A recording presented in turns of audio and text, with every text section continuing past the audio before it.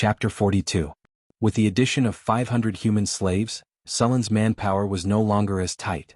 All 500 slaves were sent to farm. This time, Sulin did not plan to only farm 500 acres of land. He wanted to farm as much land as possible. With the return of the caravan, the camp became livelier. The 20 carriages also brought back a lot of supplies. After all, furs were very popular in the northern wilderness. With the return of the caravan, Sulin temporarily put aside looking for suitable materials to make bows and arrows. He focused on developing his territory again. With a large increase in the population, the territory became more prosperous. 10 days after Owen's caravan left, they passed by Sullen's territory again. However, because of the barbarians' escape last time, Owen directly went to Sulin to ask for compensation. However, Sulin did not admit that he was the one who let the barbarians escape. He even claimed that the barbarians who escaped were not with him. In order to prove his innocence, Sulin asked Owen to personally check his barbarian guards. Of course, he did not find anything. In the end, Owen could only leave with a sullen expression. Sulin noticed that Owen's caravan had many longbows. The longbows were 1.8 meters long and had a purple body. They were centaur longbows. There were at least 50 of them. It seemed that Owen had a good harvest this time. These centaur longbows could be sold for at least 3,000 gold coins in the human kingdom. They were also priceless. They would be bought as soon as they appeared. An archer squad made up of centaur longbows was definitely the nightmare of any attacker. Unfortunately, he did not have the money to buy them. Sulin suppressed his desire to rob with an unusually strong will. He arranged for people to send Owen's caravan away. As the days passed, the territory continued to change. The appearance of a new territory would naturally occupy the living space of the original wasteland races. It was also a threat to the surrounding wasteland races. After defeating the middle-sized Knoll tribe, the territory gained a temporary peace. However, this peace would not last long. The strong intervention of humans was like a baby crocodile in a small fish pond. Although it was still young, once this crocodile grew up, the whole fish pond would be eaten clean by it. Faced with the pressure of the humans and after a month of chaos, the surrounding tribes finally came to an agreement. They formed a powerful army to drive the humans out of the wastelands. The remaining 2 Knoll tribes, as well as a larger number of goblins and kobolds, were preparing to form a powerful allied army. The law of survival in the wilderness was always the law of the jungle. It was rare for several tribes to band together. Only when they felt a common sense of danger would they choose to band together. After the last battle, Sulin restored the beacon towers in his territory and added a few more. He also paid close attention to the movements around his territory. For was a goblin. To be precise, he was the leader of a small goblin tribe. When Sulin led the barbarians to clean up the wasteland, their entire tribe was captured and enslaved. What was unbelievable was that the leader of the goblin tribe, For, had learned the human language. Although he stuttered and spoke with a strange accent, he had successfully learned the human language. After learning the human language, For volunteered to be Sullin's interpreter. He believed that there was nothing wrong with being Sullin's slave. At least Sulin would give them food so that they would not starve. The goblins in the wasteland were often enslaved by various powerful tribes. The trolls, gnolls, lizardmen and many others would enslave the goblins. Under the enslavement of these tribes, the goblins were used as cannon fodder or as food reserves. In comparison, being a slave in the human territory was like heaven. Although they would still be whipped, at least they would not be killed. Moreover, they would be given food if they worked hard. Although the food given to them was pitiful, it was better than starving. Although Sulin had been in this world for 10 years, he still retained many values from his previous life. Of course, he did not try to challenge the traditions of this world. He was against slavery, against the exploitation of nobles, against religious oppression, and so on. As an adult with vested interests, he would not risk universal condemnation to liberate the slaves. However, he would not be like the people of this era who would oppress the slaves cruelly. For example, as long as the goblins and houndhead men did not resist, Sulin would not simply kill them. The slaves would work and provide them with food. Of course, that was all. However, the goblin leader, For, felt that this was a blessing. The goblin leader told the other goblins about the benefits of being Sullin's slave and promoted Sullin's benevolence. What surprised him more was that the system recognized this goblin called For, goblin slave, For, goblin leader. Master, Sulin loyalty, 100. Most of the former goblin lords were foolish, but there were always 1 or 2 exceptions.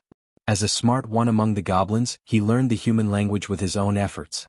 In order to have enough food and clothes, he chose to pledge his loyalty to the humans. With his identity he easily gained the trust of the goblins. Skills: Observation +2, Goblin Affinity +20. With this goblin slave the goblin slaves became more docile. Su Lin put all the goblin supervisors under his command and the goblins' efficiency increased again.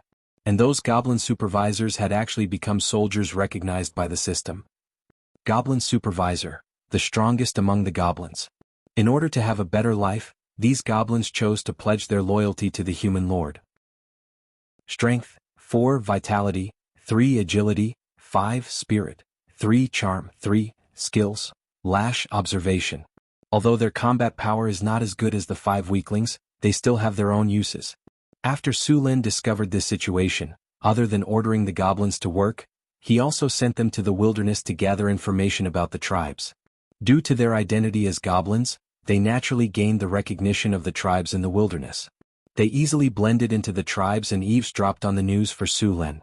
For these undisciplined tribes in the wilderness, one more goblin slave or one less goblin slave would not even be noticed. With the information provided by the goblin slaves, Su Lin finally had a more accurate understanding of the tribes around his territory. Chapter 43. You're saying that the tribes have formed an alliance to attack my territory? Su Lin was not too surprised to hear the news from Four. Yes, master, Four said respectfully as he lay on the ground. Get up. If it's true, you've done a great job. Su Lin put the piece of wood on the table. Thank you, master. Four said excitedly. He even wanted to kiss Su Lin's boots. Johnson, send a few people to scout the territory. See if the gnolls, goblins and kobolds have gathered. Yes, boss. I'll go arrange it right away, Johnson said as he turned around and left. After the arrangements were made, Su Lin began to gather the rest of the barbarian guards. Everyone's vacation was cancelled. Su Lin even gave the remaining women and children weapons. Although the women and children were women and children, they were not weak at all. If it weren't for the childish look on their faces, it wouldn't be a problem to call them adults. As barbarians, even though they were still underage, their physiques were no weaker than the average Florentine citizen. They might even be stronger. Su Lin did not plan to let the women and children fight. He gave them weapons so that they could maintain order and defend the city. Su Lin did not plan to passively defend. This territory had just been developed. If the gnolls, kobolds and goblins were allowed to attack, the newly developed farmlands outside the territory would be destroyed. The blacksmith shop by the river would also be destroyed. This was unacceptable to Su Lin. He had invested thousands of kinnar and spent so much time on it. If it was destroyed, he would go crazy. The blacksmith shop had made many weapons recently. After the scrap metal was melted down and recast, it had become refined iron. The quality of the weapons made with the refined iron was excellent. There was a half-body armor, a two-handed axe, a horn helmet, a pair of boots, a skirt armor and 3-hand axes. This was the standard equipment of the barbarian guards. If one were to buy it in Cult, it would cost at least 300 kinnar. The most expensive one was the half-body armor. It was made of refined iron and cost at least 150 kinnar. This set of equipment weighed at least 100 pounds.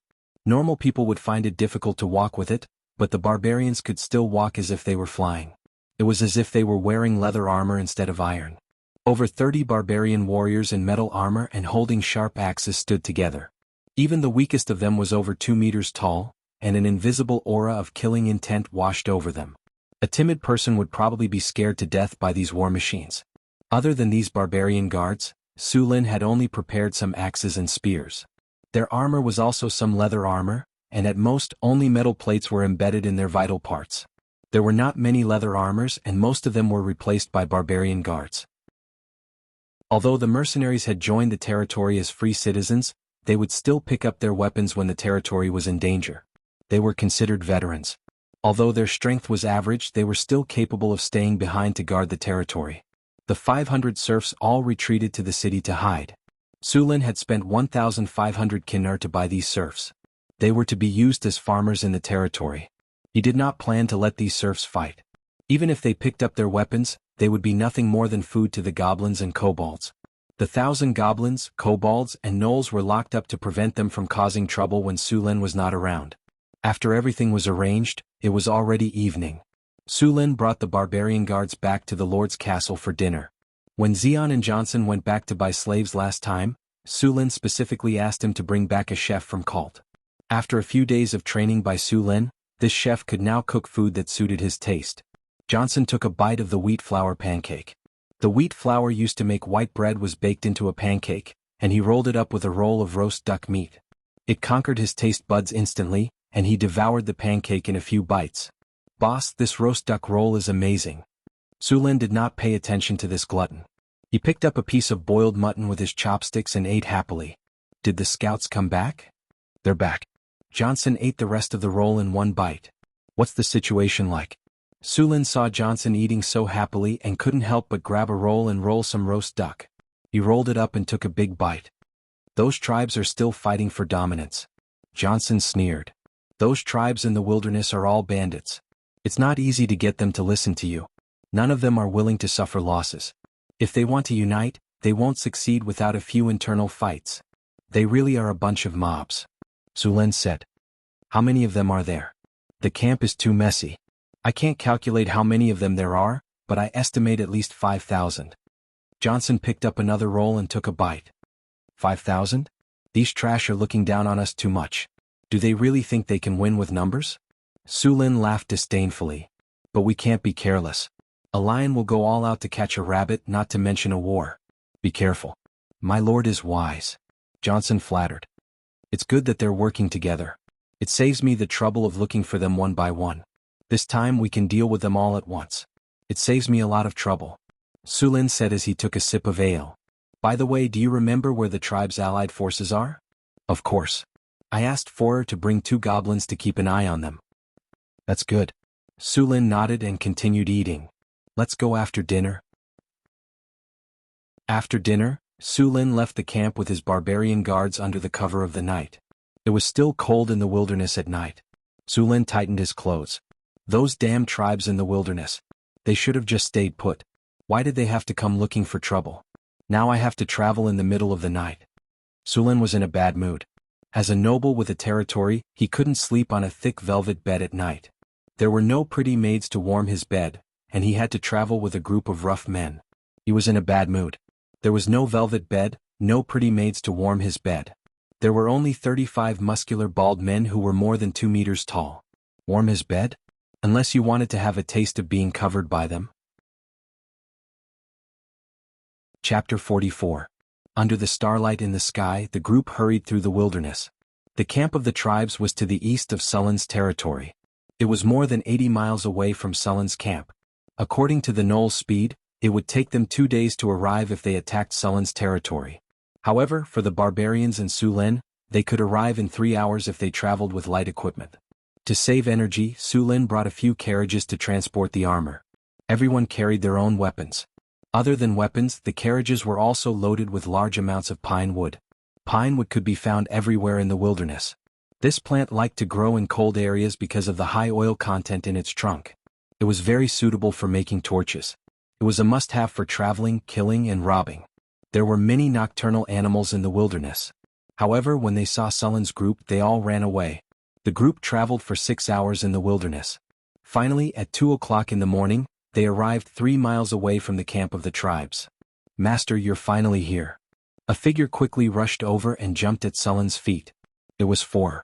Get up. What's the situation at the camp of the tribes? Su Lin asked. Master, there was a disturbance at the camp in the evening. The Knolls from 2 tribes were fighting for food. What's the situation now? They're resting in the camp. Su Lin nodded. It was 2 o'clock in the morning. People were sleeping soundly. He let the barbarian guards rest here while he and Forer sneaked toward the camp of the tribes.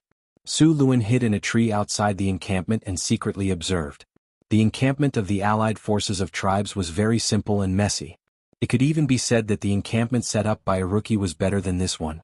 What made Su Lin even more speechless was that no one was keeping watch at night in such a big camp. No, the goblins and kobolds who were keeping watch were already asleep. Su Lin could still hear the snoring of the goblin from more than 10 meters away. After observing outside the camp for half an hour, Su Lin left with Forer and returned to their temporary stronghold.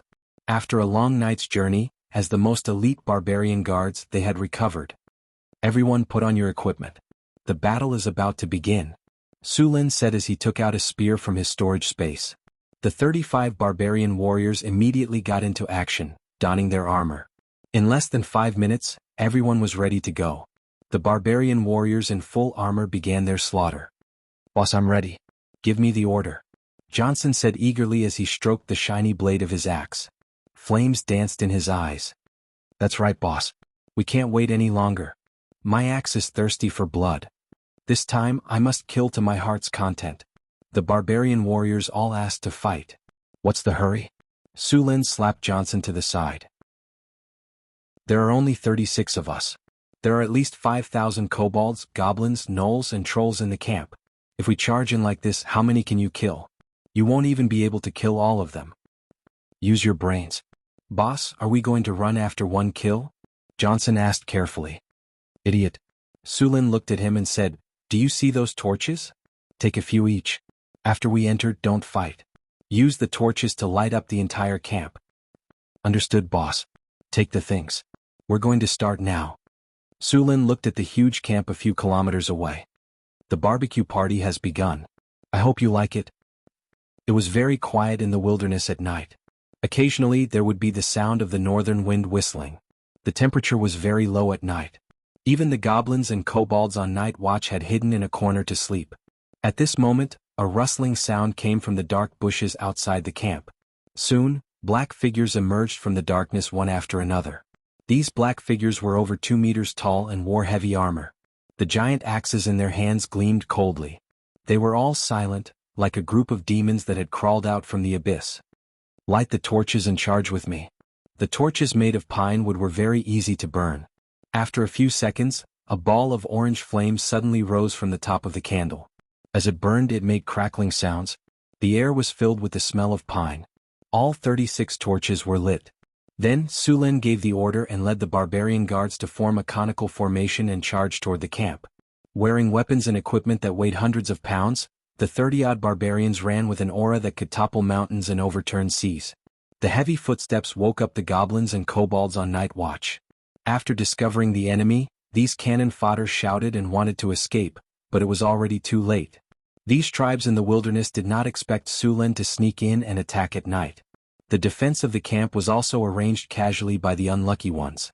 In the end, the relaxed camp was easily breached.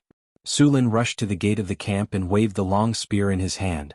He smashed the gate of the camp into pieces. The 30-odd barbarians followed closely behind. Everywhere they went, there were corpses everywhere. According to Sullen's orders, the group did not fight with these monsters. After charging into the camp, the barbarians started to set fire crazily. The camp of the allied tribes quickly turned into a sea of fire. The construction of the camp was very simple and messy. More and more flames started to burn. The tents were covered with a lot of oil because they were waterproof. A few small flames would ignite the entire tent. In addition, the allied tribes did not clean up the weeds in the camp, so the sparks easily ignited the withered grass. Soon the fire grew bigger and bigger.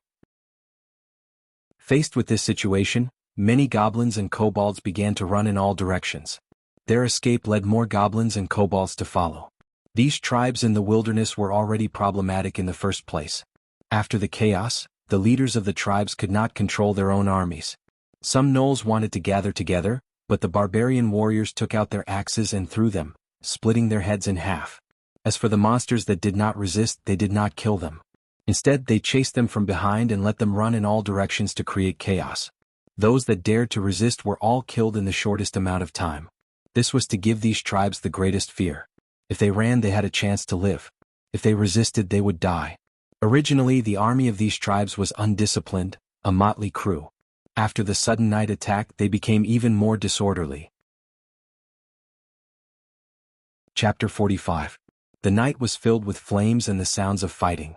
The tribes had no idea how many enemies there were. Some took advantage of the chaos to retaliate. Although the tribes had formed an alliance, it didn't mean that they were harmonious. On the contrary, there was a lot of discord between the tribes. Taking advantage of the chaos, they directly attacked their old enemies. For a time, the camp was in chaos. The sounds of fighting were everywhere. Su Lin and the barbarian warriors formed a cone formation that was like a sharp blade, stirring up the entire camp. As soon as the tribes showed signs of gathering, Su Lin would directly disperse and kill them.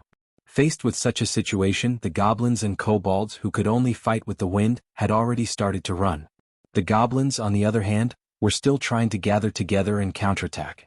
But as soon as they gathered, they were crushed by Su Lin and the barbarian warriors before they could even form a formation. The fully equipped barbarian guards were like high-speed heavy tanks, breaking through all the obstacles in front of them. The sharp two-handed axes were constantly swinging, one after another.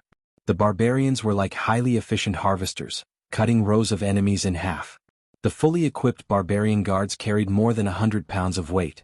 As they charged, they were completely invincible. The equipment that could crush ordinary people didn't seem cumbersome at all. No matter if it was the goblins or the gnolls, everyone was equal in front of the giant axes. This group of barbarian warriors with horned helmets were like demons walking out of hell. Blood soaked their armor, leaving a path of flesh and blood behind them. Although Su Lin and the others charged quickly, the camp of the allied tribes was too big. A team of 36 people was still too small. Although Su Lin was charging on the battlefield as fast as he could, there were still some gnolls and goblins who managed to gather together. The heavy spear in Sullen's hand flew up and down. The shrill sound of the spear breaking through the air could be heard even in the chaotic battlefield. Rows of enemies were directly swept away. Those broken bodies were obviously not going to survive. Just as he kept moving forward, he suddenly felt the weight on the spear suddenly decrease. He turned around and saw that there were no enemies standing around. In front of him, there was a vacuum in the chaotic battlefield. Across the empty space, a majestic gnoll more than 2.5 meters tall was fiercely staring at him. This gnoll was holding a flail. The handle of the flail was about 1/2 meter long. On the other end of the chain was a 1/2 meter long chain. The other end of the chain was connected to an iron ball the size of a human head. The iron ball was covered with sharp spikes. At this time it was full of red flesh and blood. At first glance it was frightening. Unlike the other gnolls, this gnoll was wearing a set of fine iron armor. There were hundreds of gnolls around him.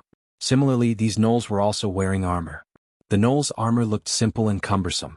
Most of the armor was made up of individual parts, such as spiked pauldrons, heavy breastplates, and rough and cumbersome wrist guards. These pieces of equipment were obviously cast. Although they looked ugly, it did not affect their use.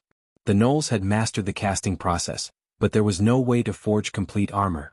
They could only use simple smelting methods. There were a dozen ragged corpses around this group of gnolls. Unsurprisingly, this group of gnolls had killed them with the flail. After seeing Su Lin and the others, the gnoll leader let out a roar to the sky. The sound even covered the noisy battlefield. Human. The tall gnoll's eyes were blood red. It looked at Su Lin with a murderous gaze. The heavy flail in its hand swung, and the iron ball scraped the air. The sharp sound of the flail breaking through the air was frightening. There was no doubt about the power of the flail when it was swung. Standing in front of you is the demon of the abyss, the king of gnolls, the master of the realm of Jianghu, the descendant of the powerful demon Lord Jianghu. Hog the Skull Crusher. Damn humans, how dare you invade the territory protected by the great king of gnolls? I will smash all your heads and sacrifice them to the king of gnolls. A powerful sacrifice will definitely make the king of gnolls give me more power. Are you done? Sullen's wrist trembled slightly, and the fine steel spear shook slightly. The blood on the spear instantly slid down, revealing the still bright body of the spear. These may be the last words of your life. Please cherish them. Su Lin spun the spear and held it upright. Arcs of electricity jumped and flashed around his body. Soon, more and more electricity gathered on his body and weapon. He stood at the front of the cone-shaped formation, like the god of thunder in the myths. The barbarians behind him were in high morale, and they looked at Su Lin with worship. Gnoll warriors, pick up your weapons, smash their heads and sacrifice them to the gods. Cranium Crusher Hog let out an angry roar. A strange power spread out from his body and quickly enveloped the gnolls around him. Divine art, bloodthirsty rage. The eyes of the hundreds of jack-o'-lanterns were instantly bloodshot, and their bodies swelled like balloons. The blood vessels in their bodies also swelled up one by one. Their rapid breathing made them even more restless, and cracks appeared on their armor, which was originally quite fitting. The leader of the gnolls laughed grimly, then waved the flail at Su Lin, and then rushed over with a howl. Thunder Spear. Su Lin's clear voice penetrated the whole battlefield. A large amount of thunder and lightning burst out from his body, accompanied by the crackling sound of bones. His body directly soared to 2 meters, and streaks of lightning constantly jumped around his body. Seeing the gnolls charging at him, Su Lin did not show any signs of weakness. He directly met them, waving the spear in his hand, and the gnolls in front of him flew back at an even faster speed. Almost all of the gnolls were killed in one hit. Their bones were broken, and the surface of their bodies was scorched black by the electricity. In the blink of an eye, 7 or 8 gnolls were dead. Lightning flashed, thunder roared, and fire burst forth. Su Lin was like a bulldozer pushing forward without stopping. The gnolls could not stop him at all, and they did not even slow down Su Lin. Whirling cherry. 4 gang cheese appeared as the spear rotated. The gang cheese mixed with lightning and instantly exploded in all directions. The gang cheese and lightning were like countless sharp swords. The surrounding jack-o'-lanterns were paralyzed by the lightning and then penetrated by the gang cheese. The jack-o'-lanterns' bodies were cut into pieces and turned into charcoal. A vacuum area with a radius of 4 meters was cleared out around Su Lin. Chapter 46. The huge casualties did not make the gnolls afraid. After being buffed by bloodthirsty rage, their rationality had been reduced to the lowest point. They had no fear at all and continued to charge towards Su Lin. Facing the frenzied gnolls, the barbarian guards had no intention of retreating. The barbarian guards had already killed countless gnolls. Seeing the gnolls provoking them, Johnson roared angrily. Berserk! The gnolls' tight formation Su Lin was directly broken. The barbarian guards following behind all roared. Immediately after, their muscles slightly bulged and a powerful force emerged from their bodies. The weight of their equipment was obviously reduced in an instant. The berserk barbarian warriors did not waste any time and instantly rushed into the gap created by Su Lin. The battle became abnormally fierce as soon as it began. The barbarian warriors wielding two-handed axes cut through the gnolls' defenses. The heavy armor did not provide much protection as flesh and blood flew everywhere. In just a moment the gnolls were dead. Seeing that a large number of gnolls had died while only a few humans had suffered light injuries, Hog finally could not hold it in anymore and charged forward with a roar. He waved the heavy flail in his hand and instantly clashed with a barbarian warrior. The sound of the hammer and axe colliding rang out. The barbarian's axe was flipped over, and then the hammer hit his breastplate and sent him flying. Fortunately, the breastplate from the blacksmith's shop was of high quality. The breastplate forged from fine iron was only slightly deformed. After knocking down the barbarian warrior, Hog did not have the slightest intention of letting him go. The flail in his hand drew an arc and once again swung towards the barbarian warrior. At this moment, a battle axe suddenly swept over. Not only did it directly send the flail flying, but it also continued to chop towards Hog. Hog's arm turned, and the flail turned in the air and once again smashed towards Johnson. Immediately after, there was the sound of metal colliding as the giant axe and the flail collided once again. Johnson waved his battle axe and pressed forward again. The heavy battle axe in his hand was like a windmill, and the sound of metal colliding continuously rang out. Clang clang clang. Hog swung the flail, and the shrill sound of the flail breaking through the air was constantly heard. However, after each collision he took a step back, and the expression on his face became more and more angry. Although the chain was also a heavy weapon, it did not have an advantage in this kind of continuous battle. In the past he always relied on his strength to suppress his opponents. He did not expect to be suppressed today. Under a series of attacks, Hog's body kept retreating, leaving a row of deep footprints on the ground. Su Lin once again swept across and several jack-o'-lanterns were swept away by a huge force, which twisted their bodies out of shape. After killing these gnolls, he turned around and saw that the barbarian guards were killing the rest of the gnolls with all their might, while Johnson was constantly reducing Hog's living space. At this rate, the battle would end soon. Su Lin did not care about Johnson's battle. This was Johnson's battle. As the leader of the barbarians, Su Lin needed to kill him with strong strength. This was also the honor of the barbarians. A gnoll suspected to have the thin bloodline of Jianghu, the king of gnolls, was definitely a manifestation of his bravery. Su Lin looked around. At this time the whole camp was still in a state of chaos. However, without the barbarian guards around to prevent fire, the speed of the spread of the fire was obviously slowed down. At the same time, the leaders of some small tribes took advantage of this opportunity to gather the defeated troops. Su Lin took out the wind dragon flag from the storage space, and the wind elements surrounded him. He took a deep breath and injected the magic in his body into it. Then a violent wind element appeared, and a sudden north wind blew in the wilderness.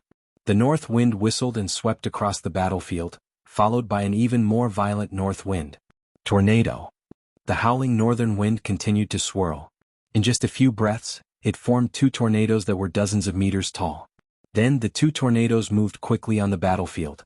Wherever they passed, everything including the goblins, kobolds, gnolls and even the burning tents were swept up. Some tents were torn into countless pieces, and then fell in all directions with sparks.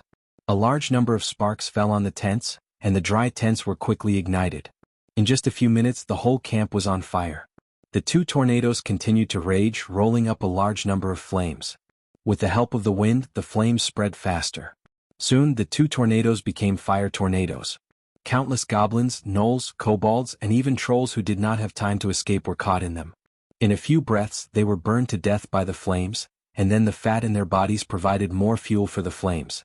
The fire tornadoes moved quickly on the battlefield, and the tribal leaders who wanted to gather the soldiers became the targets of the fire tornadoes.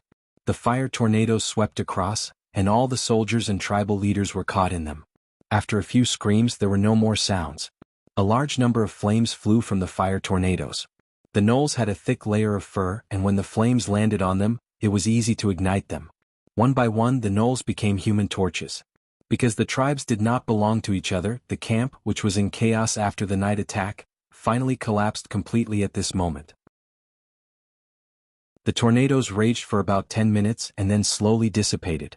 The whole camp had become a sea of fire, and only the open space where Su Lin and the barbarian guards were was not included. Just a moment ago, Johnson had swept away Hogg's chain with his heavy axe and chopped off Hogg's wrist with a chop. Then he followed up with another chop with his axe. Hogg's head the size of a watermelon instantly flew up, and Hogg's body fell down. Johnson reached out and picked up the ferocious head, then raised it high and roared at the sky. "What the hell are you roaring for?" Su Lin rubbed his ears and kicked him until he was rolling on the ground. "Go clean up the battlefield and help the injured brothers." Johnson immediately went to work with his tail between his legs. With Hogg's death, the most powerful Gnoll tribe in the Allied army was eliminated. As for the remaining Gnolls who escaped, they would probably immediately move away from this area, and this land would officially become Sullen's territory. The fire raged, and Su Lin did not care about the escaping monsters. He turned around and left the camp with the barbarian guards. As for capturing captives, Su Lin did not even have 40 people with him this time. In such a chaotic battlefield, there was no hurry to capture captives. At this time, except for the gnolls in the camp, most of the rest had died in the sea of fire, and a small number were directly killed by Su Lin and the others. After the night attack, the tribes in the nearby wilderness disappeared at this moment. Chapter 47. Congratulations, host, you have obtained an epic victory. Under your command and leadership, a small army of 36 people successfully launched a night attack and fire attack on the Wasteland Tribe's allied forces. You have obtained a glorious victory. All the surrounding Wasteland tribes have been defeated by you. You have obtained the true ownership of this wasteland. Your name has spread far and wide. Some of the smaller tribes are filled with fear of you. Your victory has caused the other tribes to raise their eyebrows. Prestige +3. The battle has ended. You have killed 2,375 enemies. 3 of your barbarians have been injured. You have obtained 28,743 experience points. Your level has been raised. Congratulations, host. You have received 2 free attribute points and 2 skill points. You have obtained a golden chest. Congratulations, host. You have defeated an army of 100 times your size 3 times in a row. You have received the title, 1 against 100. 1 against 100. After obtaining this achievement, you and your hero's army will have a permanent +10 morale. Command +10. In this battle you have obtained 30 tempered iron essence. You have obtained the skill, Crimson Flame. Su Lin added the 2 attribute points to his strength. His strength had increased to 33. Name, Sullen Race, Human Strength, 33 Agility, 29 Spirit, 24 Vitality, 29 Charm, 19 Skills, omitted, not the word count. Su Lin looked at his attribute panel. The rewards from this battle were quite generous. Apart from the basic attributes, he had also obtained an achievement title. Both morale and command were increased by 10 points. This increased the overall strength of his troops. In the long run it was worth it. The Crimson Flame skill was also quite good. Its effect was to summon flames in an area. It was quite good for setting fire, but the area of effect was a bit small. It could only cover a dozen square meters. With the 2 skill points, Su Lin thought for a moment and upgraded the Thunder Gun. It became the Thunder Lightning Gun. Its effect was to increase his attributes and increase his lightning damage. After using his attribute points and skill points, Su Lin deliberately washed his hands with water. Then he took a deep breath and opened his storage space. At this moment there were many things piled up inside. Aside from the tempered iron essences, there was also a golden treasure chest. This was the second time Su Lin had opened a golden treasure chest, so he had some experience. He opened the golden treasure chest, and the golden light disappeared. A palm-sized token appeared before him. Congratulations, host, you've obtained a recruitment token. Recruitment token. This is a token with a magical ability. After using it, you can recruit people for your territory. The effect depends on the situation around your territory. Looking at the attributes of the recruitment order, Su Lin was overjoyed. This was truly a timely help. One must know that he was currently worrying about how to recruit people. Although the territory had a large population, the number of free people was too small. Relying on slaves was not a solution. He picked up the recruitment token and played with it for a while. The material used to make the token was neither gold nor wood. It was very strange. One side of the token was engraved with the word recruit, while the other side had a drawing of a person. After looking at it for a while, Su Lin chose to use the recruitment token. A light flashed and the recruitment token disappeared. The host has used the recruitment token. In the next month, the host's territory will become more attractive to other intelligent races such as humans, gnomes, gnolls, kobolds, trolls, and other hostile creatures. That's it? Su Lin waited for a long time but nothing happened. He did not see anyone. If there are no humans around my territory, does that mean I can't recruit people? System? Say something. my territory is in the wilderness. Where can I find free people in the wilderness? This is a huge loss. When Su Lin heard the system's notification, his face instantly darkened. System, this is a fake product. Compensate me for my golden treasure chest. Seeing that no one appeared, Su Lin kept calling the system.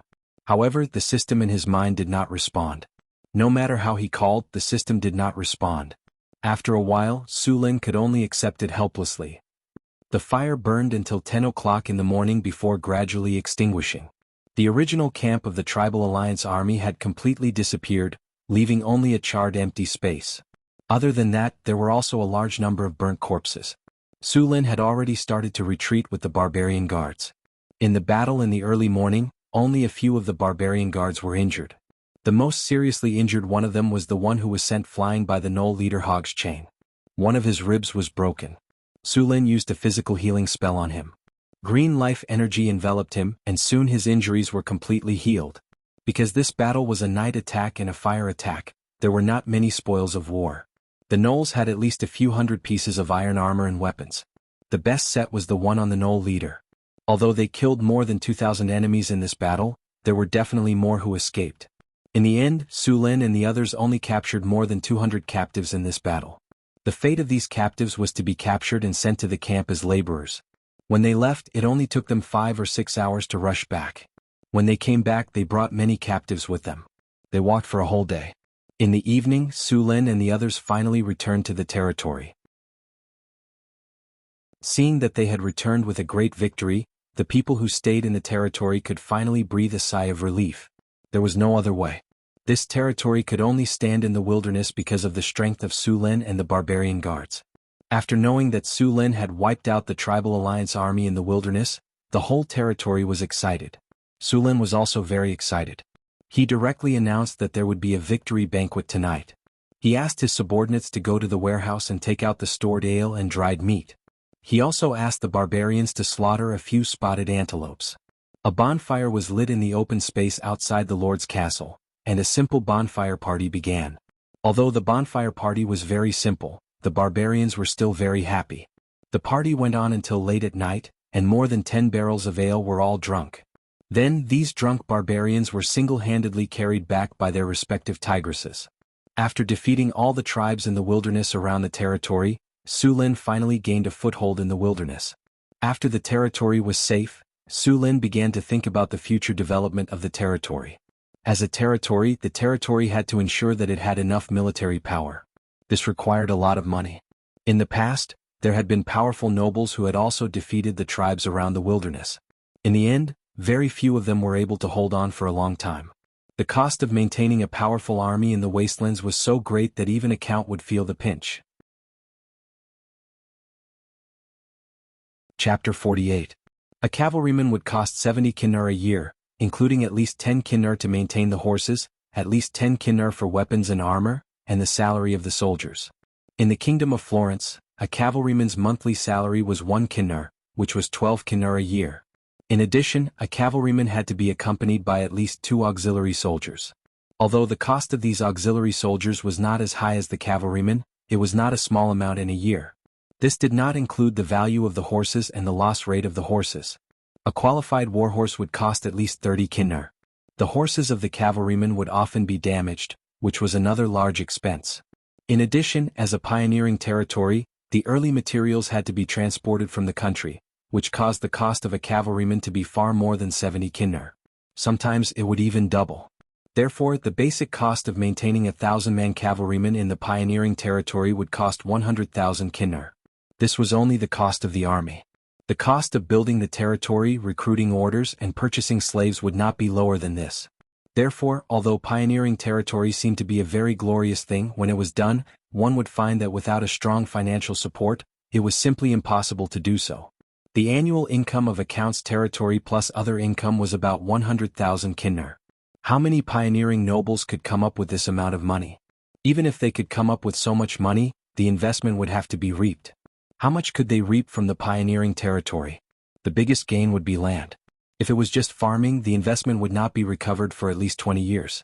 Of course, there were some pioneering territories that did not cost too much, but most of those territories were close to human cities. There were not many surrounding wilderness tribes and they were weak. They only needed to maintain a small army to protect the territory, and the transportation of various materials was also close. The amount of kinnur spent was not much, but these places had long been occupied.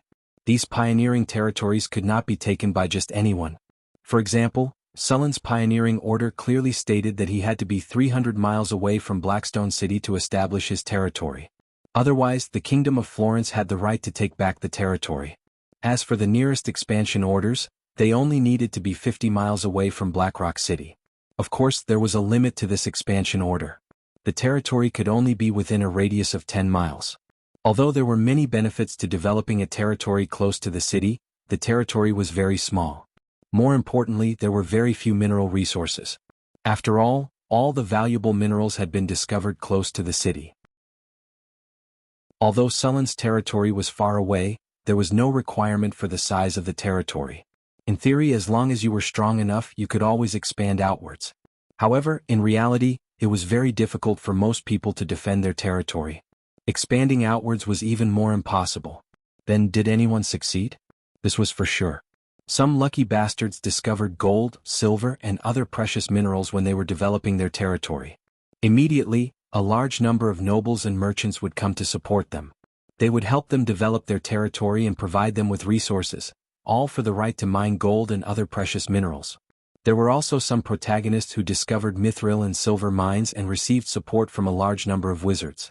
Mithril was a very important magic metal. It was very rare. In the Second Age of the Elves, it was a very precious metal. Many powerful magic equipment made by the elves used mithril. The distribution of mithril was completely irregular, and the reserves of mithril that had been discovered so far were very small. Most of the mithril ores were associated with silver ores. If there was an ounce of mithril produced every year, then the mine could be called a rich mine. However, this kind of mine was very rare. Many mines that produced mithril only produced 3 to 5 ounces a year. If mithril was found in Sulla's territory, then within 3 days, a group of wizards would come to support him in developing his territory.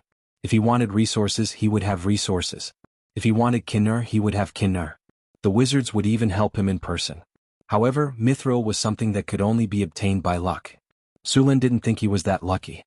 At this point, his territory had to find a profitable place as soon as possible. Whether it was gold, silver, or even copper, iron, or other resources in his territory, he could use these resources to attract merchants to trade. With merchants, Sulla could obtain all kinds of resources, collect taxes, and then use these resources to slowly develop his territory. After solving the external problems, Sulla brought a few barbarian warriors to look for minerals in his territory. His goal was an iron mine. When he was fighting with the gnolls, goblins, kobolds, and trolls, Su Lin found that these tribes had a small amount of iron. The iron was crudely made, the quality was poor, and there was even slag that had not been taken out. Even a blacksmith's apprentice's craftsmanship was better than this, but they were still iron. Not long ago, Su Lin had interrogated the captives and obtained the approximate location of this iron mine. Then he brought a few barbarian warriors to look for minerals. Speaking of which, Sulin's barbarian guards had all evolved into barbarian warriors, and a small half of them had even become barbarian axe warriors. Any one of them could easily defeat a knight. According to the information given by the gnolls, the iron mine was located in the northeast of the territory, about 50 miles away from the camp. Su Lin and the others were very fast. After 2 hours they were close to the target area. To Su Lin's surprise, the location of the iron mine was easy to find. They only patrolled a few times here and found the iron mine. The iron mine was located on a hill, bare and sparsely vegetated. Looking from a distance there was nothing else. After approaching, they found many traces of excavation on the other side of the hillside. When they arrived they also found some kobolds gathered here. They found a mine and even gave away miners. This was a good thing for Su Lin. Su Lin casually picked up a stone from the ground. It was slightly heavy and had a reddish-brown appearance. If he was not wrong, it was an iron ore. From the looks of it, this iron ore was of good quality. I didn't expect this to be an open-air mine. Looking at the mine in front of him, Su Lin was very excited. One had to know that there was a big difference between an open-air mine. Although some minerals were rich in reserves, they were very difficult to mine. Some were even impossible to mine. Some were buried in the mountains or underground and needed to be excavated. The simplest open-air mine was the one in front of him. There was no need to excavate, they could just mine directly. Chapter 49. The cost of open mining was very low, and it was much safer than the mines. If this mine appeared in the Kingdom of Florence, the surrounding nobles would definitely fight for it. Although it was only an iron mine, the investment was low, and the profits were higher than the average silver mine. After confirming the location of the mine, Su Lin opened the strategic map and looked at it. He wanted to find the nearest route to the territory. Soon Su Lin found something on the map. There was a river about 1 kilometer away from the mine. Su Lin went to check it out. The river was between 8 to 13 meters wide and 2 to 3 meters deep. The flow was average, so it was just an ordinary river. However, this small river was actually a tributary of the Whitewater River. If it continued for about 3 kilometers in the northeast direction, it would merge into the Whitewater River. Then it would flow upstream along the Whitewater River and finally return to the territory's pier. With this river, the ore mined from the mine could be transported to the territory by water. Water transportation had too many advantages over land transportation. Not only was the volume large, the speed was fast and the cost was low. The river was 3 meters deep and 8 meters wide. Although it couldn't handle large ships, it was more than enough to transport iron ore. Slaves were also used to mine the ore, so the cost was also very low. In addition, Sulin's territory had already used the hydraulic forging machine, so the labor cost was reduced again. As for the furnace and fuel to smelt the ore, the cost was also very low. The cost of this part was also very low. There were trees everywhere in the wasteland and they could also use slaves to cut them down. In this way the cost of forging a piece of tempered iron was shockingly low. For example, the equipment Su Lin made for his barbarian guards would cost at least 200 kinar in cult. However, in Sulin's territory, the cost of this set of equipment was only 30 kinar at most. Excluding the labor cost and transportation cost, the most expensive forging cost was also replaced by the hydraulic forging machine. The new blast furnace in the territory increased the production and lowered the cost again. Therefore, the cost of this set of equipment was so low. Even if Su Lin sold the equipment at 150 kinar per set, he could easily make a large profit. Moreover, such a low price could also attract merchants who were willing to take the risk to trade here. Having made his decision, Su Lin didn't stay here any longer. He had the 2 barbarian warriors instruct the kobolds to build houses here, while Su Lin hurried back to his territory. There were 1,500 goblins, kobolds, and gnolls in the territory. Among them, the goblins were the most numerous with about 700 of them. The kobolds were second with about 500, and the gnolls had about 200 of them. Although the kobolds weren't very strong, they were good at mining. Su Lin planned to send these 500 kobolds to the mine to mine. In addition to the 200 kobolds in the mine, there were close to 800 kobold miners, which was more than enough. They also needed to form a team to protect the mine. However, this meant that the territory, which had a sufficient population, became short of manpower again. Su Lin already felt that his barbarian guards were lacking in manpower. There were very few freedmen in the territory, so he couldn't recruit human soldiers. As for the barbarian women and children, some of them could join the reserve force, and many of the barbarian youths would come of age next year. Even so, distant water couldn't quench the immediate thirst. This situation couldn't be changed in a short period of time. The recruitment order he used last time hadn't even recruited a single person. Su Lin had completely given up. He planned to mine some iron ore and bring it back to forge weapons. After the weapons were forged, he would have Xian transport the weapons to Cult to sell them. With the low cost here, even if the price was lowered, he could still make a lot of money. Once he had money, he would go to the slave market to buy serfs or other slaves. These slaves would be used to fill the lack of population in the territory. Other than that, Su Lin also planned to advertise his territory in the surrounding cities to attract the commoners who wanted to obtain land to become freedmen. Because there hadn't been any war in the surrounding areas of Cult for decades, the population had skyrocketed. Many people were born without land. In this world, property was inherited by the eldest son. The other sons would become independent once they reached adulthood. This situation caused many people to have no farmland or money, so they could only work in the cities. Most of the mercenaries were like this. Those who owned land rarely migrated. Sulin's territory held no attraction for them. Only those who had nothing would be willing to take the risk and cross hundreds of miles to live in Sulin's territory. Sulin's target was these people. He wanted to recruit them to become his freedmen. Although most of these people had no assets, as long as they worked hard in the territory, Su Lin would pay them wages and let them set up a family business in the territory. Alternatively, he would sell the land to them in installments.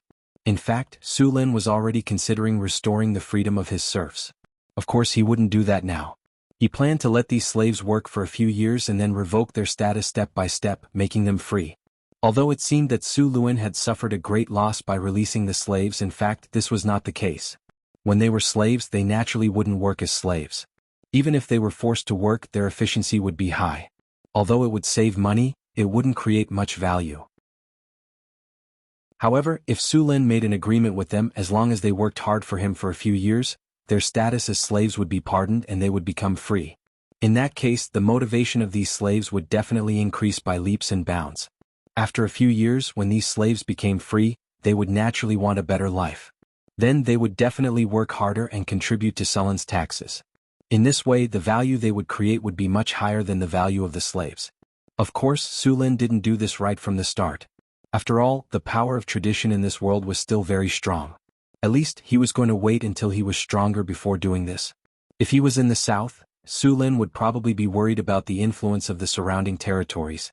However, in the northern wasteland where the mountains were high and the emperor was far away, basically no one would care. P.S. Thank you to Shirya Art for your 100 Chidian coins.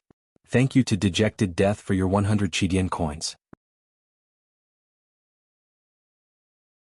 Chapter 50. North of the northern wilderness, in the Sierra de Lotus, about 300 kilometers away from Sulin's territory, on an icy peak.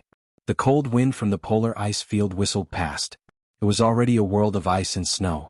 Snowflakes floated in the sky.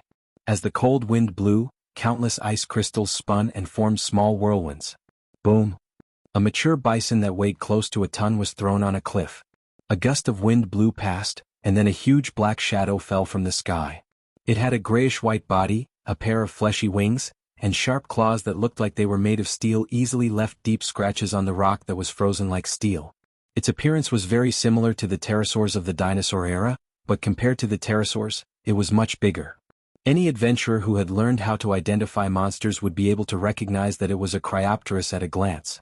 Cryopterus. The cold type Euron was a type of pterosaur. It looked very similar to the pterosaurs, but because of its impure bloodline, pterosaurs did not have dragon scales, only a layer of dragon skin. They had strong hind limbs, and their forelimbs were attached to the wing bones of their wings. This made it very difficult for them to move on the ground. By sacrificing their ability to move on the ground, they had a stronger flying ability than the pure-blood dragons. Cryopterus usually lived in small groups on the top of mountains and cold areas. The Cryopterus in front of them was an adult male pterosaur. At this time, it had just returned from a hunt. The bison that weighed a ton had been frozen stiff, but this did not affect the pterosaur's appetite. A female pterosaur that was similar in appearance but slightly larger in size was using her sharp teeth to bite the most tender part of the bison's meat. This female pterosaur had some difficulty moving, and her abdomen was obviously a little protruding.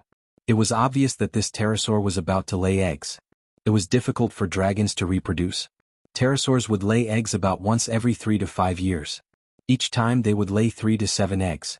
A dragon's roar was heard, and the surrounding sky was filled with the sound of flapping wings. Then a few Cryopteris landed on the surrounding cliffs. In the early morning, when the first ray of sunlight shone into the room, Su Lin woke up on time. He rubbed his forehead to get rid of the sleepiness. After putting on his clothes, Su Lin yawned and walked out of the room. He had been running back and forth between the territory and the mine for the past few days. Although he was not physically tired, he was a little annoyed. He needed more management staff. Otherwise, he would have to manage so many things. He was prepared to enjoy being a lord. He did not want to be surrounded by mountains of official business every day. Breakfast was oatmeal with some jerky, wild vegetables, and so on. The heat was just right, and a big bowl of oatmeal directly awakened his taste buds. Su Lin drank 2 bowls in one go, patted his belly and left the restaurant. After breakfast, Su Lin first went to check on the various construction sites in the territory, took care of some things, and then went to patrol around the territory. Because of the mine, there were fewer slaves reclaiming land outside the town. At this time, more than 6,000 acres of land had been reclaimed in the territory, and hundreds of serfs were planting potatoes. After patrolling around the territory, Su Lin went to the mine again. This time Su Lin went to the mine by boat. Just yesterday the construction of the port in the Whitewater River had been completed. Boarding the boat at the port, it could directly go down the river. It only took half an hour to reach the mine. The water in this part of the Whitewater River was not turbulent, so although the quality of the boats made in Sulin's territory was poor, they could still sail.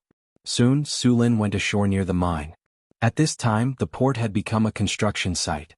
A large number of slaves were digging near the river. Because the river was 1 kilometer away from the mine, he was going to dig a canal here to reach the mine. Beacon. Just as he was about to go ashore, he suddenly heard a loud shout. Su Lin looked up and saw in the blue sky a beacon rising in the distance.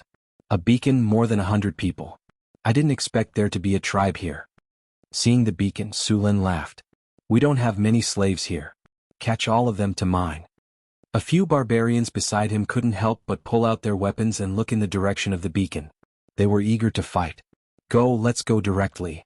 Su Lin took out his spear, pointed with the tip, and led a few barbarians in that direction. Soon, Su Lin and the others arrived at the beacon. The beacon was built on a mound and they could see everything from here. Standing on top and looking out, he saw a group of about 100 black figures slowly moving towards them from the distant wilderness. Su Lin shaded his eyes with his hand and looked carefully for a while. Those black figures weren't goblins or kobolds but more like humans. As time passed, those black figures got closer and closer. Soon, Su Lin saw clearly that those people were indeed humans, the Northern Barbarians. The Northern Barbarians was the general name given by the Kingdom of Florence to the humans living in the northern wilderness. For example, the barbarians under Su Lin were a branch of the Northern Barbarians. Most of the Northern Barbarians lived in tribes. They were tall and were half nomadic and half farming. In fact, each tribe was equivalent to a race. No one knew exactly how many races there were. Under Sulin's gaze, the group of Northern Barbarians stopped about 300 meters away from the beacon. Then, under Sulin's surprised gaze, they walked over with a white flag on a spear. Just as Su Lin was puzzled, the system notification suddenly sounded. Ding! Congratulations to the host. Because they admire your bravery, a group of Northern Barbarians wishes to join you. This is the effect of the recruitment order. Sulin's eyes widened. He had already forgotten about this matter. He did not expect it to actually work. Boss, that person is coming. Should we attack? A barbarian beside him suddenly reminded. No need. Su Lin stopped a few guys behind him who were eager to attack, then looked at the person. Don't attack. I am the leader of the giant bear tribe Boulder. I came with good intentions. I request to see the Lord Su Lin. Boulder placed his right hand on his chest and bowed.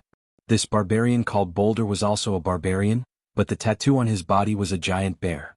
As the leader, he was the strongest warrior in the giant bear tribe. He was 3 meters tall, not inferior to Johnson at all. His muscles were firm and well proportioned, and he looked very powerful. However, their clothes were very shabby and were basically made of animal skin. Their appearance looked very dirty. It was obvious that these people were not living well. "I am Sulin. Why are you looking for me?" Sulin came down from the beacon empty-handed, and walked over with a relaxed expression.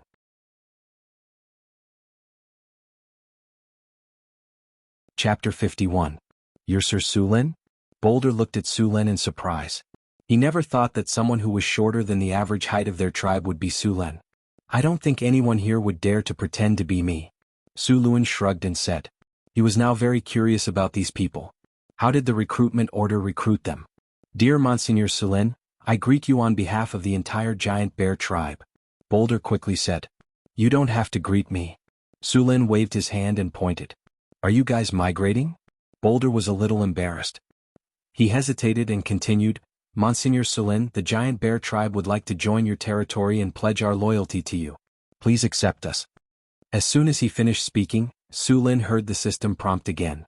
"The giant bear tribe would like to pledge their loyalty to you and apply to join your territory. Do you accept?"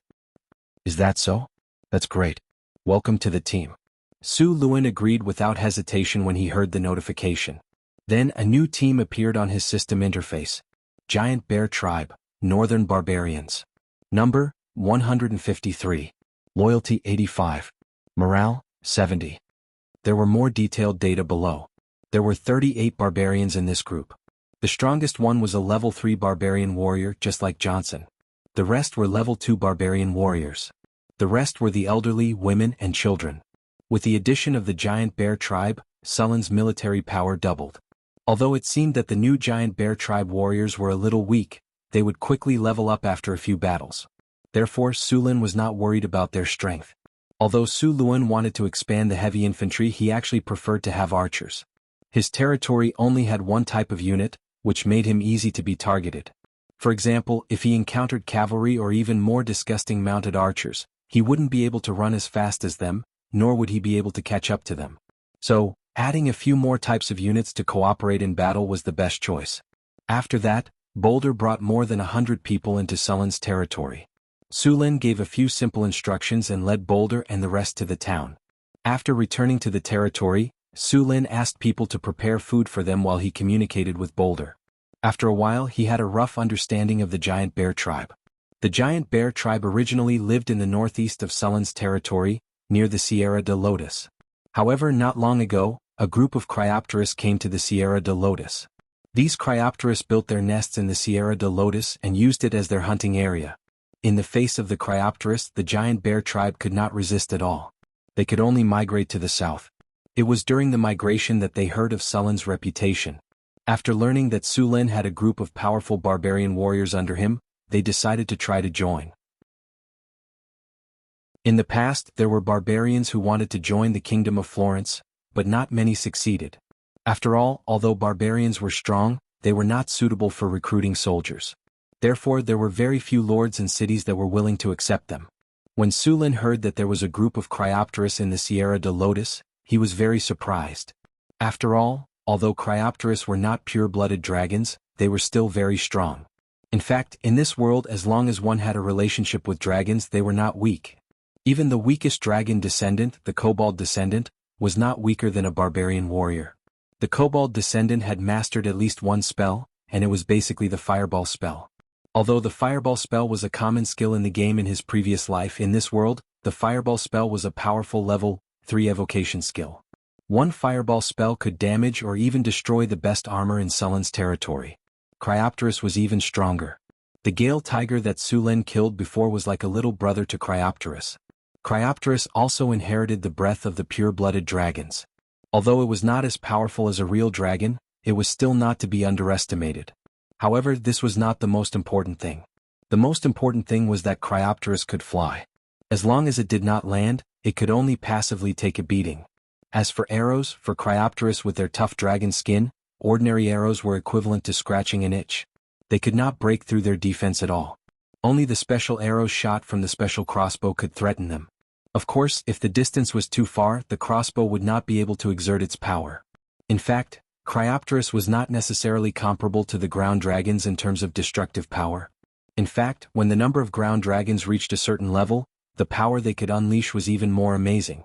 But who asked them to be able to fly? After Sulin heard that there were frost dragons in the Sierra de Lotus, he wondered if he should catch one. Of course, it would be great if he could catch one as a mount. Not only was it powerful, but it could also fly. He remembered that the Lorenz kingdom wanted to form a pterosaur knight regiment, but so far the number of knights in the regiment had not exceeded 50. Although Cryopteris was a Euron, its value was still very high. First of all, the dragon skin could be used to make dragon leather armor. This kind of leather armor was comparable to iron armor in terms of defense, and it was also light and easy to carry. Dragon blood was also a good magic material, and the rest of the internal organs were essential materials for refining many kinds of magic potions. A complete Cryopteris corpse could be sold for at least 10,000 or 20,000 kinnar. As for the dragon egg, it was difficult to estimate its value. If there was a way to tame a Euron, it would naturally be worth tens of thousands of kinnar. If there was no way to tame it, it would not be so valuable. Although Euron did not have the inheritance of a real dragon, they could still pass down some things from their genetic memory. It was very difficult to tame them.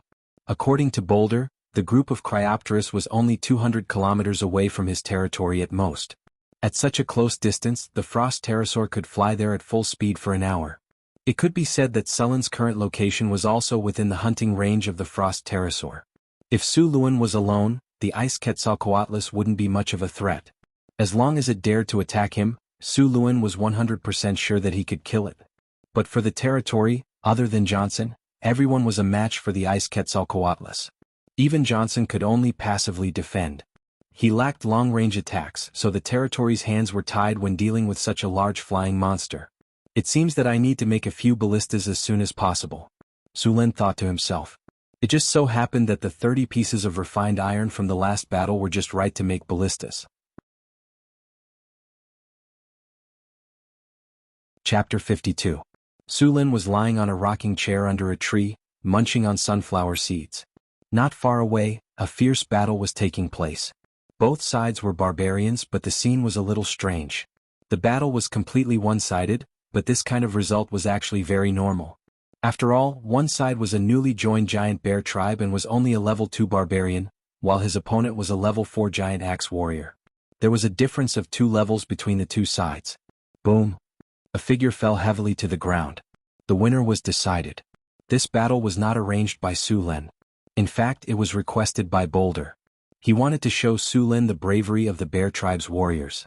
Sulin tried to persuade him not to fight. He believed in their bravery, but Boulder felt that Sulin was just patronizing him, so he insisted on fighting with Johnson. Sulin could only agree. What happened next almost made Boulder think that they were fighting frost giants. In front of Johnson and the others, the young men in his tribe were like children who had just learned to walk. They were no match for them at all. It was just that he had arranged to have sex with her. No, the battle that he had arranged, even if he had tears in his eyes, he had to finish it.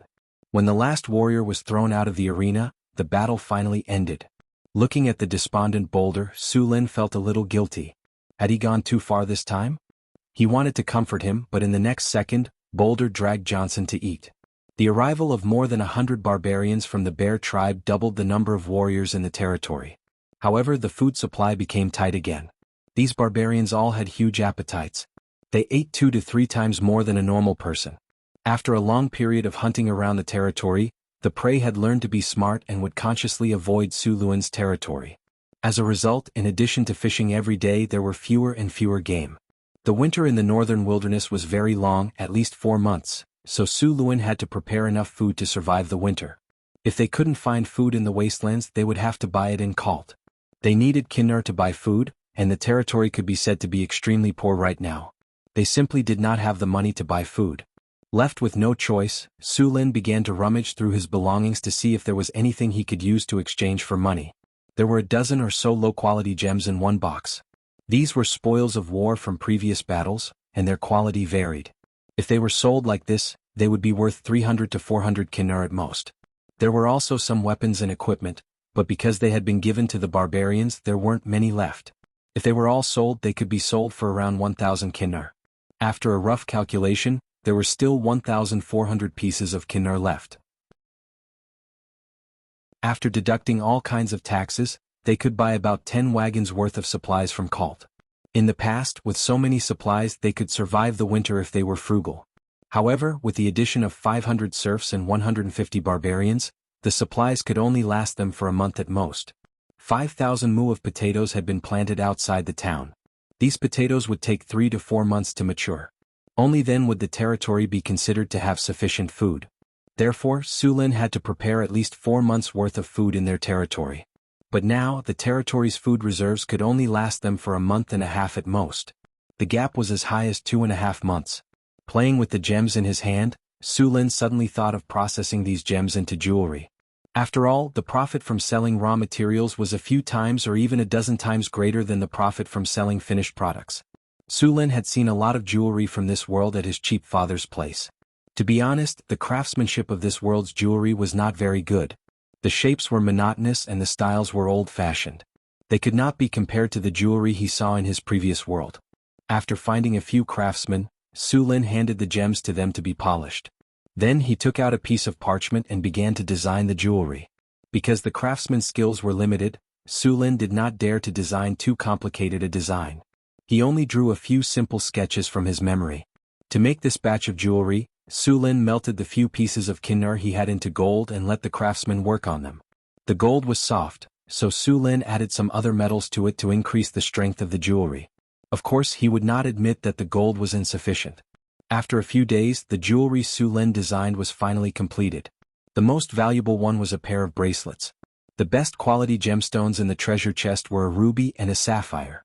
These 2 gemstones were embedded in the bracelets. The bracelets were shaped in the image of a phoenix. Sulin modified them according to the phoenix images he saw in his previous world. In the end, the bracelets could be called a piece of art. The 2 gemstones were polished and cut before they were embedded in the bracelets. The cut gemstones were embedded in the eyes and the tail. The largest gemstone was embedded in the body. Monseigneur, this pair of bracelets is so beautiful. It's like a piece of art that only elves can make. Li, who had just become a jewelry master, praised.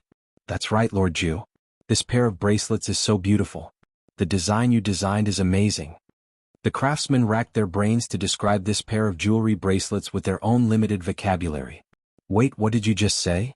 Sulin suddenly interrupted. This pair of bracelets is beautiful? The craftsmen looked at each other and said. No, it's in the front. Sulin shook his head and continued. A piece of art that only elves can make? Another craftsman asked carefully. That's it. Sulin clapped his hands and said excitedly, an elven piece of art. Then the exquisite pieces of jewelry left the place excitedly. An elven piece of art? The craftsmen looked at each other and then lowered their heads to continue with their work. Sulin took the exquisite jewelry back to the house and asked someone to call Xian. What do you think of these pieces of jewelry? Superb craftsmanship, exquisite beyond compare. Jean exclaimed in admiration as he looked at the pieces of jewelry in astonishment. These are elven pieces of jewelry, Sulin said calmly. What? Xian was confused. I mean, claim that these pieces of jewelry are elven pieces of art. Sulin emphasized the word elven. But. Xian was hesitant. No buts. Sulin interrupted. These are elven pieces of art. Such exquisite jewelry can only be made by elves, right? Chapter 53. Jean, don't feel any psychological pressure. In all fairness, aren't these jewelry exquisite? Sulin picked up a piece of jewelry and said to Jean. Yes, these jewelry are the most exquisite jewelry I've ever seen. Jean nodded and said. That's it. We need to give him a reasonable price for this exquisite jewelry. Sulin said. As for jewelry made by real elves, how many people have seen it now? Sulin picked up the bracelets in the shape of the phoenix and said, since few people have seen it, what are you worried about?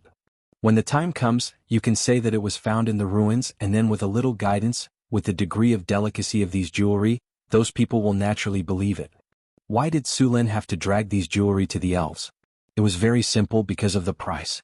In the human countries, the nobles were very popular with the things left by the elves, so as long as it was related to the elves, the price would be at least several times higher. His cheap father's second wife brought a necklace from her parents' home that was said to be made by the elves, which was said to be a wedding gift prepared by her father, Marquis Osborne. Sulin also saw it several times at the time. To be honest, the necklace was indeed beautifully made, but it was similar to the jewelry in his hands. This was also the reason why he dared to pretend that the jewelry was made by the elves. The elves had returned to the elven forest for hundreds of thousands of years, and there were only a few pieces of jewelry made by the elves, so Su Lin was not worried at all that this would be exposed. Jean was indeed a business-minded guy. After being reminded by Su Lin, he immediately prepared a set of excuses, and then after Su Lin filled in the gaps, a story was made up by him. Originally, the price of these exquisite jewelry was more than 1,000 kinnar at most, but now with the blessing of the elves' background, it could be sold for at least 5,000 kinnar. 5,000 kinnar, all bought into food, was enough to support his territory through the winter. After discussing with Jean, Su Lin asked him to go back and prepare. The caravan would set off in a few days. This time, Su Lin was going to let half of the new barbarians go, and Johnson was going to take half of them, in order to let the new barbarians experience several battles and grow up as soon as possible. With the veterans like Johnson, Su Lin didn't have to worry about the new barbarians being at a disadvantage. The goblins, kobolds, gnolls and so on they encountered along the way would be leveled up after a few rounds. After dealing with the matter, Su Lin, he began to deal with the territories facing the territory. Generally speaking, the ice Quetzalcoatlus would not attack humans because compared to the bison, deer and antelope in the wilderness, the risk of attacking humans was higher, so it was safe here for the time being. However, after winter, animal activities in the wilderness would be scarce, and the ice Quetzalcoatlus would likely attack humans when there was not enough prey. Su Lin couldn't entrust the safety of his territory to the ice Quetzalcoatlus, so the best way was to make a ballista. Before this, Su Lin had made a ballista and was very familiar with the structure of the ballista. More importantly, he later obtained mechanical control and a lot of mechanical knowledge, so he had some ways to improve the ballista. There were also ballistas in this world. They were called ballistas, giant ballistas and other different names, but in fact they were the same thing. The ballista's structure was complicated, and it was very difficult to operate. A ballista required 8 to 10 people to complete. The range of the ballista could reach up to 1,000 meters, but in fact, it was not very powerful at this distance, let alone accuracy. In fact, the effective range of the ballista was between 400 and 600 meters. Of course, it was difficult to guarantee the accuracy. This kind of ballista was powerful. It used a 2-meter-long javelin as a weapon. It could shoot into a rammed earth city wall within 400 meters, and even a brick city wall could be more than a foot deep. Even Cryopterus would not be well off if it was shot by this kind of ballista. However, although this weapon was powerful, it also had many shortcomings. First of all, the loading speed was slow, and several strong men were needed to work together to load it. Second, the accuracy was low. Basically, after more than 200 meters, the ballista would lose its accuracy. Third, it was difficult to transport. The ballista was heavy and generally it was fixed on the city wall. Fourth, it was difficult to maintain. The bowstring used in the ballista was specially made. It was best to use the tendons of some high-grade magical beasts, but this kind of tendon was too rare and expensive. Therefore, most ballistas used specially processed cow tendons. Several cow tendons were wound into one, and silk and steel wire were mixed and wound. The bowstring made in this way had a short lifespan. Basically, the bowstring would need to be replaced after 6 or 7 times. There were also some other shortcomings. After Sulin's modification, although not all of these shortcomings were solved, they were improved a lot. The most obvious improvement was that the loading speed had increased. During the loading part, pulleys and levers were used. The operation of the ballista was also much easier. At the same time, the ballista was made of stainless steel, which made maintenance easier and increased its lifespan. Of course, this was not all good. As a result, the weight of the ballista increased again. Su Lin divided the design of the ballista into various parts and let the blacksmith make them according to the drawings. In the end, he assembled all the parts himself. This way, only he knew the craftsmanship of the ballista. The bowstring of the ballista was made from the tendons of the stormwind tiger. After special processing, a total of 16 bowstrings were made. This time, Su Lin planned to make 8 ballistas. 8 of the bowstrings would be installed directly, and the rest would be left as backups. The 8 ballistas were placed on the 4 sides of the town. Su Lin had purposely built 8 high platforms in the town to install the ballistas. With these 8 ballistas, even Cryopterus would have to think twice before attacking. The construction of the territory was still proceeding in an orderly manner. The first batch of iron ore from the mines was also transported to the port by water. Although the speed of a boat going against the current was very slow and the boatman needed to paddle, it was still much faster than transporting it by land. Su Lin knew very well what the conditions of the roads in the wilderness were like. In comparison, the amount of ore transported by ship was more than 10 times that of a horse carriage. After the ship docked, the goblin slaves who had been waiting for a long time began to unload the ore. The ore would then be sent to the furnace of the blacksmith. At the latest, the first batch of ironware produced by the mines would be ready the day after tomorrow. Chapter 54. Ding. The host's farming data has been loaded. When the farmlands outside the town reached 10,000 mu, Sulin suddenly heard the system prompt. He opened the system panel, and all kinds of data were clearly displayed. How much land was cultivated, and even the current state of the farmlands, drought, pest, disease, normal, good, and so on were all displayed in the data. With this farming system, Sulin's control over the territory became higher, and he could also provide various solutions according to the status of the farmlands. The system automatically divided the farmlands into 3 grades according to the fertility of the farmlands. Some of the 10,000 mu of farmlands had been allocated to the barbarians and the citizens of the town. As for the remaining 5,000 mu, he planned to sell them.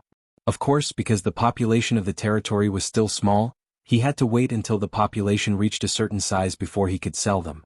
According to the data of the Kingdom of Florence, a family of 4 would need at least 10 mu of land to survive. Of course, the actual situation was about 15 mu. After all, farming technology was limited, and the output was not stable. Plus, the barbarians were big eaters, so the number of farmlands would be doubled. When Sulin first built this territory, he built it on the scale of 5,000 people, so he needed at least 20,000 mu of farmlands. In addition, he also needed to raise soldiers, so the number of farmlands was naturally more. So, he planned to cultivate 30,000 mu of farmlands. If he cultivated all the land he occupied, it would be at least 100,000 mu, enough to support the early expansion of his territory. With farmlands there would be food, and with iron ore there would be weapons. It could be said that the basic conditions of his territory were very good. If this was in the Kingdom of Florence, such a territory would have been occupied long ago, and he would not have a chance. The only commodity in the territory now was weapons. The arms trade had a great political significance. It was fine to sell in small quantities, but if he wanted to sell in large quantities, he would have to get the permission of the nobles in the north. After all, this was an arms trade before he transmigrated. Sulin wanted to develop his territory, so he had to spend a lot of effort to find a way out of this trade. The wilderness was rich in wood resources. Of course, in this era, the development and utilization of the surrounding natural environment was still very limited. Basically, all the cities had forests outside. Unless the wood had a special use, the profits from these woods would be pitifully low even if they were transported to Cult. Northern wastelands. It was said that the area was 10 times larger than the entire Kingdom of Florence. There were all kinds of wild races living here. At the northernmost part of the northern wasteland was the polar glacier, which was the coldest place on the continent. It was said that frost giants and giant dragons lived there. To the east of the northern wastelands was the sea. To the south was Florence and the southern kingdoms. To the west was the Desert of Death. Sulin was located at the edge of the northern wastelands. The northern wastelands was actually what the southern countries called this place. In fact, it should be called the Endless Wastelands. In this wasteland there were mountains, rivers, forests, grasslands, and even swamps. Every country wanted to take it for themselves, but after hundreds of years, there was still not much progress. Don't think that the wastelands were filled with races like gnolls and goblins. They were at the bottom of the food chain. Barbarian tribes, ogre tribes, centaur tribes, half-elves, and orc tribes were the middle layer of the Endless Wastelands. In addition to these, there were many unknown dangers living in this area. There were also many magical beasts living in the wastelands. For example, the Stormwind tiger Sulin killed last time was at the bottom of the list of high-level magical beasts. The Cryopterus was the most powerful magical beast. It was said that there were even legendary magical beasts living in some hidden areas of the wastelands. They were existences that could compete with pure-blooded giant dragons. If one day a King Kong demon ape or Hydra suddenly appeared in the wastelands, Sulin wouldn't be surprised. Sulin was patrolling the surrounding wastelands with his men. He wanted to find resources that could be traded in his territory. If he was lucky enough to find a gold mine, then he would have all the funds to develop his territory. Unfortunately, gold was something that could only be hoped for. "Boss, it's already noon. Let's eat and rest first," a barbarian warrior reminded him. "It's already noon." Sulin looked at the sky and said, "Let's go hunt around and get some food. We'll continue looking after we're full." They found a high ground and started a fire to cook. Two barbarian warriors went to hunt while the others stood guard around. Sulin opened the system's strategic map and marked it. In the past few days he did find some resources, but none of them were worth developing. There was no gold mine in his territory. If he found a salt mine, it would be a big deal. Salt was a necessary condiment for humans and was a very important resource. If Sulin found a salt mine, he could quickly make a fortune by selling it. Unfortunately, he didn't find a salt lake or a salt mine. A fragrance drifted over and attracted his attention. Sulin looked up and saw that lunch was ready. He put down his thoughts and took out his utensils to enjoy the delicious meal. The main dish for lunch was a Mongolian gazelle, which had been roasted and sprinkled with a layer of special seasoning. Sulin ate a large piece of it. There was also a pot of fish soup in an iron pot next to him. In addition to fish, there were also some plant tubers in it. After eating the roasted meat, a large bowl of fish soup was filled. Sulin enjoyed the food with a satisfied expression. However, as soon as the fish soup entered his mouth, his expression suddenly changed. He quickly drank a few more mouthfuls as if to confirm something. "Robin, who made the soup today?" Sulin shouted in surprise. "What's wrong, boss? Is there a problem with the soup?" Robin's expression changed and he looked around vigilantly. "Don't worry, there's nothing wrong with the soup," Sulin quickly explained when he saw Robin's nervous expression. "And it tastes good. I just want to know who made the soup." "Is that so? Today's soup was made by Bard. He's standing guard over there. I'll call him over." Robin quickly came over with a barbarian warrior. "You're Bard?" "Yes, boss. I'm Bard. I joined the territory with the Boulder leader," Bard said excitedly. Sulin nodded and pointed at the bowl of soup. "You made the soup today?" "Yes." "What method did you use to make it sweet?" Sulin hurriedly asked after getting the confirmation. "Oh, you're asking about the beetroot, right?" Bard said with realization. Chapter 55.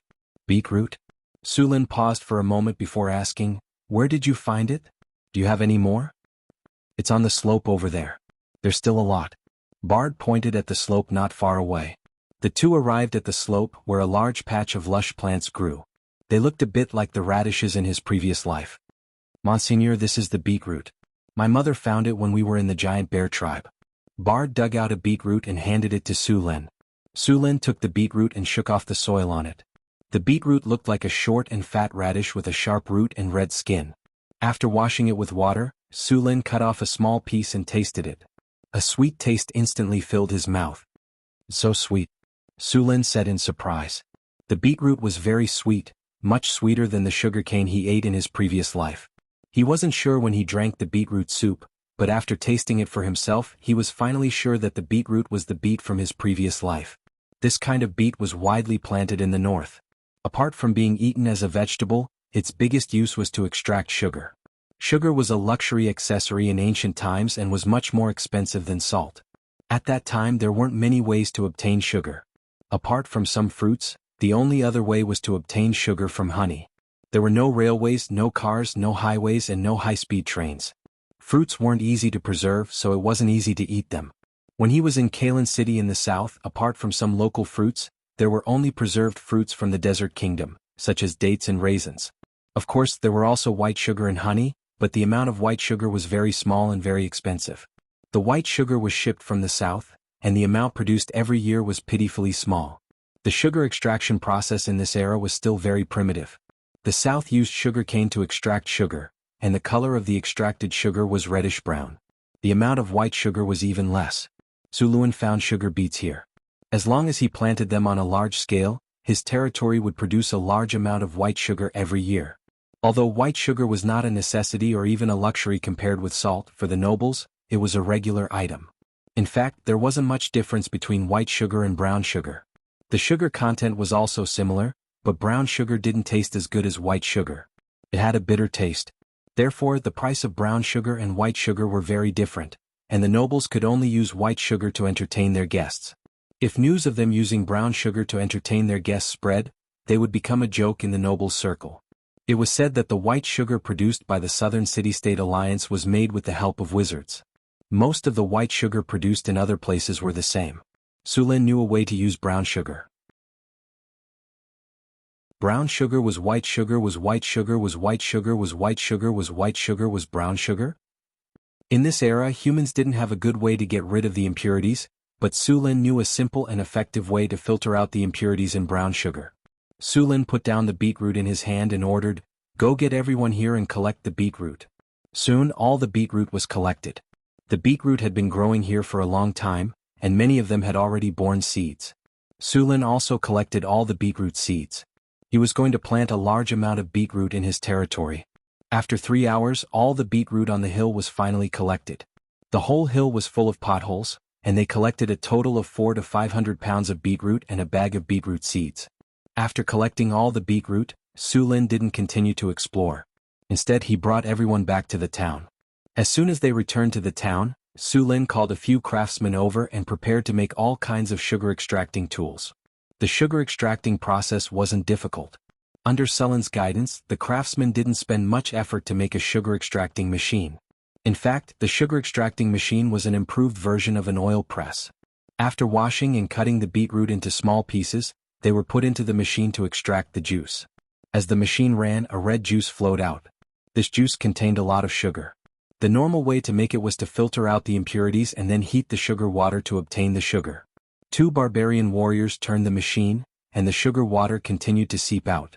Soon a bucket was filled to the brim. Su Lin dipped his hand in the sugar water and put it in his mouth. The sweetness was very strong. This way only brown sugar was produced. If Su Lin wanted to make white sugar, he had to use another filtering method. He was going to use activated carbon filtration. When he was in school in his previous life, he knew that activated carbon was a widely used filtration material. This material had a very good filtration effect. Although Su Lin knew that activated carbon had a good filtration effect, he didn't know how it was made. Even if he had learned about it in school, he had forgotten most of it after so many years. He only remembered that activated carbon was obtained by carbonizing wood. Although he didn't know how to make activated carbon, he still knew how to make charcoal. Now the territory used charcoal every day to make steel. Although charcoal didn't have as good a filtration effect as activated carbon, it could still be filtered. At worst, he could just filter it a few more times. He sent someone to the kiln factory to deliver a cart of charcoal. Then he had the workers crush the charcoal into small particles and wash the particles with water. On one hand, he directed the barbarians to extract the sugar water, and on the other hand he directed the others to make the charcoal particles. After washing the charcoal and drying it, Su Lin obtained a pile of small black particles. Next, he poured the black charcoal particles directly into the red sugar water and stirred. It was time to witness a miracle. The original reddish-brown sugar water's color constantly faded during the stirring process. Soon the color became clear. Several barbarians next to him looked at Su Lin's operation in a daze. They couldn't figure out why the brown sugar water became transparent after adding those black things. Seeing the sugar water become transparent, Su Lin couldn't help but laugh. It seemed that his method was successful. Hurry up and work, don't eat.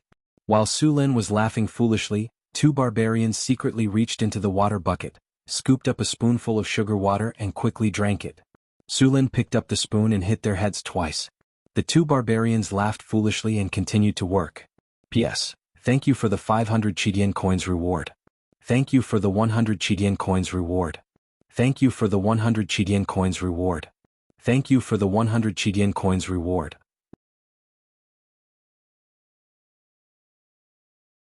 Chapter 56. After the sugar water became clear, Su Lin did not continue to stir it. He let the sugar water settle and then filtered out the charcoal. A bucket of sugar water was about 20 liters. In order to turn the sugar water into sugar, it needed to be heated and the water in the sugar water evaporated. When the water was reduced to a certain level, there would be crystals. Su Lin found an iron pot and poured the sugar water into it. He then lit a fire and slowly boiled it. As the temperature rose, the water in the sugar water began to evaporate. The process of boiling the sugar was very slow. Su Lin watched for a while and felt bored. Fortunately, there was no problem with his method of boiling the sugar. After about an hour, some white granules began to appear at the bottom of the iron pot. After seeing the white granules, Su Lin immediately became energetic. After the white sugar appeared, the speed of the sugar production began to accelerate. The fire continued to roast, and the sugar water in the iron pot boiled. More and more white crystals appeared in the iron pot. The barbarian warrior next to him smacked his lips. Boss, this sugar water is boiling. How did it freeze? Idiot, don't talk if you don't know. Su Lin glared at him. As time went by, the sugar water in the iron pot became less and less, and the condensed sugar became more and more. Finally, after boiling for a while, there was no more white sugar in the pot, and Su Lin filtered the white sugar out. The remaining sugar water was actually waste honey. Although it contained a lot of sugar, it could not be extracted due to technical reasons. Waste honey had a high sugar content, but due to technical reasons, it could not be extracted. In the end, some people found that the waste honey could be used to make wine. Then the new type of rum was born. Using cotton gauze to filter out the waste honey, a pile of white granules appeared in the iron pot. They were white granules that looked like sand and snow. They were white granules. The barbarians next to him did not know what it was. They all looked at the white sugar in amazement. Try it. Su Lin crossed his arms and raised his chin casually. But his act was in vain. These barbarians in the wilderness had never heard of white sugar before. It looks like ice crystals. One of the barbarians reached out his finger, dipped it into his mouth and said in surprise, "It's sweet. Is this candy?" Su Lin knocked the barbarian's head with his spoon. Nonsense, what else can it be if it's not sugar? Boss, does that mean we'll have candies to eat in the future? The barbarians asked excitedly. Eat, eat, eat, you only know how to eat. These are goods for trading. Su Lin grabbed a handful of white sugar and looked at it. Compared to the white sugar he ate in his previous life, the white sugar in front of him was slightly yellowish. This should be because the filtering effect of the charcoal was not as strong. Even so, the quality of the white sugar was still very good. Su Lin collected the white sugar and then weighed it. There was a total of more than 3 kilograms of white sugar. The boiling sugar water was 20 liters, which was about 40 kilograms. A total of 3 kilograms of white sugar was produced. Su Lin was very satisfied with the sugar yield. Using this relatively primitive method to make white sugar, 3 caddies of white sugar was already a lot. As far as Su Lin knew, the sugar yield in this era was only 5% to 7%, and the sugar produced was brown sugar. Su Lin used 1/5 of the beetroot he brought back this time. After confirming the method to make white sugar, he squeezed all the remaining beetroot juice and made white sugar. In the end, he got 15 caddies of white sugar. After drying the 15 caddies of white sugar, he sealed it in a clay jar and stored it. Ding! Congratulations to the host. You have successfully made white sugar and obtained the sugar production process. Congratulations to the host. You have successfully obtained 3 different techniques and successfully opened the technology column. Updating data. Update complete. Just as he sealed the white sugar, the system notification sounded in his ear. Opening the system interface, Su Lin soon saw a science and technology column in the town interface. He clicked on the science and technology column and saw that there were already 3 skills in the science and technology column: smelting iron, farming and sugar making. Under the 3 skills, all the steps and key points of the skills were clearly marked. According to these production steps, it was possible to build a workshop. Seeing this situation, Su Lin directly built the workshop according to the steps given. The sugar workshop needed about 1,000 square meters of space. Such an important workshop could only be built in the town. Su Lin drew an open space near his lord's castle and then directed the slaves to build it. The sugar workshop didn't have too complicated machinery and the difficulty of building it wasn't high. Su Lin directed the slaves to build the workshop while he sent a large number of people to the wilderness to collect beetroot. Before the beetroot in the territory was harvested, the raw materials for the sugar workshop could only be found in the wilderness. Fortunately, the wilderness was large enough. Although there weren't many places where beetroot grew with such a large area collected, the amount of beetroot in the warehouse increased at a speed visible to the naked eye. The construction speed of the sugar refinery was very fast. It only took 2 days for a workshop to be completed. Sugar workshop. This is a simple handmade workshop. It can make white sugar, rock sugar and other kinds of sugar. Sugar quality +1. Sugar yield +1. Because the process of making sugar wasn't complicated, if it wasn't controlled, it could easily be leaked. Su Lin separated the processes, and each person was only responsible for one part. The most important part was the process of removing impurities with charcoal. Su Lin selected 2 slaves with 100 loyalty to do the work. This process was also carried out in a separate room. After the impurities were removed, the sugar water would be sent to another workshop for processing. In addition to these, Su Lin added a wall outside the sugar workshop. Apart from the workers of the workshop, no one else was allowed to come close. At the same time, Su Lin also arranged 4 barbarian warriors outside the workshop. They would be responsible for the safety of the sugar workshop. Although there were no outsiders in his territory at the moment, once he took out the sugar for sale, his territory would soon be known by those who were interested. The profit of sugar wasn't low. No, it was very high. A caddy of sugar could easily be sold for hundreds of kinnar in Cult. If the sugar workshop produced 500 caddies of sugar every month, Su Lin would earn tens of thousands of kinnar every month. It was comparable to a small city's annual tax revenue. Of course, this was only the best-case scenario. In fact, when Su Lin started selling sugar in large quantities, the price of sugar would definitely drop. After all, the rarer something was, the more expensive it was.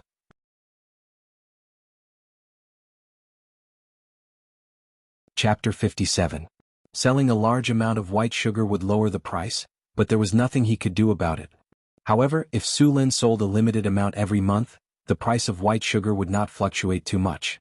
After all, according to the consumption rate of the nobles, there were over 100 nobles in Cult, so they would consume a few hundred kilograms of white sugar. In the past, the nobles only used white sugar when they entertained guests. Most of the time they used brown sugar and honey instead. If they had white sugar, they would not use brown sugar anymore. In the entire northern lands, there were over a dozen big cities and over 100 small cities. There were also hundreds of towns. Su Lin did not know how many nobles lived in those towns. However, the production of his sugar workshop was not enough to satisfy the market in the northern lands. If the white sugar trade developed, Su Lin's fief would definitely reap huge profits. When that time came, there would be many people who would want a share of the profits. Fortunately, his fief was located in the wilderness. The nearest city was at least 300 miles away. This made it impossible for the nobles to use many of their methods. Of course, it would be difficult to make them give up unless Su Lin's fief was powerful enough. For example, he had a powerful army. Only a powerful force could deter those with ulterior motives. Although Su Lin was powerful, he was not invincible. With the completion of the sugar workshop, the sugar production began. Su Lin selected 20 of his serfs and had them work in the sugar workshop. Carts of beet roots were transported here after being cleaned. Then they were cut into small pieces and poured into the juicer. With the operation of the workers, the purplish-red beet juice was squeezed out and flowed into the wooden barrel through a special pipe. Soon a bucket of beet juice was filled. Then the beet juice was sent to another room for processing. When the processing was completed, the purplish-red beet juice became transparent. Seeing the workshop work in an orderly manner, it did not take long for the white sugar to be produced. The quality of the white sugar produced this time was very good. The grains of white sugar looked crystal clear. The quality was even better than the previous batch. Su Lin understood that this was a special effect of the workshop. After weighing the white sugar, the yield was also higher. After seeing that the sugar refinery was operating normally, Su Lin breathed a sigh of relief. In addition to the production of white sugar, the sugar refinery also produced a lot of waste products. Most of them were beet dregs. These were the leftovers after the beets were squeezed out. After processing, these beet dregs could be used to make fodder. Coincidentally, the territory also had a lot of livestock. These beet dregs were just right to be used as fodder. As for the leftover waste honey, Su Lin was going to use it to make wine. The price of wine was not cheap. If it was successfully used to make wine, it would be a stable income for Su Lin's territory. However, there was no one in the territory who knew how to make wine, so Su Lin had no choice but to store the waste honey first. The next time he went to Cult City, he would ask Xian to buy a few slaves who knew how to make wine. After all, the beets were not artificially grown. After a period of excavation, the wild beets began to decrease significantly. Su Lin drew out 300 mu of land for the beets. It was not that he did not want to plant them on a large scale. It was just that the beet seeds were limited. Even if he wanted to expand the planting area, he would need enough seeds. Therefore, he could only wait until the first batch of beets was harvested in the territory. After obtaining more beet seeds, he could plant them on a large scale. In the following time, Su Lin did not only patrol the territory, but also look for beets. It didn't take long for most of the beets around the territory to be collected. If he wanted to collect more beets, he would need to go outside the territory. Su Lin needed to lead a team to explore the outside of the territory. With the strategic map provided by the system, it could automatically record the places he had been to. So as long as he walked through the area once, a corresponding map would be generated on his strategic map. Su Lin led a team of barbarian warriors to search the wilderness. This place was close to the Sierra de Lotus. Not long ago they found a small patch of beets on a nearby slope. After digging up the beets, Su Lin and the others continued to move forward. After approaching the mountains, Su Lin planned to investigate the area a bit more before leaving. After all, this place was very close to the Cryopteris. After passing through a forest, a hidden valley suddenly appeared in front of them. The valley was not big. It was surrounded by lush trees and looked very green. A stream flowed out of the valley. The noon sun was still very hot. The metal armor on the barbarians was a bit hot. Su Lin planned to take them to the valley to avoid the sun. Following the stream towards the valley, the group quickly arrived at the center of the valley. With the two peaks blocking the way, the valley was much dimmer. The group came to the stream to freshen up. The barbarian warriors took off their armor and jumped into the stream to wash themselves. Su Lin came to the upper reaches of the stream and used both hands to wash the water. The water from the melting snow on the mountain was cold and immediately chased away the heat in his body. After washing up, he filled his water bag with water. Only then did Su Lin start to look around the valley. At this moment his eyes suddenly paused. He saw a stone statue on the greenish-gray rock wall at the bottom of the valley.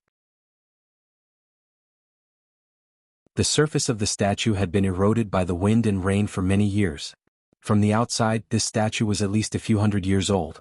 Su Lin was not a historian and could not distinguish the style of this statue. However, since there was a statue here, there must have been people living here. Looking up at the valley, Su Lin found that there was only one exit. The exit was narrow, but the space in the valley was very large. As long as the entrance was guarded, the valley would be very safe. The land in the valley was flat and the soil was good. It was very suitable for farming. Su Lin did a rough calculation. The entire valley could be cultivated for at least 5,000 mu of land. Together with the stream inside, it would not be a problem to feed a few thousand people. Su Lin came near the stone statue to see if there were any other clues. Soon he found a door covered by vines on the rock wall behind the statue. The door was made of metal and looked very heavy. However, it was rusty. Su Lin knocked on it with his hand. There was no hollow sound. It was obvious that the metal door was very thick. Such a heavy door should be controlled by a mechanism. Otherwise, not many people would be able to move it. Su Lin called the barbarians over to search. He was very curious about what was behind the metal door.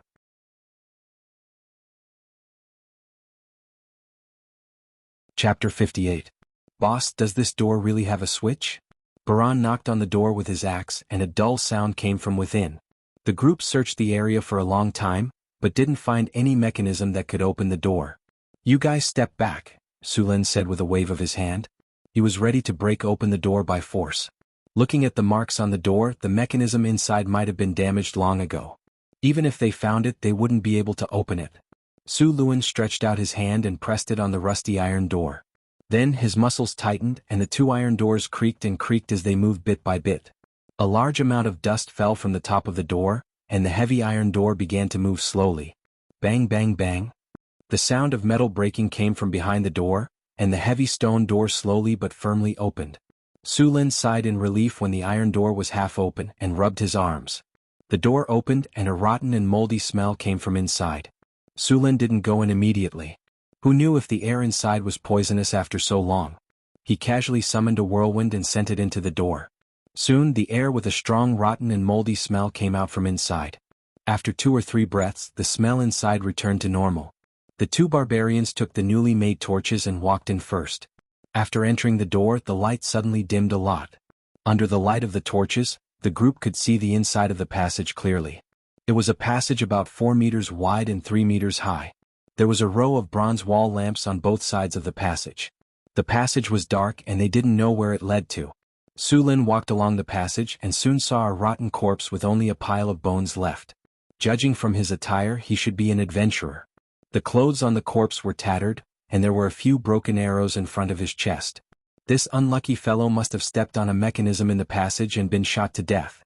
After rummaging through the corpse, he discovered that there was nothing else on the corpse except for a rusty weapon. Just as the group was about to move on, the corpse that had turned into a pile of bones slowly stood up. Undead. Su Lin was not surprised to see the skeleton revive. When he entered the passage, he felt that the negative energy here was a little high. If the corpse stayed in this place for a long time, there was a high chance that it would awaken as an undead. There was no soul fire in the skeleton's eyes, which meant that it was only the lowest level of resurrected skeletons. This kind of low-level undead was very easy to deal with.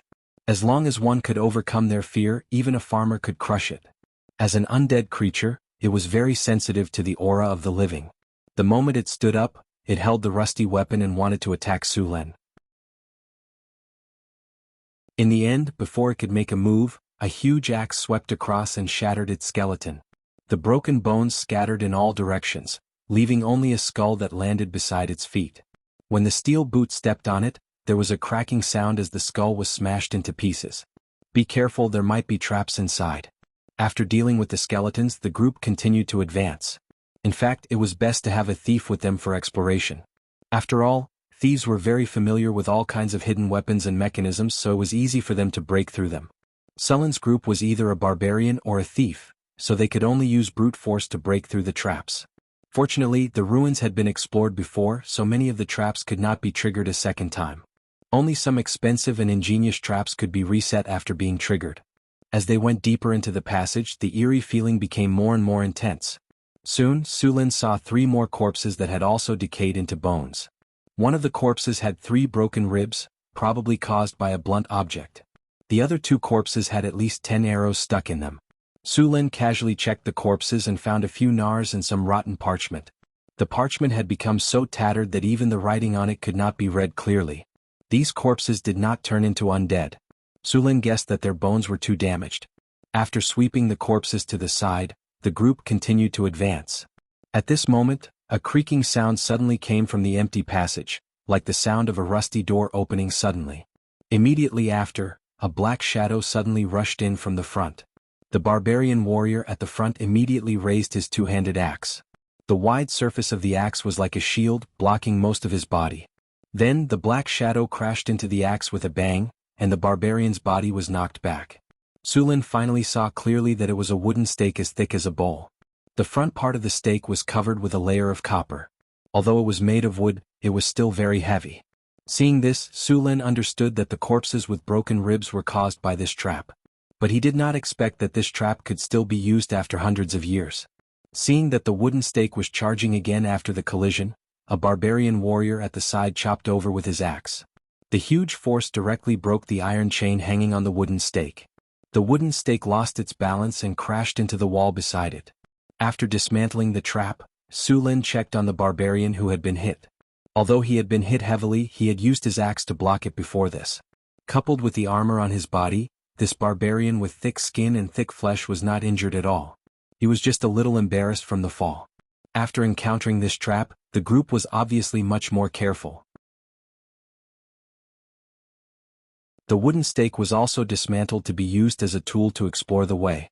It had to be said that this ruin was preserved quite well. The group encountered many traps after that.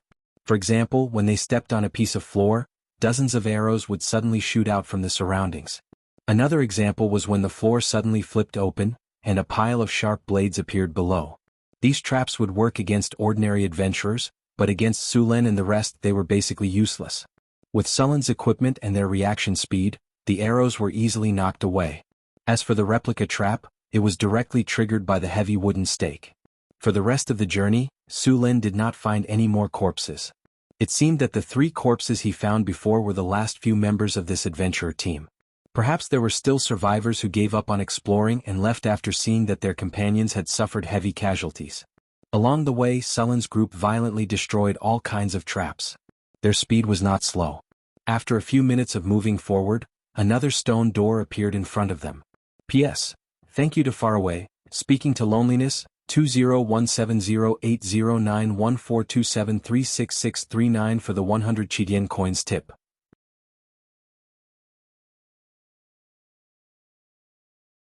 Chapter 59.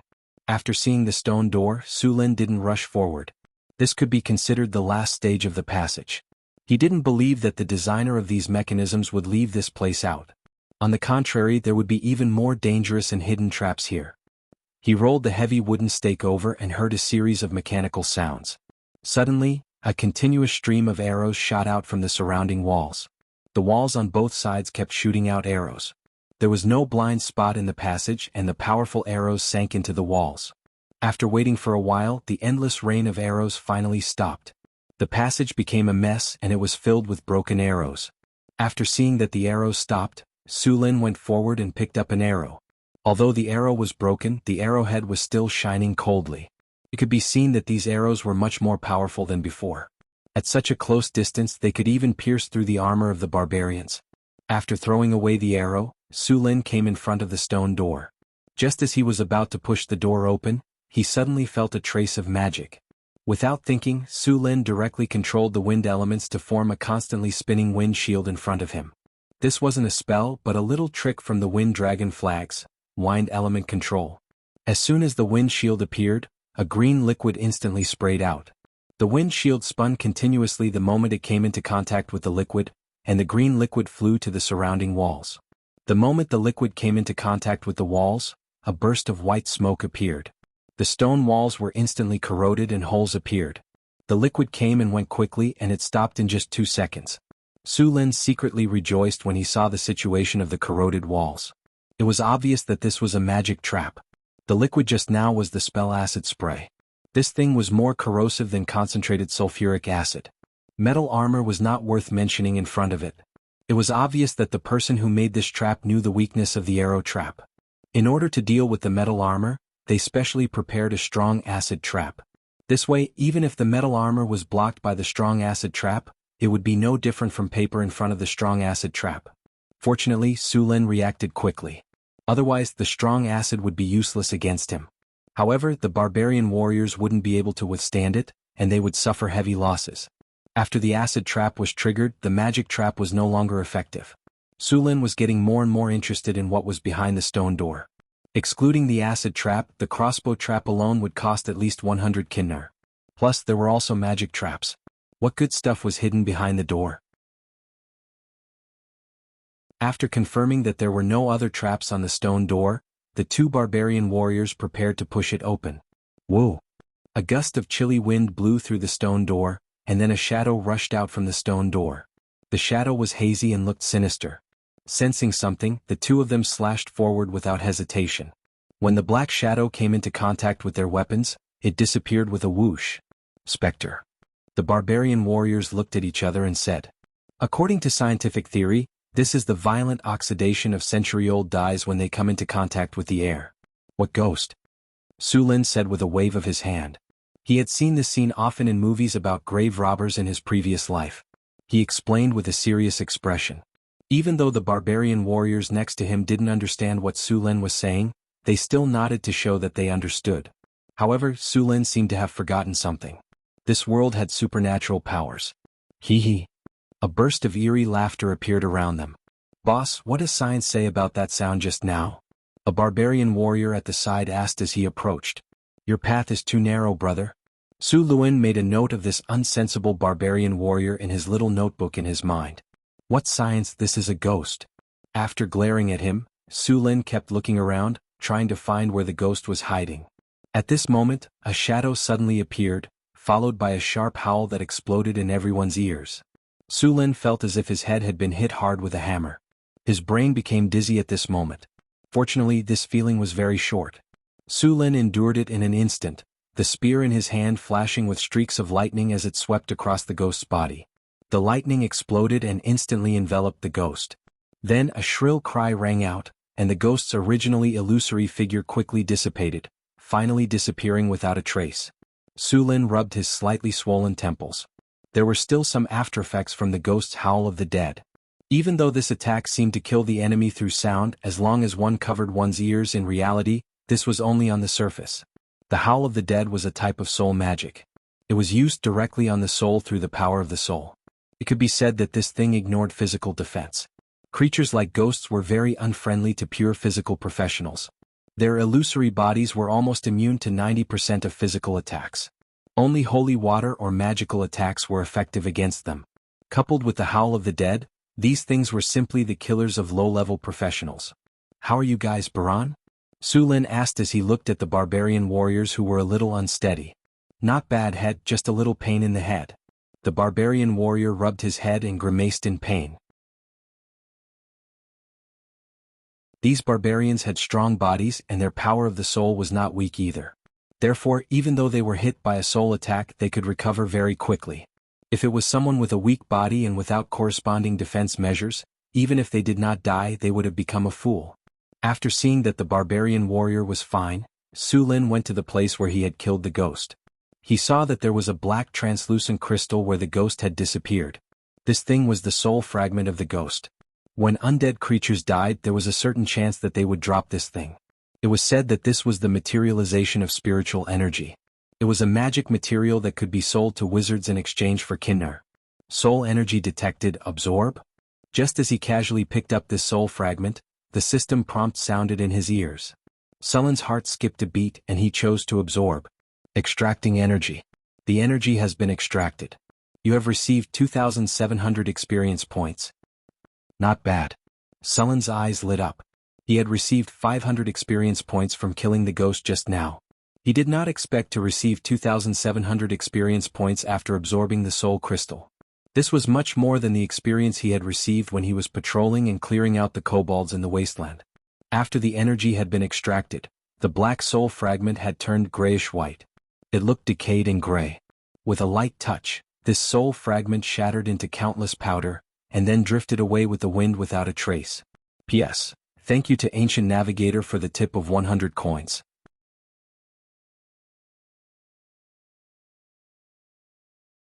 Chapter 60. Buzz. After confirming that there was nothing else, Su Lin pushed open the half-open stone door. The firelight shone into the stone door, and everyone could finally see what was inside. This was a stone room that was about 200 square meters. This should be a laboratory. There was a bookshelf against the wall, but because it had been there for a long time, Su Lin reached out to take a book. However, as soon as he picked it up, the book turned into a pile of fragments like a dried leaf. These books had been there for too long. Without any protective measures, they were all damaged. There was a thick layer of dust in the room and there were many spider webs around. It looked very dilapidated. There were also some stone tables on the other side of the room. Many things were placed on the tables. There were some worn-out glassware, strange-looking bottles and some sealed glassware. They were filled with translucent liquid, and in the liquid, there were limbs of unknown creatures soaking in it. On some of the tables there were a few unknown skulls, some animal specimens, dried bat corpses, and some unknown black objects that had rotted into a ball. The whole room looked like an evil wizard's terrifying laboratory. This is an abandoned wizard's laboratory? Looking at the scene in front of him, Su Lin was pleasantly surprised. It was said that knights were the noble profession, but in reality, wizards were the real noble profession. As long as they were not necromancers, other wizards would be treated like nobles in human countries. If they were willing to join a kingdom, they could immediately become a count with real power. Therefore, there was a saying that all wizards were nobles, but not all nobles were wizards.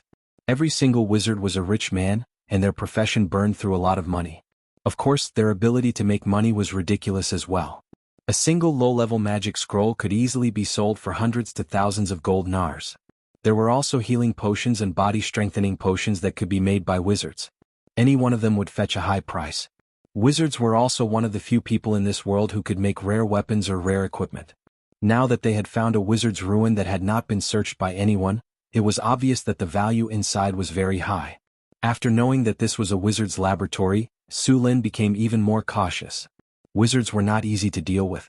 In order to prevent themselves from being disturbed, they would set up a lot of spells. Who knew if there were any spells in this laboratory? Therefore, he had to be very careful when exploring the ruins of a wizard. Su Lin didn't care about those damaged items. He carefully picked up the other items and checked them. Many glassware on the stone table were empty. Although some bottles were covered with corks, the liquid inside had already dried up, leaving only some traces at the bottom of the bottles. There were also some well-sealed potions that contained some black liquid. Su Lin did not have any common sense when it came to these suspected potions.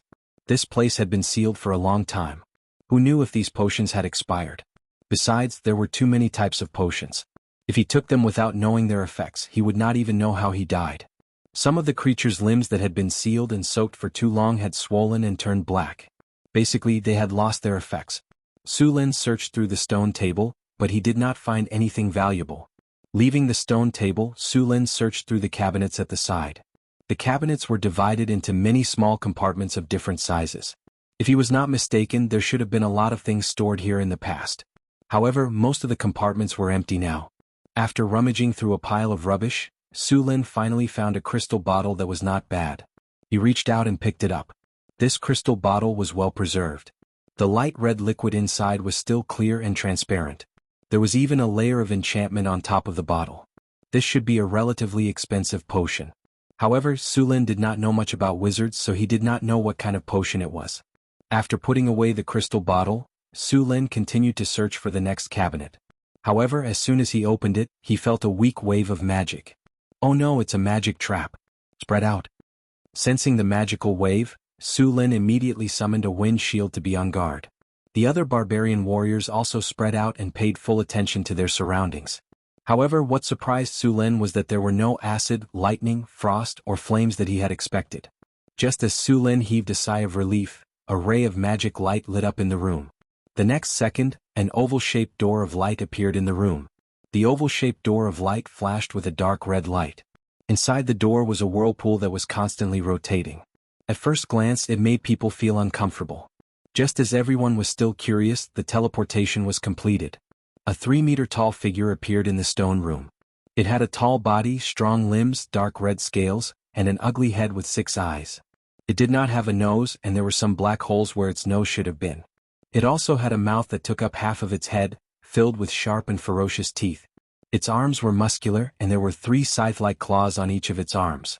With its arrival, the room was filled with a strong smell of sulfur. Although Sulin had never seen this creature before, with its signature claws, he recognized it at a glance. It was a type of intermediate demon, claw demon. Ding. Discovered Abyss Transcendent Monster Claw Demon. Claw Demon, Abyss Demon, Grade 3. Strength, 21 Agility, 18 Constitution, 19 Spirit, 12. Has spell-like abilities. Skills, Bite, Chain Attack, Pounce, Haste, Curse, etc. Special skills, Demon Skin, Tenacity, Regeneration. As the system notification sounded, a part of the Claw Demon's attributes appeared in front of Sulin. This Claw Demon was an intermediate demon. In the human world, it was equivalent to a Grade 3 profession, a Knight Commander. However, even a Knight Commander would most likely lose in a one-on-one fight with such a demon. Demons were not only strong physically, but they also had spell-like abilities. They were not easy to deal with. However, although this demon was strong, it was unlucky to meet Sulin. Roar. The Claw Demon that had just teleported over roared excitedly after seeing the surrounding environment. After seeing that there were actually some humans around, it couldn't wait to have a good meal. After standing firm, the Claw Demon rushed towards Sulin, who was closest to it. Seeing Sulin's thin and weak appearance, it couldn't wait to try the taste of a human.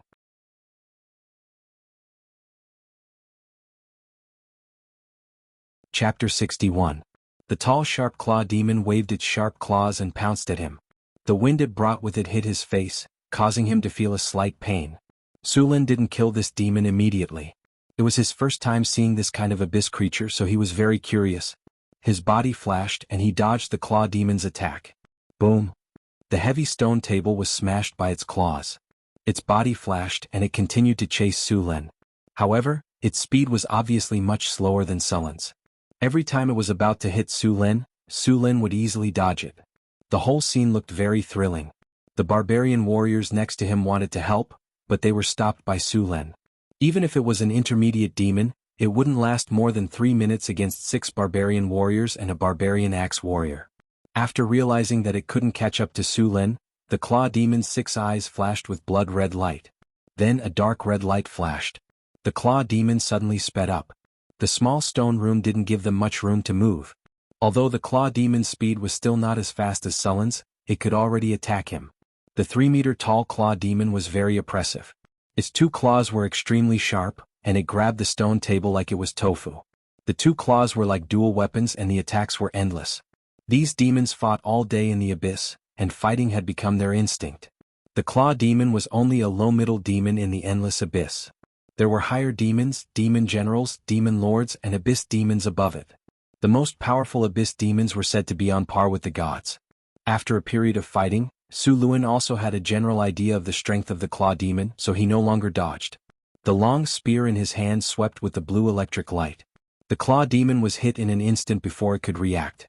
Its body weighing 250 kilograms was directly swept out, and the electric current on the spear also entered its body.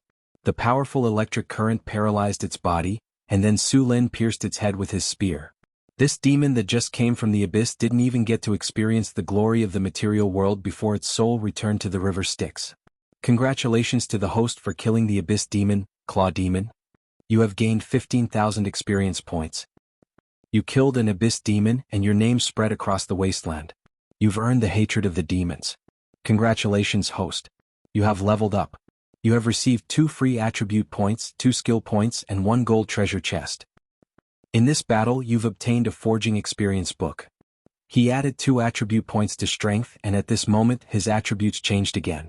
Name, Sullen race, human level, LV 18-21071800, strength, 35 dexterity, 29 spirit, 24 physique, 29 charm, 19 skills, omitted, characteristics, omitted. In this battle, other than the forging experience book, there was also a golden treasure chest. The forging experience book was for blacksmiths. He planned to go back to the blacksmith shop and find an apprentice to use it. This item could quickly improve his forging skills. The golden treasure chest was directly opened. A golden light flashed and the golden treasure chest disappeared, replaced by a ball of light. Congratulations, host, you've obtained the Forbidden Magic skill. Forbidden Magic? After hearing the system prompt, Sullen's heart beat faster. He quickly opened the system to check. Forbidden Magic. After the system integrated with the rules of this world, the original general skill mutated and became a new skill. Forbidden Magic. Beginner. After use, you can cut off the energy link of a person or creature whose level is not higher than yours. Note, the target's level is higher than the caster's, so the skill is ineffective. This skill is ineffective against legendary wizards. After seeing the skill clearly, Sulin was a little disappointed. This skill could not be used against people who were stronger than him, so its effect was much smaller. Moreover, it was ineffective against legendary wizards. This was within his expectations. After all, legendary wizards could already cast spells without the magic net. For legendary wizards who had come into contact with the rules of the world, forbidden magic was meaningless. Although this forbidden magic skill had a lot of limitations, it did not mean that it was useless. On the contrary, this skill was very powerful. Sulin did not have a clear understanding of his current strength, but he estimated that it should be close to legendary. In this way, all spellcasters, people, or creatures with magic abilities under legendary wizards would be mute when they met him. After spending 2 skill points to learn forbidden magic, Sulin began to check on the unlucky Claw Demon. Although the Claw Demon was an intermediate demon, there were still some things on its body. The demon's skin was good in both strength and toughness. It was said that the skin of the demon lord was not worse than that of a giant dragon. Although the Claw Demon's skin was not that strong, it was still a good leather armor. The most valuable thing on the Claw Demon's body was its pair of claws. This pair of claws was also an extraordinary item. If a wizard with good skills made it, these claws could be made into an extraordinary weapon with sharpness and armor-piercing effect. After leaving the claws and the demon's skin, the rest of the body was thrown aside. Although the demon's body was also a magic material, it was not easy to sell it. Sulin did not have a channel to sell it, so he could only choose to throw it away. Luckily, the value of the Claw Demon's body was not that high. Otherwise, he would be heartbroken. After dealing with the Claw Demon, Sulin continued to look for valuable things in the stone room. After the battle just now, Sulin had confirmed that there were no other traps. Soon, the stone room was searched and there were no other valuable things found. After finding nothing, Sulin looked at the other door in the stone room. As a wizard's laboratory, it was impossible for him to only have one stone room. Also, wizards like to build treasure vaults to store their treasures or magic tools. This wizard was the same. When he came to the door, Sulin carefully pushed the door. There was no mechanism on the door. After waiting for a while and seeing that there was nothing else, Sulin held the torch and walked inside. The stone room inside was a bedroom. Aside from some beds and other things, there was nothing else. Perhaps these beds were once made of velvet and silk, but after hundreds of years, these things had all become trash that would break at the slightest touch. After walking past the bedroom, Sulin continued to walk to other rooms. Soon he found the kitchen, training ground, and library. However, he still found very little. He only found 2 books in the library that were not damaged. These 2 books were preserved after some special treatment. One was Demon Identification, and the other was Anatomy.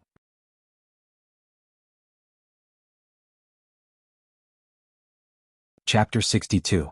Su Lin flipped through it casually. There were many dissections of demon corpses recorded on it. It seemed like the wizard who built this lab had researched a lot of forbidden knowledge. This also made Su Lin understand why the wizard built his lab in this godforsaken place. After searching through these few rooms, Su Lin turned his attention to the last door. According to the layout of this lab, the last door was very likely to be the wizard's treasury. As the biggest treasure in this lab, Su Lin purposely left it for last. When I arrived at the entrance of the treasury, I was surprised to find that there weren't any magic traps installed on the door. All I had to do was push open the heavy stone door. When I opened the door, I didn't see the mountain of kinnar that I had imagined. The empty treasury was so clean that it looked as if it had been licked clean by goblins. Su Lin looked at the empty treasury with a gloomy face. He could not believe that there was not even a strand of hair here. Su Lin did not give up and wondered if this treasury was just a fake one. The real treasury was actually hidden here. Soon he realized that there was indeed something different in this treasury. For example, the seemingly messy lines on the ground of the treasury. There were also some magic runes carved on many places in the treasury. However, Su Lin was not a wizard, so he knew nothing about these things. "Boss, there are words carved here." Just as Su Lin was thinking about the meaning of these lines, a barbarian warrior pointed at a statue on the wall of the treasury and shouted, "What words?" Su Lin stood up and walked over. "I don't know," the barbarian warrior said confidently. "I told you to learn a long time ago, but you still can't read." Su Lin was speechless. Su Lin pushed the warrior away and began to look at the words carved on the statue. "Other than death, you will gain nothing." *CK. Su Lin was so angry that he slapped the statue. This bastard did it on purpose. He gave up this stupid lab on his own accord and left it here to scam people. Su Lin finally understood why this lab was so well preserved, but there were so few things in it. After seeing this line of words, he knew that the wizard was trying to tell him that he was scamming him. It was just like when you finally found the treasure after going through untold hardships and narrowly escaping death. You were about to become a millionaire and reach the pinnacle of your life. In the end, the person who buried the treasure only left you an empty box. Anyone would probably explode. At this moment, Su Lin could not help but be angry. If the wizard in this lab was still alive, Su Lin would definitely beat him up until he could not take care of himself. The statue on the stone wall that Su Lin slapped activated an obscure mana. Immediately, rays of light appeared on the ground in the center of the treasury. The mana wave of mana here quickly caught Su Lin's attention. A summoning circle again? Doesn't this damn wizard know how to come up with something new? Looking at the dimensional door that was rapidly forming, Su Lin moved his wrist. This summoning circle came at the right time. He was just about to vent his anger when a punching bag came. The dark red light of teleportation appeared, and a mysterious whirlpool appeared in the treasury. In the next second, a curvaceous female creature with a beautiful face appeared in front of Su Lin. This female creature had a pair of demonic wings and a pair of small horns on her head. Her face was beautiful and full of charm. Her clothes were also extremely bold. They could not even be called clothes. They were even smaller than the hottest bikini swimsuit in his previous world. Two pieces of cloth that were not much bigger than coins covered the important parts of her body. Her lower body was like a few ropes. This was the embodiment of desire. She seemed to be able to satisfy whatever one wanted. Su Lin's heart was also burning at this moment. He looked at the female creature with a burning gaze. "This is a material plane? My luck is so good?" A lazy and seductive female voice sounded. Hearing it, Su Lin felt as if there was a small hand constantly teasing his heartstrings. "There are so many strong males. Are you willing to serve me?" The seductive voice sounded in his ears again. At the same time, there was a voice in his heart that kept encouraging him to say yes.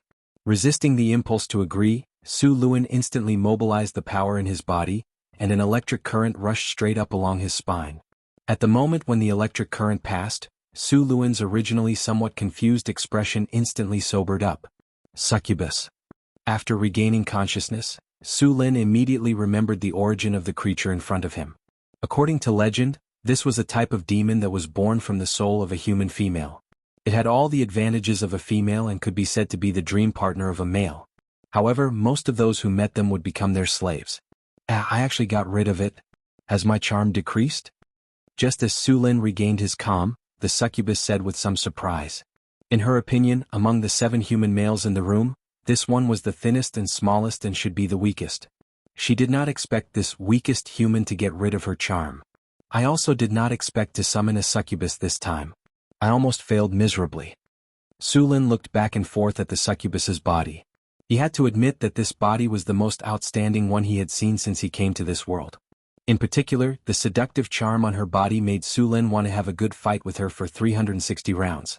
I'm getting more and more interested in you. Take him down. Noticing Sulin's gaze, the succubus smiled slightly.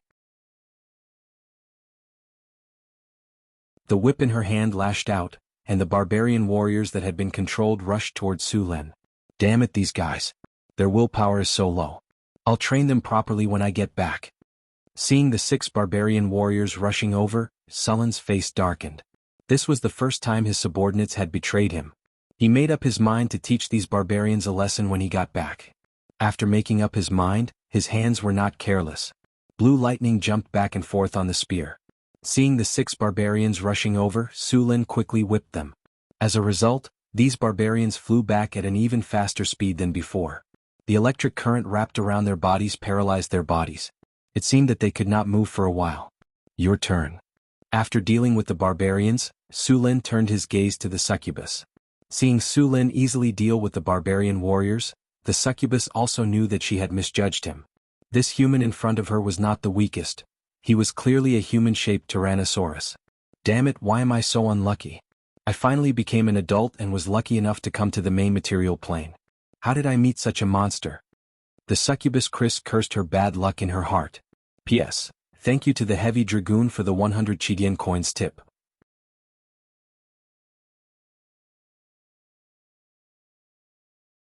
Chapter 63. Succubi weren't very strong. They didn't like to fight head-on, but that didn't mean they didn't know how to fight. After seeing that her subordinates were all subdued, the succubi had to do it herself. The whip covered in barbs whipped towards Sulin. Every succubi was a master of whips and was proficient in the art of binding. However, she met Sulin. This time she kicked an iron plate. The long spear in his hand easily deflected the succubi's whip. Then with a sweep, the succubi flapped her wings and dodged quickly. Even though the succubi dodged quickly, she was still grazed by the lightning on the long spear. The lightning flashed and the succubi's arm was slightly numb. Then it returned to normal. In that short moment of contact, Chris clearly knew that she was no match for him, so she already had plans to escape. She swung her whip and prepared to cast an advanced teleportation spell to escape. As soon as the energy gathered, Sulin sensed it. Without even thinking about it, he directly threw out a forbidden magic spell. The gathering energy was interrupted in an instant. Chris only felt that her body was covered by an invisible barrier, which directly cut off the energy link between her and the surroundings. The advanced teleportation spell was also interrupted. Forcibly interrupting a spell would cause a serious backlash. Although the succubi's spells came from their innate abilities, the backlash still made her brain hurt. Seeing that the succubi's spell was interrupted, Sulin didn't slow down. He appeared beside her in an instant and swept his long spear, knocking her down from the air. The lightning on the long spear instantly made her lose her ability to resist. Don't kill me. I surrender. Chris immediately begged for mercy after being hit. She looked at Sulin with pitiful eyes and her body also posed seductively. Obviously, the succubi was very good at using her advantages. Sulin didn't continue. He originally planned to capture this succubi alive. He still wanted to study the abyssal demons in depth and understand their weaknesses. You can surrender, but how can I be sure that you won't betray me? You demons don't have much credibility. Sulin rubbed his chin with one hand and played with the long spear with the other. The long spear in his hand faintly swept around her body. Master, I can sign a contract with you. As long as you sign the contract, you won't have to worry about betrayal. She already knew that Sulin wasn't a wizard, so it wouldn't be easy to sign a contract with him. Signing a contract, huh? That's not a bad idea. The problem is, I'm not a wizard and I can't find any wizards here. Crazy sighed in relief when she heard that Sulin couldn't find any wizards. Succubi are also weak and useless. Since we can't find the wizard, we might as well kill him. Sulin shook his head and raised his spear. Master, don't kill me. I will be loyal to you and will never betray you. I can dance and warm your bed. Please. Feeling the cold air, Chris was so scared that her soul almost left her body. She hurriedly begged for mercy. Loyal? Sulin laughed in his heart. He would be a fool to believe the demon's promise. His goal was to make the succubus join his team willingly for the time being. Ding. Succubus Chris has requested to join your team. Do you accept? A familiar notification sounded in his ears. Accept. After Su-Lin agreed, Chris was added to his system. He opened Chris's attributes and saw her loyalty value. It was a pitiful 55. Such a low loyalty value meant that Chris could betray him at any time. However, Su-Lin didn't want to give her the chance. Succubus Chris looked at Su-Lin pitifully. She no longer looked as seductive as before. Chris felt that she was too unlucky. As a succubus who had just reached adulthood, she was planning to charm a few dumb vrocks to become her subordinates. However, when she went out, she sensed that someone was summoning a demon with a summoning spell. She happened to be summoned over. Originally, coming to the material plane wasn't bad. At least it was more interesting than being surrounded by lava, poisonous gas, and all sorts of demons that only knew how to destroy things. However, just as she was excitedly coming to the material plane, she was taught a lesson by a human and now she was his captive. But I won't give up. With my charm, I will make him submit to my whip. After confirming that Chris had joined his team, Su-Lin moved his spear away. Su-Lin was quite happy that Chris had joined his team. Today's battle had made him realize the barbarian's weakness. He was going to give the barbarians special training, and Chris would be their instructor. Of course, other than that, Chris would also be the Lord's personal maid. As a noble with real power in his own territory, how could he not have a personal maid? Now that he had Chris, it was much better. As for Su-Lin saying that Chris was beautiful, that was something he would never admit. Am I, Su-Lin, such a shallow person? Yes, I am such a shallow person. After Chris joined the team, Su-Lin took out the self-created hero template that he had obtained from killing the raging wind tiger. This was the reason why Su-Lin dared to accept the succubus without signing a contract. The self-created hero template could allow a normal person in the same faction to become a hero with their own characteristics and skills. This item had no effect on the original hero, but it had one effect, which was that the loyalty of the hero would be locked at 100 after using the self-created hero template. In other words, as long as Su-Lin gave this item to Chris, she would not be able to betray him for the rest of her life. The self-created hero template was a ball of light the size of a fist. The ball of light was as light as a feather, but it attracted everyone's attention as soon as it appeared. Come here. Su-Lin glanced at the succubus and said. Chris hesitated for a moment, but in the end she walked over obediently. Su-Lin tapped on the ball of light lightly and chose to use it on the succubus Chris. The ball of light suddenly shattered into countless stars and instantly enveloped the succubus Chris. Ding, you have used self-created hero template on the succubus Chris. Self-created hero template has activated hero character trait, talent. Horsemanship, hidden weapon, throwing, sword, spear, archery, charm, valor, regeneration, calm, recovery. Su-Lin chose charm without hesitation. How could a succubus be called a succubus if she did not choose charm? Target has been detected to have charm talent. Charm talent fusion has been upgraded to advanced charm. Hearing the system notification, Su-Lin secretly sighed in relief. It seemed that his guess was right. Next he chose a skill. There were also many skills to choose from. Su-Lin chose summoning.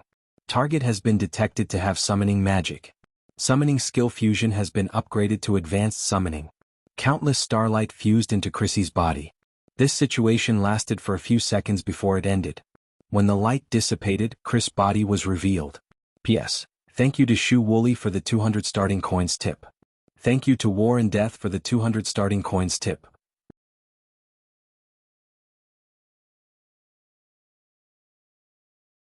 Chapter 64. Master. Chris's sweet voice rang in his ears. Just her voice alone made him feel as if his heart was being scratched by a cat's claws. How do you feel? Su-Lin asked with a smile as he looked at the increasingly beautiful Chris in front of him. Thank you for your gift, Master. Chris feels as if she has been reborn. Chris bowed to Su-Lin. Her body formed a sexy and seductive curve, which made Su-Lin envious. Sensing Su-Lin's burning gaze, Chris couldn't help but smile. Then she adjusted her body to make it even more attractive. Okay, get up. Su-Lin suppressed the fire in his heart and took out a spare set of clothes for Chris to change into. This little vixen's every move was very seductive. If she wore such skimpy clothes again, Su-Lin was worried that he wouldn't be able to control himself. Now that she had become his exclusive property, she naturally couldn't wear such skimpy clothes. Of course, this was an exception when they were alone. Yes, Master. Chris took the clothes from Su-Lin and put them on. After becoming a hero, Chris had transformed into a human. The small horns on her head and the wings on her back had disappeared. She looked exactly like a human. Compared to before, Chris had become even more beautiful. The seductive feeling on her beautiful face had disappeared. Instead, it was replaced by a strange charm. Her facial features were exquisite, her brows were picturesque, her eyes were dark red, her skin was white, and her black hair hung down to her waist. Just looking at her made one's heart flutter. The loose robe on her body still couldn't cover Chris's curvaceous figure. The loose robe was very loose and looked like old pajamas on her body. However, Chris found a ribbon and tied it around her waist. All of a sudden, the originally large and ugly robe became beautiful. The astonishing curve of the upper part of the robe was already enough to make people envious. When it reached the waist, it suddenly became slender. The beautiful curve below the waist, the slender legs, and the entire figure were vividly outlined. Her slender waist had a kind of amazing beauty. At a glance, Su Lun immediately thought of a kind of creature, a snake. This was a real water snake waist. After putting on the robe, Chris stretched her arms behind her back. Her chest rose to an amazing angle. Then she used both hands to lift up her beautiful black hair. Her every move was naturally seductive. "Master, I'm done." Chris found a rope and tied her hair. Then she tilted her head and said, "Then remove your charm." Su Lin came back to his senses and pointed at the barbarian warriors who were still lying on the ground. The barbarian warriors finally recovered after the charm spell was removed. However, their faces were as red as pig's liver, clearly feeling that they couldn't lift their heads after being controlled by Crazy's charm spell. Ding! Congratulations to the host for successfully subduing the succubus, Chris, and obtaining the first self-created hero. The host is rewarded with Charm +2 and a silver treasure chest. Su Lin opened the system panel. There was a hero in his panel. There were 3 names listed. The first was Johnson, the second was Boulder, and the third was Chris. He clicked on Chris's name. Chris's attribute panel appeared in front of him. Name, Chris, adult, race, succubus, abyss demon, high demon, rank, elite succubus strength, 16 agility, 21 spirit, 25 vitality, 20 charm, 28 succubi are born with a beautiful appearance. Their charm is amazing. Not only is it effective on the opposite sex, they have amazing charm and can easily gain the favor of others. Negotiation +5, command, 50 characteristics, talent high charm, tenacity, minor damage reduction, 10 and below damage, night vision 20 meters, resistance to poison, acid, ice and fire 15, magic resistance 20, telepathy 30 meters.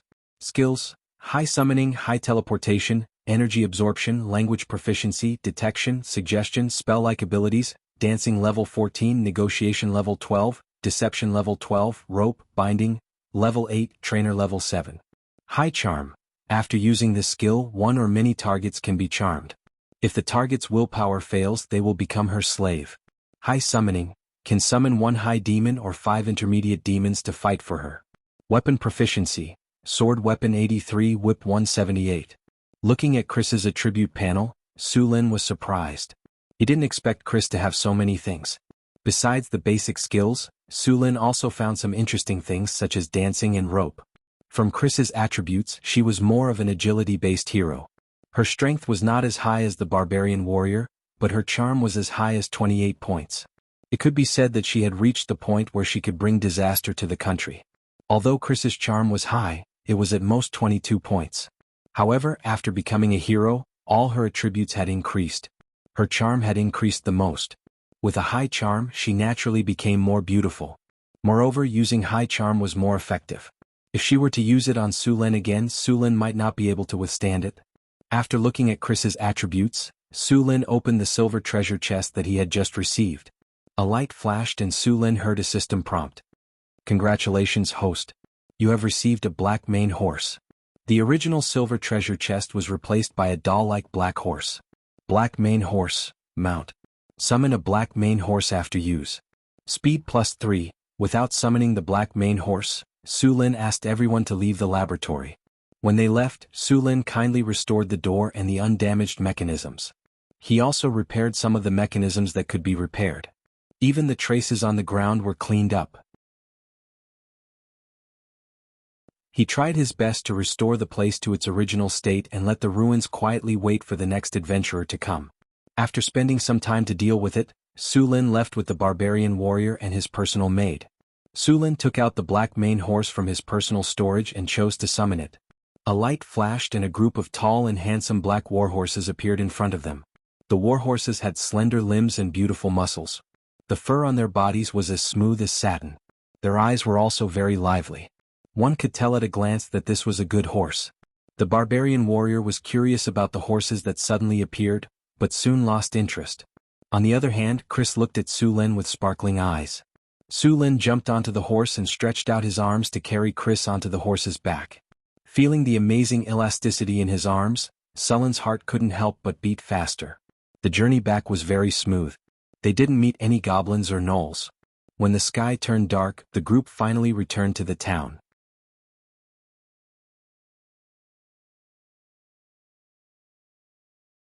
Chapter 65.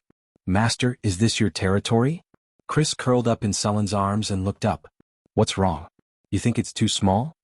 Su Lin looked at the town he built and felt proud. Not bad, Chris praised. For a succubus who had long reached the pinnacle of observing people's expressions, she knew how to please her master. Master, your most loyal servant welcomes you back. Just then a goblin ran over and knelt down. It was the goblin floor. Master, the sugar beet seeds have all been planted. Baron, give him the sugar beet seeds we collected this time. Su Lin asked Baron to give him the sugar beet seeds. The sugar beet planting area had been expanding recently. With the technology to extract sugar, it had become an important resource in the territory. It was a quiet night. 15,000 words omitted. When he woke up the next day it was already noon. When he got up, Chris was still resting. Last night's battle was a bit fierce. Although the succubus was fearless in bed, Chris was just an adult. She was no match for Su Lin, who had watched countless movies and had no idea what to do in terms of theoretical knowledge or physical strength. Of course, Chris's growth was fast. After all, she was talented. Master, you're awake. Sullen's movement woke Chris up. The succubus laid on Sullen's back and hugged his neck. He felt a pair of soft hands on his back. The sun is up. It's time to get up. Su Lin patted Chris's smooth, jade-like skin. Chris got into her role very quickly. She helped Su Lin put on his clothes. It had been 10 years since Su Lin came to this world. It was the first time he enjoyed the treatment of a noble. Chris even helped him wash his face and brush his teeth. She even tried a facial cleanser when he washed his face. He had to admit that after using the facial cleanser, his skin was smoother and fairer. Under Chris's help, he put on his clothes, washed up, and went to the dining hall for breakfast. Breakfast was oatmeal, eggs, and white bread. It was called eggs, but it was actually water bird eggs. There were too many water birds in the reeds and many eggs were laid every day. Breakfast was prepared by a barbarian ant. It was said that she was the best cook in the territory. Although Chris was a succubus, she was completely different from other abyss demons. In the abyss, succubi were one of the few demons with excellent intelligence. Normal demons, even if they reached the legendary level like the demon warlord, would still be reckless and not use their brains. Only after becoming a demon lord would they increase their intelligence. Succubi were the rare demons who liked to use schemes. They were very similar to devils. Su Lin directly handed over many things in the territory to Chris.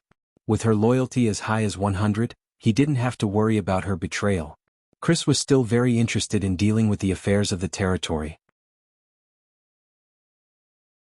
Su Lin was now tired of all kinds of trivial matters in the territory every day, so he just let Chris take care of them.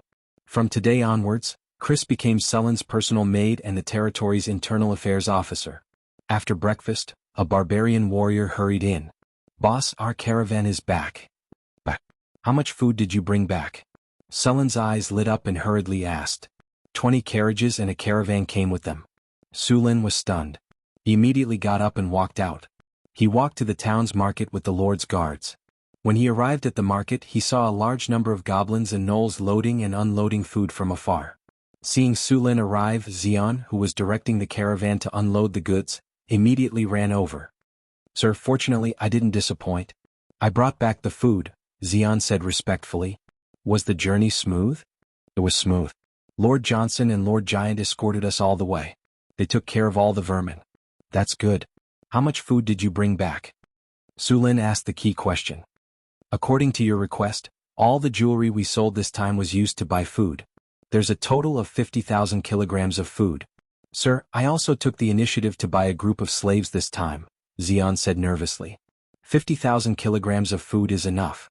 As for the slaves, they're used to supplement the territory's population. Sulin didn't care about the slaves.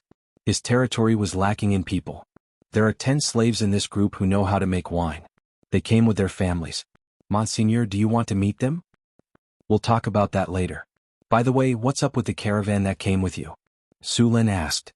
That caravan belongs to the Skylark Chamber of Commerce. The goods I bought this time are from them. They heard that you, Monseigneur, have successfully developed a territory in the wastelands, so they came with us. They want to cooperate with us. Xian pointed at the caravan not far away and introduced it. Su Luan nodded. He had heard of the Skylark Chamber of Commerce. It was one of Count Jacob's businesses, and the emblem of the Jacob family was a skylark. Count Jacob also had a fief in the Northlands and was considered a count with real power. Since they want to do business with us, let's meet them. Su Lin nodded. Soon, Xian came over with a middle-aged man in his 40s. Good day, Sir Su Lin. The middle-aged man bowed to Su Lin. Good day. Are you the representative of the Skylark Chamber of Commerce? Su Lin asked with a smile. Yes, Sir Su Lin. I am the representative of the Skylark Chamber of Commerce, Robert, the merchant said respectfully. Your warriors are very brave and powerful. Of course. They are the best warriors. Su Lin brought Robert to a meeting room in the market. A servant brought them tea. What business does the Skylark Chamber of Commerce want to do with us? I heard that your territory produces fine iron weapons, so I want to buy some. Of course, if you need anything, you can also order from us. The Skylark Chamber of Commerce has trading stations all over the Kingdom of Florence. We can provide you with all kinds of goods, Robert said respectfully. You want to buy weapons? Sure, someone will discuss the price and style with you later. Su Luan nodded and agreed to trade with them. Thank you very much for your generosity. We have prepared 2 carts of food as a gift for you. Please accept it. Robert's attitude was very humble. It seemed that he had seen the strength of Johnson and his barbarian warriors on the way here. Your Excellency Su Luan, our caravan has brought other goods this time. Is there anything you need? Make a list of your goods and send it to me. If I need it, I will send someone to buy it. Su Lin nodded. P.S. Thank you to 9 Sniper SSR, The Unknown World, People Who Don't Know, Tyrant Baby for the 100 Chidian coins. Thank you to Goodwill Lies for the 200 Chidian coins. Thank you to Heavy Dragon Rider for the 500 Chidian coins. Thank you to Desert Bandit for the 1000 Chidian coins.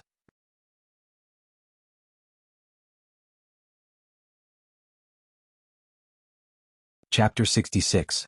Su Lin did not directly take out the white sugar to trade with the Skylark Chamber of Commerce. In his eyes, white sugar was a luxury item. White sugar was different from salt. It was fine even if ordinary people did not eat sugar, so sugar was basically prepared for the nobles. Robert's caravan brought a variety of daily necessities. In addition to a small amount of food, there were also wine, tea, and so on. Their arrival solved many problems in the territory. When Su Lin came to develop the territory, he had limited funds, so he only bought the most important materials and did not bring anything else. The simplest example was clothes. The wilderness did not produce clothes, so when the clothes were damaged, many people wore leather clothes. These things were hard and smelly, uncomfortable to wear, and smelled bad. Before Robert came here, he deliberately learned about the situation in Sulin's territory from Xian. Then he prepared the goods, which were naturally very popular. Poor Su Lin had already run out of money for the first few purchases, so he could only barter to buy Robert's goods. Fortunately, the blacksmith had made a lot of armor and weapons during this time, so he could trade with Robert. Robert was very curious about Northgard Castle. It was a small town about 300 miles away from Blackstone City. From what he could remember, there weren't many territories that could survive for more than 3 months in the wasteland. The few that could survive for 3 months and finally gain a foothold in the wasteland were all heavily in debt. Every year they would need a large amount of money. After all, maintaining a regular army of more than 1,000 people in the wasteland was just too expensive. But Northgard Castle was different. After arriving here, Robert's first impression was that it was clean and orderly. Yes, it was clean and orderly. Even in the royal city of Florence, except for the noble district and the wealthy district, it was common for people to urinate and defecate everywhere. The streets in the city were also muddy, and no one knew when human excrement would fall from the sky. The town was unexpectedly clean. The streets were neat and tidy, and the roads were paved with stones. Some places were even paved with stone slabs. There was no garbage on the streets, and the pedestrians did not throw away their garbage. Even the goblin slaves and gnoll slaves did the same. Later he learned that this was the request of Lord Sulen, and those who violated the rules would be severely punished. They would have to clean the streets and toilets under the supervision of others with shackles. There were also those who were caught urinating and defecating everywhere. Not only would they have to pay fines and do hard labor, but they would also be hung up and beaten. Those who refused to change their ways would also have their tools confiscated. There was a bathroom at the corner of every street. Everyone had to go to the bathroom to relieve themselves. In addition to being clean and tidy, there were many rules here. For example, the road was divided into two in the middle, and everyone had to walk on the right side. Although the whole town didn't look big, it was orderly. Several roads divided the town into several parts, and all the houses were of the same style. Although it didn't look good, it looked very neat. Some of these houses were already occupied, but most of them were still empty. Although each house was not big, with only 3 rooms, the layout was very reasonable. The houses facing the street were all 2-story attics. These houses should be shops. There were also drainage ditches on both sides of the town's roads, and there were also special sewers inside the houses. There were more people living in the south of the town, and the other places were very empty. Many of the open spaces were built with fences, which looked like reserved places. No one was allowed to get close to the town's barracks, and the Lord's mansion was also prohibited from getting close. However, the square was free to come and go. Compared to other towns and cities, not only were there fewer residents, but the number of soldiers was also shockingly small. For a pioneer town like this to establish itself in the wilderness, it would need at least 800 soldiers. But what about this town? There were only less than 100 barbarian warriors. Even if these barbarian warriors were strong, there were too few of them. In a large-scale battle, the barbarians could be drowned by the sea of soldiers. But even now, this town was still alive and well. This made people think that they had some kind of trump card.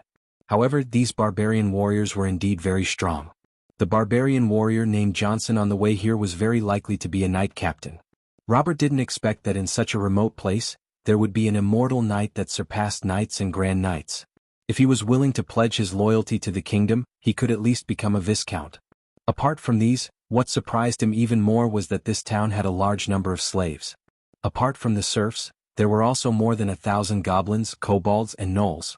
The number of slaves was already several times the population of the town, but none of them had escaped. There were very few free people here, and most of them were the Lord's slaves. However, the slaves here were completely different from those in other cities. In other places, the slaves were not very enthusiastic about their work. Most of the time they had to be whipped by supervisors. However, the slaves here were very enthusiastic and didn't need to be whipped at all. After discovering this, Robert was very surprised. After asking some people, he found out that the Lord of Sulin had promised that as long as the slave worked hard for the territory for 5 years, he would pardon the slave and let him become a free person. Robert was stunned when he heard the news. After all, the slaves were his personal property. Wasn't it enough to make the slaves work hard with the whip of the supervisor? Why did he want to release the slaves? Did he think that he had too much money? Robert couldn't understand this at all. They even established a contribution system for the slaves. They could earn points by working hard every day, or by joining the army and participating in battles. Only when the points were enough would the slaves be set free.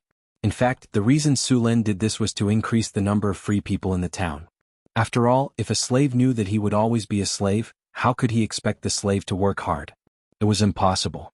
Sulen used this method to successfully motivate the slaves. Even if the slaves became free people 5 years later, they would still have nothing. They would have to continue working for Sulen in order to get paid. It was just a more subtle way of exploitation. Aside from these, what Robert was most curious about was the city's workshops. There was a blacksmith shop by the river outside the city. It was a place where weapons and equipment were produced. However, when Robert wanted to enter, he was stopped by someone. There were a few other places like this. One of them was a workshop next to the Lord's castle. It was also guarded by barbarian warriors.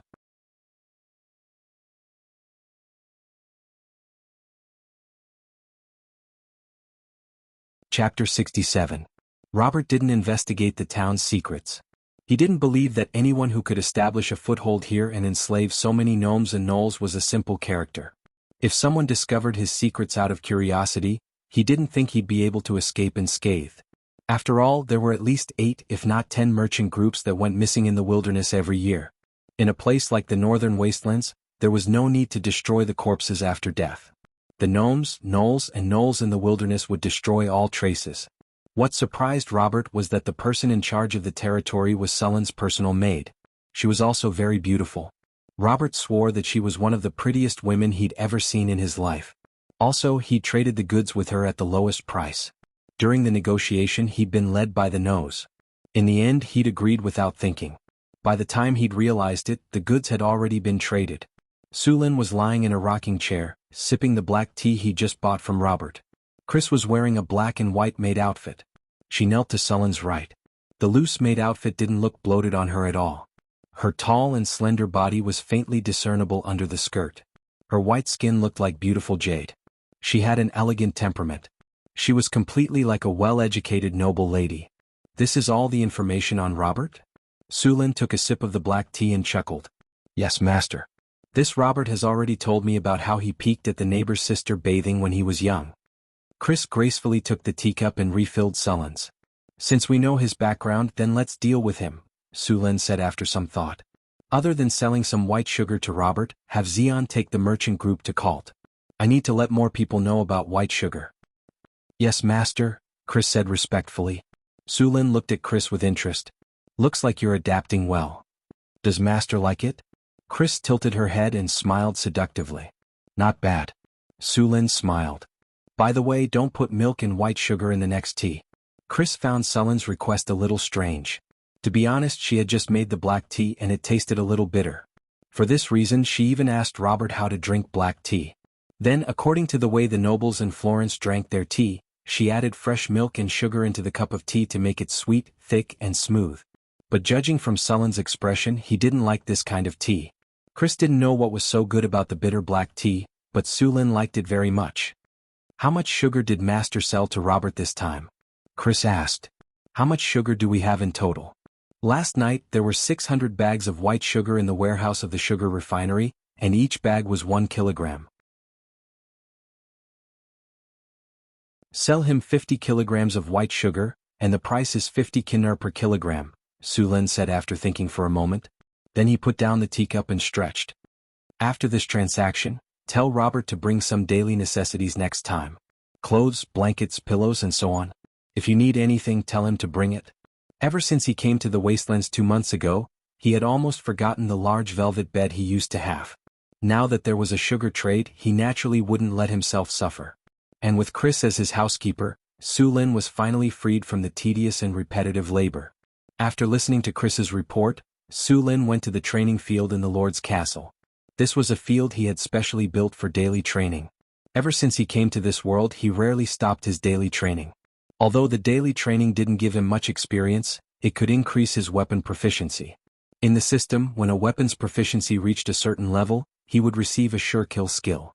These sure kill skills were very powerful, and unlike skills that consumed magic, they could be used with just a bit of stamina. Sullen's weapon of highest proficiency was the spear, followed by the longsword. He only touched on the other weapons slightly. After all, his energy and time were limited, and it was impossible to raise the proficiency of all weapons.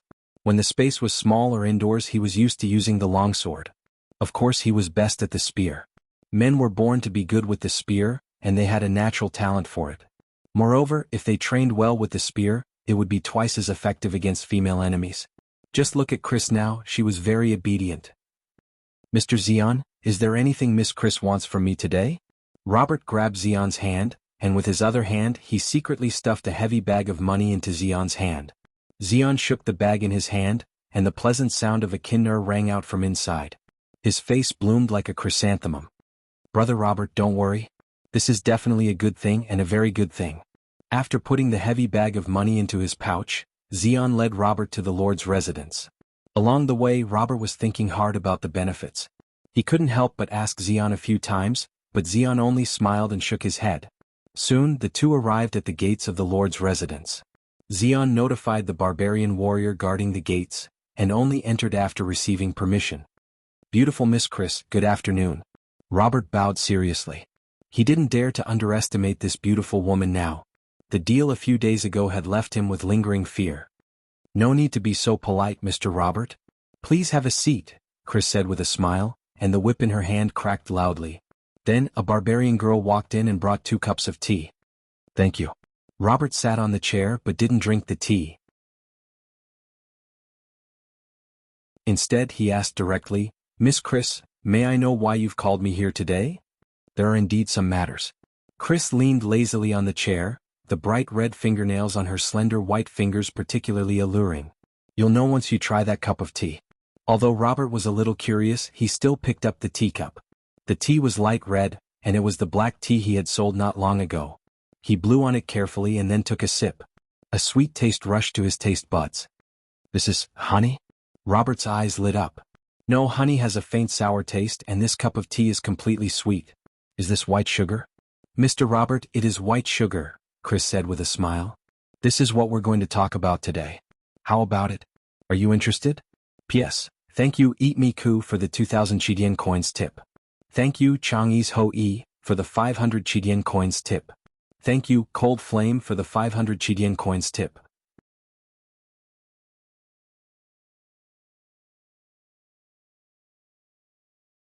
Chapter 68. You have white sugar here? Robert asked in surprise. Of course. Chrissy nodded. Didn't you drink it just now? Robert looked at Chris in surprise. This pioneering territory deep in the wilderness actually had white sugar. One had to know that there weren't many places in the Kingdom of Florence that produced brown sugar, and white sugar was even rarer. Now this small town with less than 1,000 people actually produced white sugar. Robert quickly regained his composure. He realized that he was going to be lucky this time. After sorting out his emotions, Robert continued, Then Miss Chrissy, how do you plan to trade for the white sugar? Tell me what you think first. Chrissy played with the leather whip in her hand without looking up. We are willing to buy all the white sugar in your territory. We can even sign a contract. From now on, we are willing to buy all the white sugar in Sir Sullen's territory at a high price. At the same time, we will give you a 20% discount on all the resources you need, Robert said. All white sugar? Robert, your Skylark Merchant Guild is quite greedy. Chrissy shook her head. You want to monopolize the white sugar trade? You better give up on that idea. Robert wasn't surprised. As long as one wasn't an idiot, they wouldn't let a merchant guild monopolize all the white sugar. He still felt a little regretful. How much white sugar can you sell us? We will be selling 50 pounds of white sugar this time. The price for each pound is 50 kinner, Chrissy said with a smile. 50 pounds of white sugar? Robert was shocked. 50 pounds wasn't a lot, but Cult City only produced about 60 to 70 pounds of white sugar a year. Now it had doubled. No, 50 pounds is too little and the price is too high. You should know that the price of white sugar in Cult City is 30 kinner. If we follow this price, we won't be able to earn a single copper. We'll lose money. Robert shook his head. Mr. Robert, do you think I don't know the price of white sugar? Crazy glanced at him and continued, 30 kinner is indeed the market price, but that's the price of white sugar. You should know how much white sugar is distributed, right? 15 caddies a year. That's all the nobles and Callant get. What's the price of the rest of the white sugar? Because the production of white sugar was very low, half of the production of white sugar in the Kingdom of Florence was directly distributed to the nobles. Every noble had a fixed share of the white sugar, and the price of the white sugar was also fixed. There were more than 100 nobles in Callant City. With so many nobles sharing the 15 kilograms of sugar, each person would not even get half a kilogram. This amount was naturally not enough. However, if he wanted more white sugar, he would have to go to the market to buy white sugar. Of course, the price of white sugar in the market was much higher. The lowest price would be doubled. Moreover, the supply did not meet the demand. Besides, do you think we will lack partners? As long as we release the news of the sugar, those chambers of commerce will definitely flock to us, so we need to know where we stand. The white sugar trade had just begun in Northtown Castle. Xion also brought a caravan to Callant City. The development of the territory required a lot of resources and people, and Sulin planned to rely on the white sugar trade. In fact, only with a stable trade could a territory develop. For example, Sullen's territory. If there was a trade, more caravans would come to do business. If the caravans wanted to come to Northtown Castle, they would have to pass through the dangerous wilderness, so they had to hire guards. In this way, each caravan would have at least 100 people. The arrival of these people also increased the consumption of the locals. Soon, all kinds of hotels and taverns would appear in the town. The prosperity of the economy would attract more people. If they wanted to develop here, they would have to buy a property. The houses and land that Sulen built would also become popular. The arrival of these people would also provide a lot of tax revenue for the territory. In this way, Sulen's territory would form a virtuous cycle. Only then could the territory be considered a success. At noon, the people who had been busy all morning were resting. The women and children had already prepared a sumptuous lunch. The barbarian women were not very good at cooking. They were best at stewing. They put all kinds of meat and other food into a big pot, added water and salt, and then simmered until it was ready. The most common food in the territory was potatoes. Fortunately, it was potatoes. Otherwise, with the barbarian women's cooking, the food they made would be a disaster. Potatoes stewed with fish, potatoes stewed with beef, potatoes stewed with lamb, and so on. The barbarian warriors did not have high requirements for food. As for the goblins, kobolds, and gnolls, they were lucky to be able to eat as slaves. Sulen really missed the various delicacies of his past life. After 2 days of rain, the territory became muddy. The 2 days of autumn rain brought a slight chill. Under the Lord's orders, the serfs were seizing the time to farm. The Lord's promise gave the serfs hope again. As the poor people of this era, their requirements were actually very low.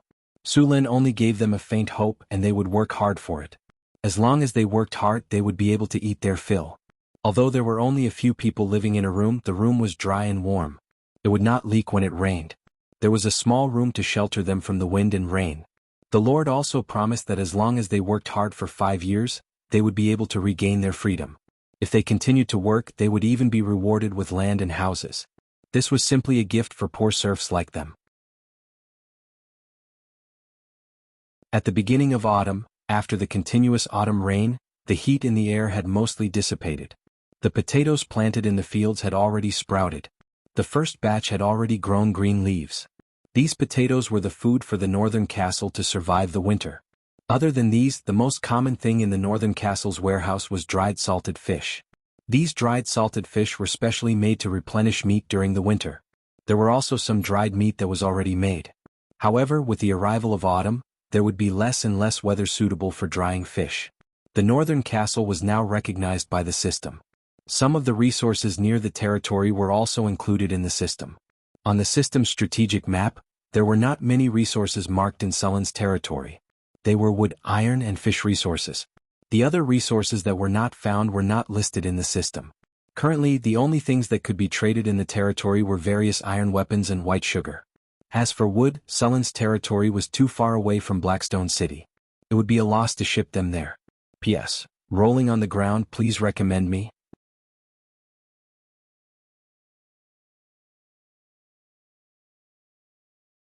Chapter 69. In the smithy, a dozen blacksmith apprentices were forging ironware. There were now 2 blacksmiths in the smithy, and they were currently forging a batch of half-body armor. These half-body armor would also be sold as supplies. Other than sugar, these were the most profitable goods in the territory. Robert's caravan had brought 20 half-body armors and 40 battle axes. Similarly, the furs accumulated in the territory were also given to them to be sold. There were also some special furs among these furs, the furs of gnolls. The merchants of this era were definitely filthy. In any case, Sulen couldn't accept the furs of gnolls, but in Robert's opinion, the furs of gnolls were the easiest to get rid of. These furs were very popular in the black market. The height of the gnolls made them easy to make into leather coats, and the fact that they came from a humanoid creature made it even easier to process them. As for the fact that these furs came from a humanoid creature, no one cared at all.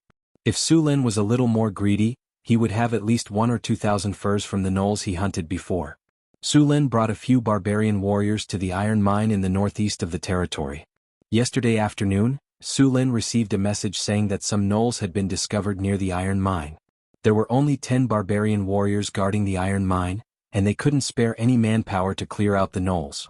Although the addition of the bear tribe had doubled the number of barbarian warriors, as the territory developed, there was still a shortage of manpower.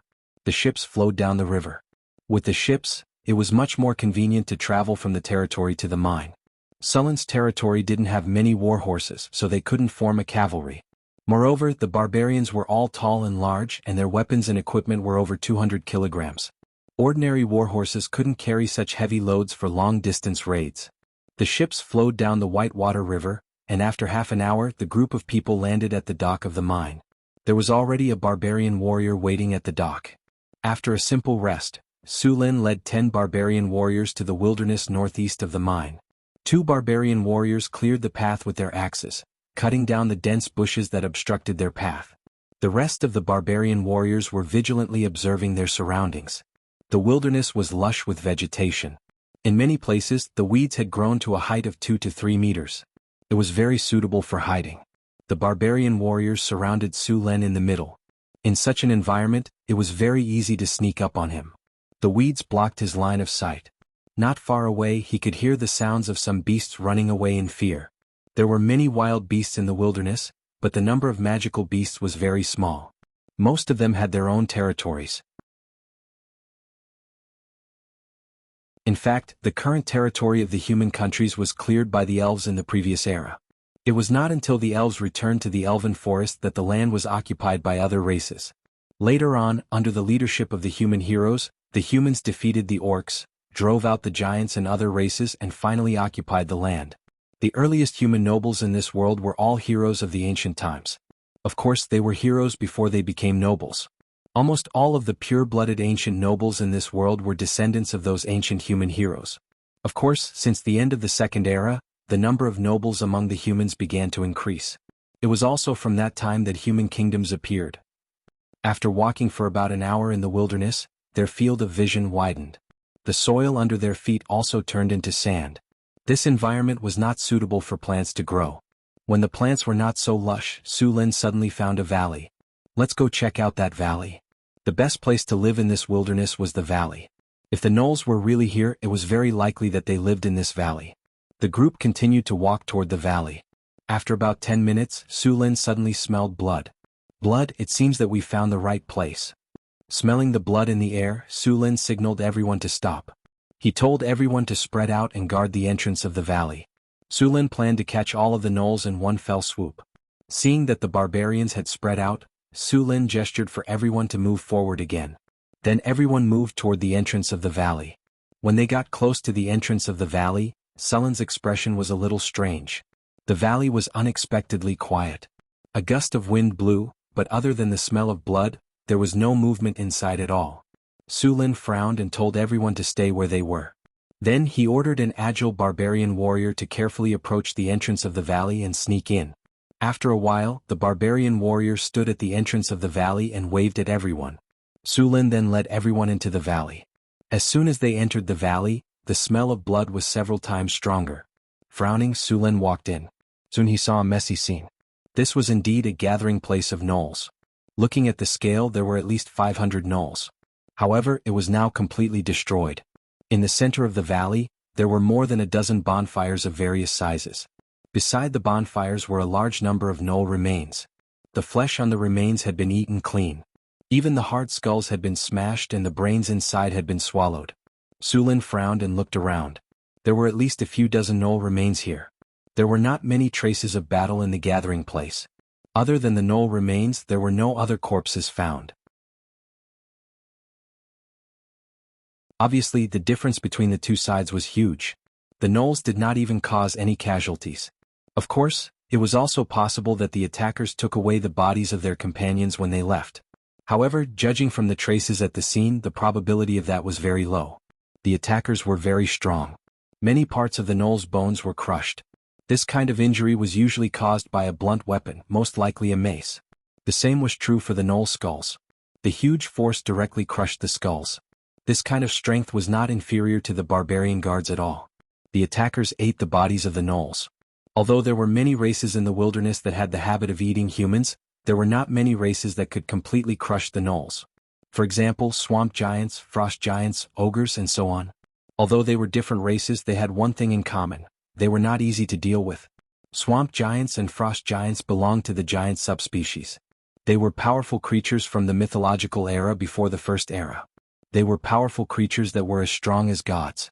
However, after the mythological era ended, the powerful giants disappeared. Most of the giant subspecies only inherited their thin bloodline. Although they only inherited a thin bloodline, they were still very strong. Group number 8776558894, welcome to chat. Also, please recommend me. Important things need to be said 3 times. P.S. Thank you to Chang's Ho E for the 100 Qidian coins reward. Thank you to Guyu for the 200 Qidian coins reward.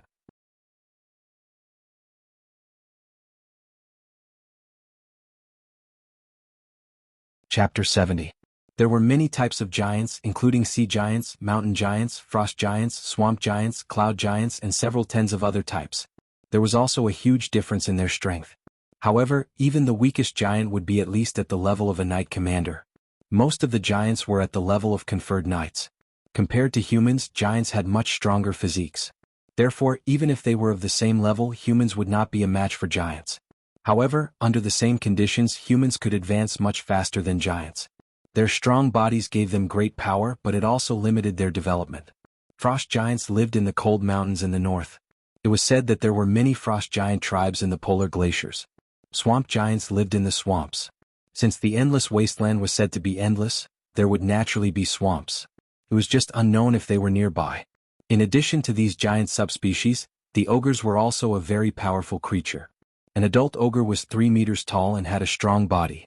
Its weight could reach 150 kilograms. This creature was very powerful, and its strength was not inferior to the giants. Ogres also lived in tribes. Ogres were also an intelligent race. Although their intelligence was very low, different ogre tribes had their own legacies. They knew how to forge weapons, make armor, and tame wild beasts. They would also capture other intelligent creatures as slaves. An ogre tribe in the wilderness would usually enslave a large number of goblins, kobolds, and gnolls as slaves. They would make them mine ores, forge weapons, and so on. When there was a shortage of food, they would serve as food reserves. Although most ogres had low intelligence, ogre mages would often appear in ogre tribes. Ogre mages were very intelligent. They were usually the rulers of ogre tribes. Moreover, there was a very low chance of two-headed ogres appearing among the ogres. Two-headed ogres were even more powerful. They were even born with the ability to cast spells. Every two-headed ogre that grew up would be a powerful spellcaster. After a detailed search of the valley, Su Lin finally found a few clear footprints near the water. The footprints were very large and they were left by bare feet. The shape of the feet was similar to that of a human's, perhaps 2 or 3 times larger than a human's. In his mind he could roughly guess what had happened here. One night, a gnoll tribe living there was suddenly attacked by a group of powerful monsters. The gnolls resisted, but their resistance was defeated after a long time. Facing the attack of hundreds of gnolls, the group of attackers had almost no casualties. After defeating these gnolls, the attackers did not leave. Instead, they held a gnoll barbecue party in the valley. They barbecued and ate all the dead and injured gnolls. After killing the gnolls, the attackers did not stay for long. Instead, they escorted a large number of gnoll captives out of the valley. As for where they went, Su Lin did not know for the time being. However, such a group of powerful attackers was a great threat to Sulin's territory. This valley was not too far away from Sulin's territory. The straight line distance was at most 50 or 60 kilometers. The distance was too close. Just like the ice Quetzalcoatlus, their range was at most 300 kilometers. The monsters that attacked the Jackalens needed to occupy at least 50 kilometers of land to ensure an adequate supply of food. Judging from the scene, these attackers were carnivores. In other words, once they lived here, Sulin's territory would be the biggest threat, so Su Lin had to get rid of this group of attackers. Su Lin released all the barbarian warriors to look for clues. These barbarian warriors were very powerful. Even if they encountered the monsters that attacked the Jackalens, they would not be in danger for a while. Even if they were besieged, they would be able to hold on until Su Lin arrived. After scattering to look for clues, Su Lin sat at the entrance of the valley and waited. Soon, about 10 minutes later, a barbarian warrior found some clues. After all, these attackers left with hundreds of Jackallen captives. With so many people, they must have left a lot of clues. When all the barbarian warriors returned, Su Lin followed them to look for clues. The place where the clues were found was not far from the valley. It was located in the south of the valley. When the group arrived, they found many footprints here. The direction of the footprints was south. The group did not delay and followed these footprints to the south. With hundreds of people walking, a new road was created, so Su Lin and the others moved very quickly. After walking along this road for about half an hour, Su Lin suddenly found a flag. It was made of a pair of stones about 1 meter tall. There was a wooden pole in the middle with a Jackallen skeleton on it. On the pile of stones below, there were also some sharp wooden stakes that pierced the skulls of other humanoid creatures. Seeing this symbol, Su Lin understood that it was a group of ogres who attacked the group of Jackalens. The pile of stones in front of him was a symbol of the barbarians. This meant that this was the territory of the ogres. They were the masters of this territory. If other races entered here, it would be trespassing on their territory. Just like how Su Lin would build beacon towers and stone signs at the border of his territory, the barbarians would also leave these in their territory. An ogre tribe. Su Lin rubbed his chin. It seemed that he could move his body again. Ogres were not friendly to most races. After all, they liked to eat all kinds of intelligent creatures. In their knowledge, there was no trade at all. If they needed something, they would just take it. In their knowledge, humans who entered their territory were food. Su Lin looked at the symbol.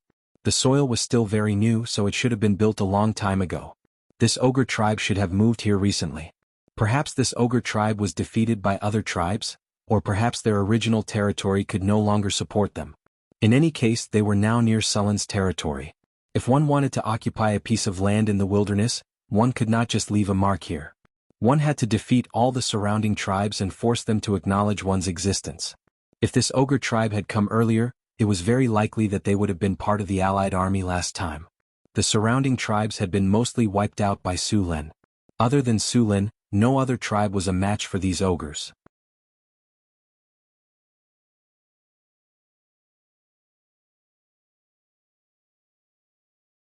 Chapter 71. There were many monsters in the wilderness. Even in the southern countries, goblins and kobolds could be found far away from the cities. The reproduction ability of goblins and kobolds was too strong. A pair of goblins could give birth to a dozen to 20 goblins in a year. It was the same for kobolds. It would take at least 20 years for a human warrior to grow up and become a qualified warrior. Of course, once the training was complete, a group of elite human soldiers could easily defeat goblins and kobolds that were 10 times their size. Humans had even less of an advantage against the ogres. Ogres ate meat from birth and grew much faster than humans. If it wasn't for the lack of food, the number of ogres would have multiplied by several times. It was also because of the small number of ogres that humans were able to drive them into the wilderness. Su Lin went around the flagpole and continued to advance towards the ogre camp. Since the ogres had captured a large number of gnolls as slaves, it meant that they would build a tribe here.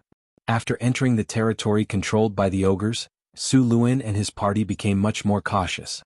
The ogres were not weak like the goblins, kobolds, or gnolls. A single adult ogre warrior could easily take care of a small group of human soldiers. According to human classification, an ogre was a knight. An adult ogre was more than 3 meters tall, wore armor, and wielded a giant mace. Although the mace looked ugly, it was very powerful. Even a knight's plate armor would be dented by the mace. Getting hit by the mace would be considered a light injury. The ogre warriors were even more powerful, and he didn't know how big the ogre tribe was. The land in the wilderness did not have an owner, but it was not easy to conquer it. Even Calent City took hundreds of years to expand its territory from a few dozen kilometers to the current northern provinces. Of course, this was because the Kingdom of Florence was at its peak at that time, and it could only achieve this with the power of the entire country. It had been over a century since the provinces of the Northlands had expanded outwards. Even so, monster attacks in the northern provinces were several times more than those in the southern provinces. The forests, mountains, lakes, and other monsters in the territory were like weeds. They would appear clean after a few months, but they would appear again. As they continued forward, more and more traces of ogres were discovered. Su Lin and the rest slowed down. They could encounter ogres at any time. Soon, Su Lin saw 2 ogres carrying mace and wearing crude armor walking towards them. The 2 ogres were about 3 meters tall and had yellow skin. They wore tattered fur and heavy armor on their shoulders, chests, and wrists. The armor was probably made by them. Due to their limited technology, they could only make it very thick. There was a foot-long iron spike on the armor. The mace in their hands weighed at least 50 kilograms. The surface of the mace was dark red, and there were even pieces of meat hanging from the spikes. The intelligence of an ogre wasn't high. An adult ogre's intelligence was about the same as a wolf's, but it would be a big mistake to treat them as idiots. These seemingly stupid creatures possessed powerful combat instincts. Even an experienced warrior would have to be extremely careful. Seeing the 2 ogres approach, Su Lin made a hand gesture. The group hid in the bushes at the side. Taking out the spear from his storage space, Su Lin slowly adjusted his posture. The other barbarian warriors also lowered their breathing and stared intently at the ogres walking towards them. The 2 ogres did not notice that there was much around them. They quickly walked to where Su Lin and the rest were lying in ambush. Su Lin, who had been waiting for a long time, moved and stabbed the spear in his hand. The sharp spear pierced through the back of the ogre's heart. The ugly armor on the ogre's body didn't provide any protection at all. The spear pierced through the gaps in the armor. A one-shot kill. The spear pierced through the heart and came out from the front. The ogre, who was over 100 kilograms, was pierced through like a stick of candied fruit. Large amounts of dark red blood spurted out from the wound. Sullen's spear swept horizontally. The heavy ogre's body was like a giant sandbag as it slammed into the other ogre that was about to charge over with its mace. Bam! The corpse of the ogre sent the other ogre flying. Its large body rolled a few meters on the ground. Before it could react, a giant axe came crashing down on its head. Smelly blood splattered. The ogre's ugly head spun and rolled to Sullen's feet. Stepping on the ogre's head, Su Lin shook his spear and shook off the blood on it. After the barbarian warriors dealt with the two ogre corpses, the group continued to explore the depths of the wilderness. Su Lin was prepared to find the ogre's camp and destroy it. He did not want to have a ticking time bomb near his territory. If he did not get rid of these ogres, he would not be able to sleep well. After dealing with the ogre corpses, Su Lin and the group continued forward. This time they did not take the path that the ogres had opened. Instead they took a detour. Not long after they walked, there was movement in front of them again. "It's the gnolls?" a barbarian warrior said in a low voice. Pushing aside the weeds, Su Lin quickly discovered the group of gnolls. It was a small group of gnolls. There were only a dozen of them. They had tamed 3 aardwolves and a dozen goblins and kobolds as slaves. The group of gnolls seemed to be in a difficult situation. There were no young gnolls in the group. All of them were adults. It was obvious that they had survived a battle. They were probably the ones who had lost. These gnolls were lucky to have escaped. Su Lin was not going to be polite with the experience points that were delivered to him. He gestured at the barbarians and the barbarians quietly crept forward. Charge! The barbarian warrior's figure appeared from the bushes. In an instant he crossed a dozen meters and swung the giant axe in his hand across the waist of the gnolls. The sharp battle axe cut through the muscles, broke the spine and split the gnolls in half.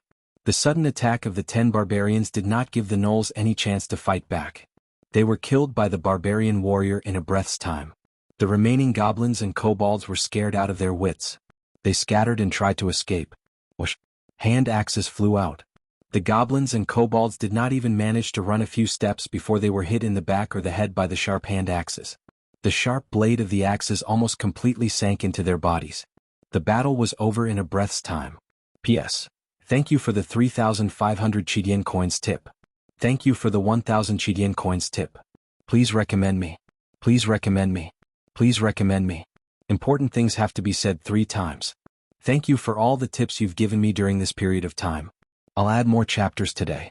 Omega.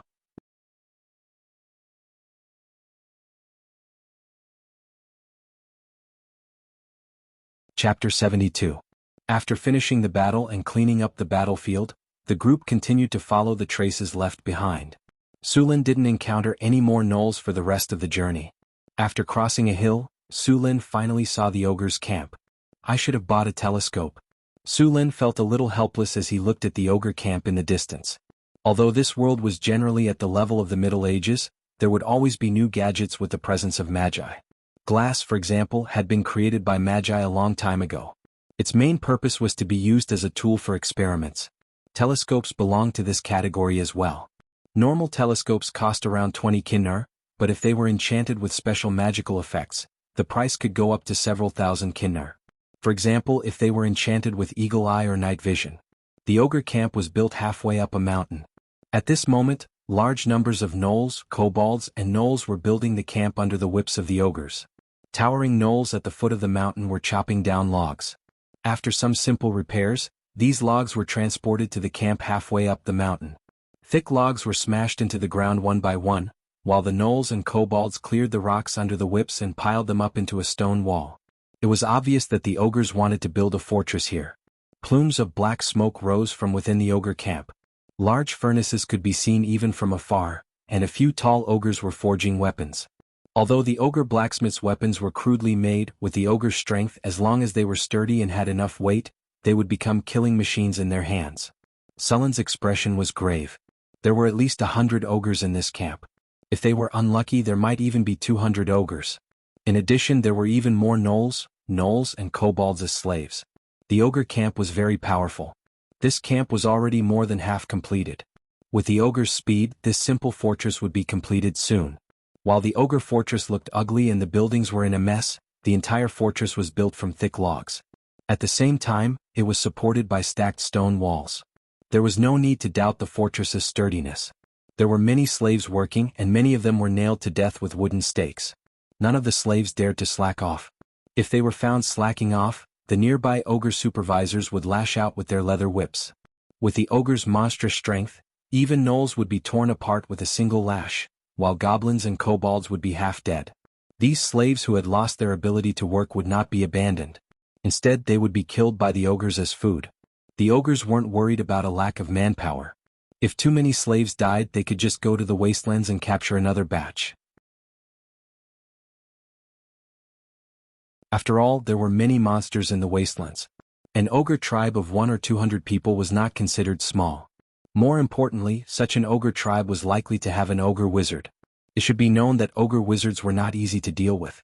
Unlike many spellcasters who had weak bodies, ogre wizards were completely proficient in both magic and martial arts. They had a tyrannical body while also possessing impressive spellcasting abilities. Although the spells that ogre shamans knew were limited, they could basically cast spells without chanting. They were much stronger than normal human spellcasters. Without special training, it was difficult for human spellcasters to master the technique of instantaneous spellcasting. Ogre shamans liked close combat. Other than being a wizard, they were also warriors who were proficient in close combat. Other than that, ogre shamans were also very intelligent. Normal ogres had an intelligence of around 5, which was even lower than wolves. However, ogre shamans were completely different. Their intelligence was usually above 16. You guys hide here. I'll take a closer look. Sulin looked around and left the barbarian guards here. He was going to take a closer look. Boss, you stay here. We'll go investigate. That's right, boss, let us go. As soon as Sulin finished speaking, the barbarian guards all objected. They were very clear about the power of the ogres. Although they had easily killed 2 ogres before, the ogres were not to be trifled with. Alright, all of you stay here. These ogres are nothing in my eyes. Sulin directly ordered. To be honest, if he went all out, it wasn't impossible for him to win against these ogres. However, this was not a game and monsters would not run away. If he couldn't clear out these ogres in one go, the wandering ogres would be a greater threat to his territory. After all, he couldn't always patrol his territory. Moreover, his territory was so big that there were bound to be areas that he couldn't take care of. Therefore, the best way was to kill all the ogres in one go. Sulin put away his spear and disappeared into the bushes. Although the ogres looked dumb, they were not slow. Moreover, ogre shamans could use bloodthirsty berserk. This berserk was even scarier than the barbarian berserk. Although the ogres would be weakened for a longer period of time after going berserk, very few people could survive it. With the help of the bushes, Sulin quickly made his way to a spot about 200 meters away from his feet. At this point, it would be difficult for Sulin to get closer.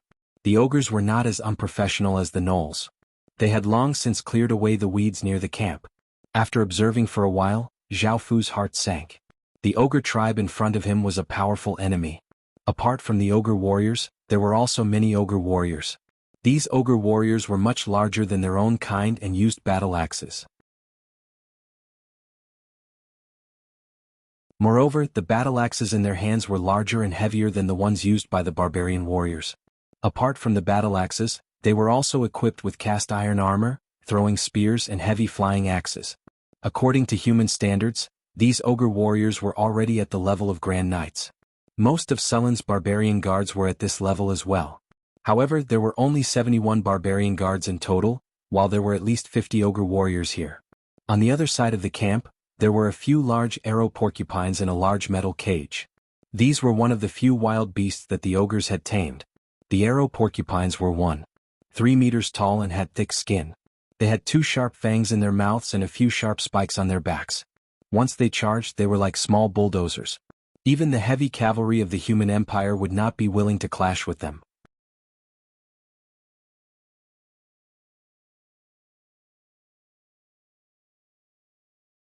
Chapter 73. Sulin circled around the camp at the foot of the hill. After figuring out the general situation of the ogres, Su Lin left quietly. When he returned to the hill, the barbarian warriors all came up to him. "Boss, are we ready to fight?" The barbarians around him touched their axes and asked eagerly. Bang!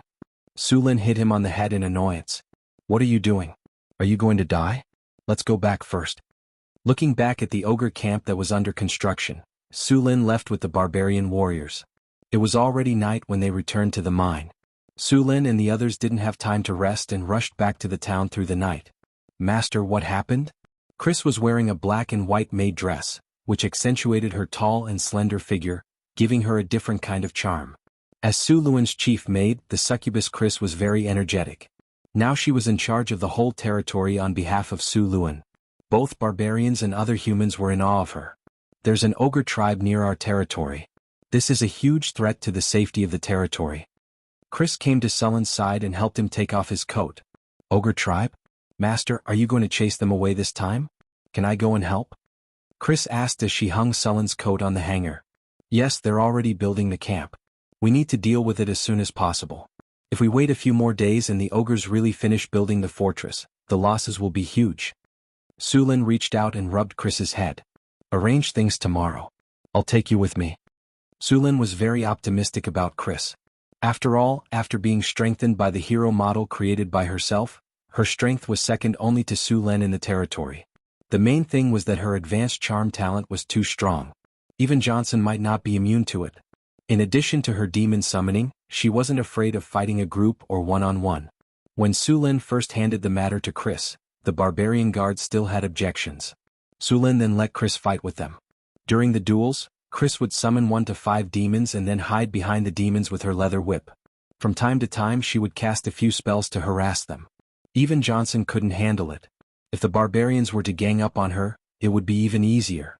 Chris's advanced charm could easily make half of the barbarians betray her and then gang up on them. After this battle, no one in the territory objected anymore. Not only was Crazy's strength impressive, but she was also very good at managing the territory. In the past there were goblins, kobolds, and gnolls who could take advantage of the negligence of the management to slack off. Now they were all obedient to her. She could work during the day and warm his bed at night. Such a capable and durable maid was exactly what Su Lin needed. As a succubus, Chris knew too many tricks. As an experienced driver in his previous life, even Su Lin was amazed. Now, in this world with supernatural powers, she could achieve skills that couldn't be achieved in his previous life. Chris had spell-like abilities and mastered some small evocation spells, which could make things more interesting. Su Lin also learned a lot of ways to control power from her. For example, his thunder lightning spear. He could now control the power of lightning to wander around his body. With the power of lightning, the thunder lightning spear had been upgraded to a plasma cannon. Even the succubus with her demon resistance couldn't withstand it. It was a sleepless night. The next day, Su Lin woke up energetically. He opened his arms and let Chris help him get dressed. Then they had a simple breakfast. At about 8:30 in the morning, Su Lin brought Chris to the barracks in the town. At this time, all the barbarian warriors in the town had gathered on the field. Sullen's barbarian guards had 71 barbarian warriors. Apart from the 10 barbarian warriors stationed at the mine, there were another 10 guarding Xion's caravan. Now, there were only 50 barbarian warriors in the territory. Su Lin planned to leave 10 barbarian warriors to guard the town. He and Chris would then lead the rest of the barbarian warriors to clear out the ogres. In addition to the serfs, there were more than 300 barbarian women and children in the town. These people had also undergone simple training. After Su Lin built the barracks, he arranged for all the people in the territory to undergo militia training. So, as long as the alarm was rung, a militia team would immediately be pulled out. Moreover, the barbarian soldiers were much stronger than the Florentine militia.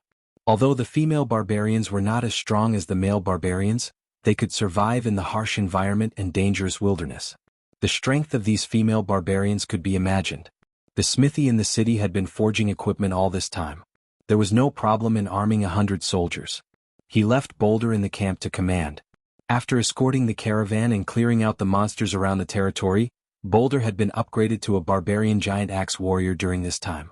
After handing over the safety of the territory to Boulder, Su Lin went to the tower of the territory and dismantled the 8 ballistae. He was going to bring the ballistae with him for this attack. The ballistae were not light. Fortunately, these barbarian warriors were all big players. Each of them could share some of the load.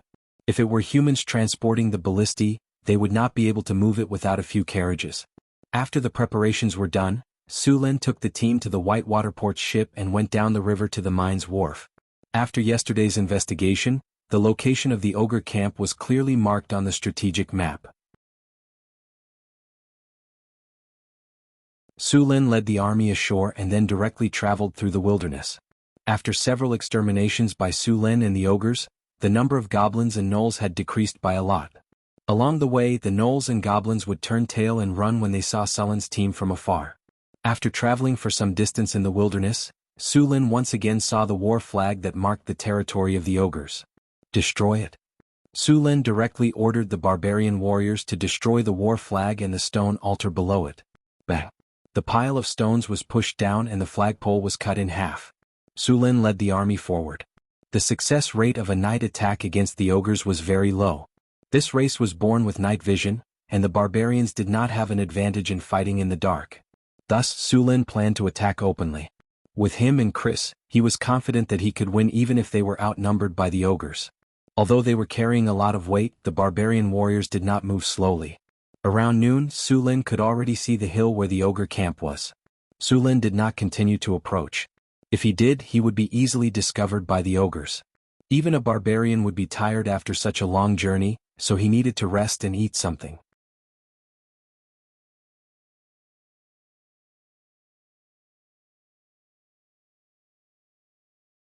Chapter 74.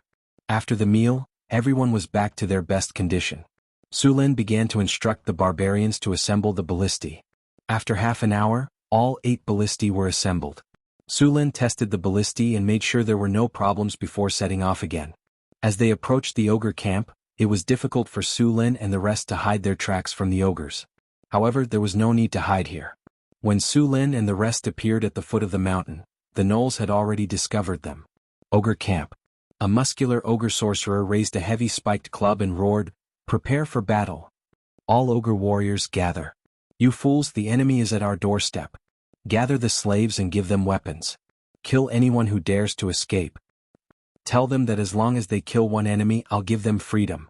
A deafening roar sounded, and all the ogres began to move. After the ogre wizard gave the order, the construction of the camp immediately stopped, and all the ogres gathered the slaves. Crude weapons were distributed to the slaves. Goblins, kobolds, and gnolls were all used as cannon fodder. These slaves were all captured from the ogres' destroyed tribes. After experiencing that crushing battle, they were scared out of their wits. Even if they had weapons, they didn't dare resist. When they heard the ogres say that as long as they killed one enemy, they would be able to obtain freedom, their originally dim eyes immediately turned to the human army at the foot of the mountain. As a warrior race, the ogres were prepared for battle very quickly. All the ogres, regardless of gender, were armed. They had thick and heavy breastplates, heavy and ugly gauntlets, and spiked pauldrons. Every ogre carried a spiked club or a giant axe, while the ogre warriors also carried 3 javelins. These ogre warriors looked even more ferocious. Their faces were painted with some unknown paint, and some even had horns. Their faces were covered with messy tattoos, and many ogres also had strange tattoos on their bodies. Warriors of the Warhammer tribe. Someone dares to invade our territory. Tell me, what should you do? The ogre wizard on the platform roared. Smash their heads and eat them. The ogres roared, and the surrounding slaves trembled in fear. Some of them even dropped their weapons to the ground. But there was a loud crack of a whip. The kobold that had dropped its weapon was instantly whipped to the point of almost dying. The surrounding slaves quickly dodged, and a fully armed ogre walked over and hacked the kobold to death with an axe, then hung the corpse on a wooden stick. A few other ogres opened the cages in the camp and chased out a few porcupines that weighed over 1,000 kilograms. These porcupines had a pair of sharp tusks, and their backs were covered in thorns. Just one look at them was enough to make one tremble in fear. The ogres would always use the domesticated porcupines and slaves as cannon fodder in every battle. They would use them to exhaust the enemy's strength, and the ogres would follow behind the cannon fodder. If the enemy's camp was broken, the ogres would swarm forward. If the cannon fodder suffered heavy casualties, they would attack with javelins. Su Lin didn't increase his speed when he saw the ogre army gathering. He continued to advance at his original speed and stopped when he was about 400 meters away from the foot of the mountain. Ogres were creatures that were very good at defense. They advocated offense, especially when they saw that the enemy's numbers were far inferior to theirs. They would take the initiative to attack. As expected, after the ogre army had gathered, the ogre wizard led them to the foot of the mountain. At the front were various slaves, and behind them were ogres driving the porcupines. The messy formation looked like a motley crew, but if you were careless, these cannon fodder would make you suffer. Dong dong dong. The dull sound of war drums sounded. A topless ogre held a pair of unknown monster leg bones and hammered the war drum with force. The sound of the war drum was very deep and penetrating. It could be heard clearly on the battlefield. As the war drums sounded, the ogres became violent. The slaves at the front seemed to have gained courage at this moment, and they all waved their weapons and screamed. Su Lin frowned slightly. When the war drum sounded, he felt a wave of mana. It wasn't strong, but it covered the entire battlefield. The ogre's actions were likely the result of the war drum. Humans? The ogre wizard stood on a wooden platform and roared. This is the territory of the Warhammer tribe. You dare to attack Wizard Kaladin's tribe? I will kill all of you and imprison your souls in the abyss until the end of the world. When? Su Lin said coldly. He pulled the reins and came to the front of the battle formation. At this time, Su Lin had already put on the beast face armor and held a 2-meter-long spear. Ogre. Su Lin pointed with his spear. I don't care what Wizard Kaladin you are. Get out of this land immediately, otherwise I will kill all of you. Su Lin's body was dancing with lightning, and his voice was like thunder on the battlefield. The ogre wizard was not afraid at all. Humans, you have successfully angered me. I will personally chop off your sack and make it into a wine vessel. Following his roar, the war drum became more and more frequent. The rapid beat of the war drum was like a heartbeat, making it hard to breathe. All the slaves rushed towards the human battle formation under the ogre's command. The slaves' eyes were bloodshot, and there was no longer a trace of fear. They howled and rushed towards the humans. The ogre waved his whip, and a dozen large porcupines were also driven towards the humans. These porcupines were huge, and when they ran, their heavy footsteps were like muffled thunder. Some of the faster slaves were directly crushed by them, leaving behind bloody corpses. Chris. Su Lin called out. Chris, who was still wearing her black and white maid uniform, came forward. She first smiled at Su Lin, then looked at the battlefield. Summon demons? A dark red light suddenly appeared in the middle of the battlefield. In the next second, a 3-meter-tall demon appeared on the battlefield. At the same time, 4 smaller demons appeared. If someone who studied demons saw this, they would immediately recognize the species of these demons. The one in the lead was a high-grade demon called the Hezru, and behind it were 4 intermediate demons called snake demons. Hezru were tall and strong, and had always been the backbone of the demons. They also liked to fight. As soon as they appeared on the battlefield, they roared and rushed towards the Knoll slaves. P.S. Thank you for the 200 Chidian coins tip. Thank you for the 200 Chidian coins tip. Thank you for the 100 Chidian coins tip. Thank you for the 200 Chidian coins tip. Thank you for the 100 Chidian coins tip.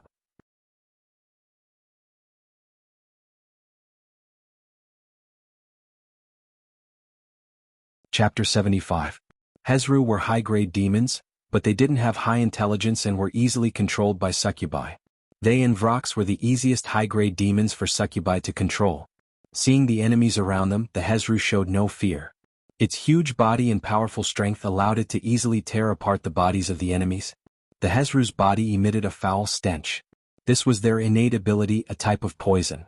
All non-demon creatures near them were smelled by this stench and were then crushed by the Hezru. The 4 snake demons were slightly shorter than the Hezru. They looked like Nagas and wielded sharp swords made of abyssal magic iron. As mid-rank demons, they would grow a pair of arms every time they advanced. Therefore, the more arms a snake demon had, the more powerful it would be. The legendary snake demons had 8 arms. These Nagas were only low-grade Nagas with 2 arms, but they still had the upper hand against the cannon fodder slaves. They were proficient in dual wielding and could wield their weapons very quickly. The kobolds and gnolls were no match for them at all. The charging troops were also thrown into disarray, especially the Hezru. The stench emitted from its body made all the monsters around it stumble. Even a porcupine was chopped to death by its giant axe. The Hezru was the type of demon that would go berserk the more enemies there were. At this time, the Hezru had messed up the cannon fodder army. He even used demon summon to summon another Hezru. The 2 Hezru led the 4 Nagas to mess up the cannon fodder army. Some of the cannon fodder slaves who were lucky enough to break through the demon's blockade were chopped to death by the impatient barbarians as soon as they reached the front of the army. The battlefield became more and more chaotic. Some porcupines knocked away all the cannon fodder in front of them and charged at the barbarians' formation. When the distance between the two sides was reduced to 100 meters, a barbarian roared, "Fire!" Bang! Bang! Bang! The ballista's bowstrings vibrated, and a 2-meter-long spear instantly pierced through the charging porcupines. The porcupines, which weighed at least 500 kilograms, were nailed to the ground by the spears. Dark red blood spurted out, and in the blink of an eye, the charging porcupines were deader than dead. 8 ballistae only shot 5 porcupines. The remaining porcupines weren't frightened by the death of their companions. They continued to charge with bloodshot eyes. There was no time to reload the ballistae. A few barbarian warriors stepped forward with giant axes. The wild porcupines ran even faster. The barbarian warriors were fearless and rushed towards the frenzied porcupines.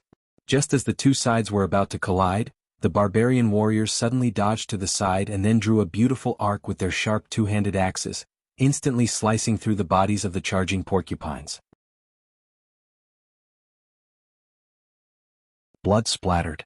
The sharp two-handed axes easily tore through the sturdy skin of the porcupines under the barbarians' immense strength. They also tore through the muscles and cut through the bones. The charging porcupines were instantly cut down. Their large bodies flew far away under the effect of their speed, leaving deep marks on the ground. These porcupines crashed into the ground with great momentum. The force of the impact caused their internal organs to start bleeding. The porcupines lay on the ground, dark red blood continuously flowing out of their bodies. Seeing that the cannon fodder and the charging porcupines weren't of much use, the ogre mage roared and a wave of mana exploded from his body. Bloodthirsty wonder. A faint red glow enveloped the ogres. They roared one after another. Their eyes quickly turned red, their muscles bulged and their veins popped out. Their weapons tore through the air with the sound of air being torn apart. The dull sound of war drums also became louder at this moment. The ogres roared and circled around the chaotic battlefield, charging at the Sulen formation. The ballistae that had been reloaded fired at the ogres. However, the ogres weren't porcupines that could only charge in a straight line. Only 2 of the 8 ballista bolts hit their targets. The 2-meter-long ballista bolts instantly nailed the ogres to the ground. Even though their bodies were strong, such severe injuries weren't something they could withstand. The remaining ogres quickened their pace, taking advantage of the gap between the ballista bolts to quickly close in. After 2 more rounds of shooting, the ogres were finally within 70 to 80 meters of Sulen. The ogres pulled out their iron spears, leaned back, and threw them at the barbarians' formation. "Get out of the way!" Sulen roared. Stone wall. A stone wall 5 meters tall and 1 meter wide rose in front of the formation. Bang!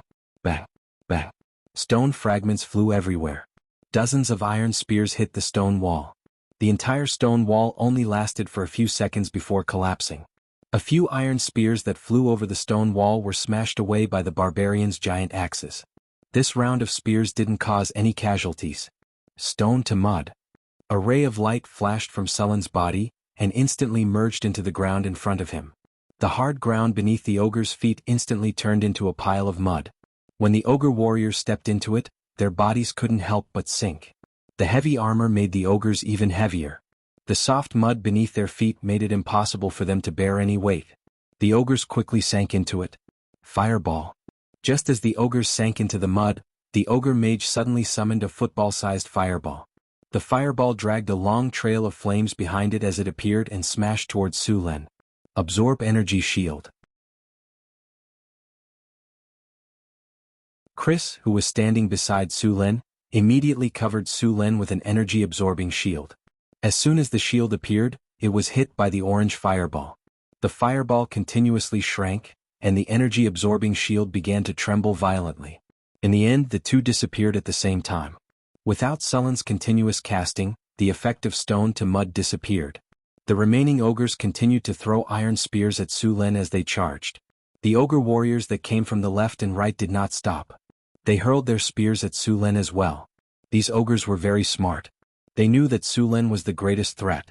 They had already determined that Sulen was a magus, and that the human magus's meager defense wouldn't be able to withstand so many iron spears. However, their plan failed. Hundreds of iron spears locked down the space around Sulen. Su Lin didn't dodge and countless arcs of electricity gathered on his body. Thunder lightning spear. Dazzling lightning blossomed from Su Lin's body. The spear in his hand was like a lightning dragon, bringing with it a powerful current as it struck the iron spears above his head. The lightning dragon circled around, and all the iron spears flying towards Su Lin were knocked away. Some were even directly melted by the powerful current.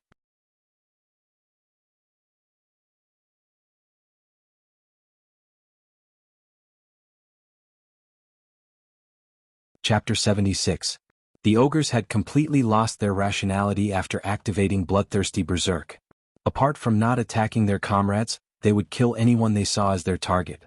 The ogres grew even more furious after the 3 rounds of javelins had failed. An army of over 100 ogres quickly charged forward. The ballista was quickly loaded under the control of the barbarian warriors, and then 2 to 3 meter long bolts were fired one after another. The powerful bolts directly pierced through the ogres' bodies. Even with the protection of their heavy armor, it was useless. If it weren't for the fact that the ballistae took too long to load and there were too few of them, they would have been able to make the ogres suffer greatly. Seeing the ogres getting closer and closer, the barbarians fired the last volley of bolts and picked up their weapons. Raise morale. A ray of light spread out from Su Lin's body and enveloped all the barbarians in an instant. The barbarians' morale rose even higher. Mystic Ice Slash. 3 ice blades instantly appeared in front of Su Lin. The next second, the razor-sharp blades flew out and tore the ogres in their path apart. The ogres fell like wheat being cut down. Almost all of them were killed in one hit. There were still traces of ice on their bodies. After tearing apart a few ogres, the ice blades continued forward for a short distance before shattering and disappearing. In the blink of an eye, 7 or 8 ogres had been killed. The deafening sound of war drums continued to reverberate. The barbarians also activated Berserk and charged forward. Against the Berserk ogres, the barbarians showed no signs of weakness. 40 barbarians easily blocked the ogres' charge and fearlessly clashed head-on with the ogres. Their half-body armor didn't affect their agility at all. Their sharp 2-handed axes were impenetrable. These barbarians weren't any weaker than the ogres. In fact, they were even a little stronger. Their equipment was also a lot better. The only problem was that they had less than half of the ogres. Boom. Su Lin brandished his spear, and the head of an ogre that rushed up burst open like a watermelon. Crazy waved the whip in her hand and activated her innate ability. The ogre warriors around her were easily controlled by her and raised their spiked clubs to attack their comrades. The battlefield did not turn out as the ogre adepts had imagined, where the humans were defeated by the ogre army. In just a dozen minutes, the ogre's casualties continued to rise. The ogre adept raised his head and roared. He raised his giant spiked club, which was even larger than an ordinary ogre's, and charged at Su Lin. As he charged forward, he also cast spells. The radiance of spells appeared around him, and the ogre wizard's speed instantly doubled. Haste. Herculean strength. Stone skin. Fireball. The ogre wizard's casting speed was very fast.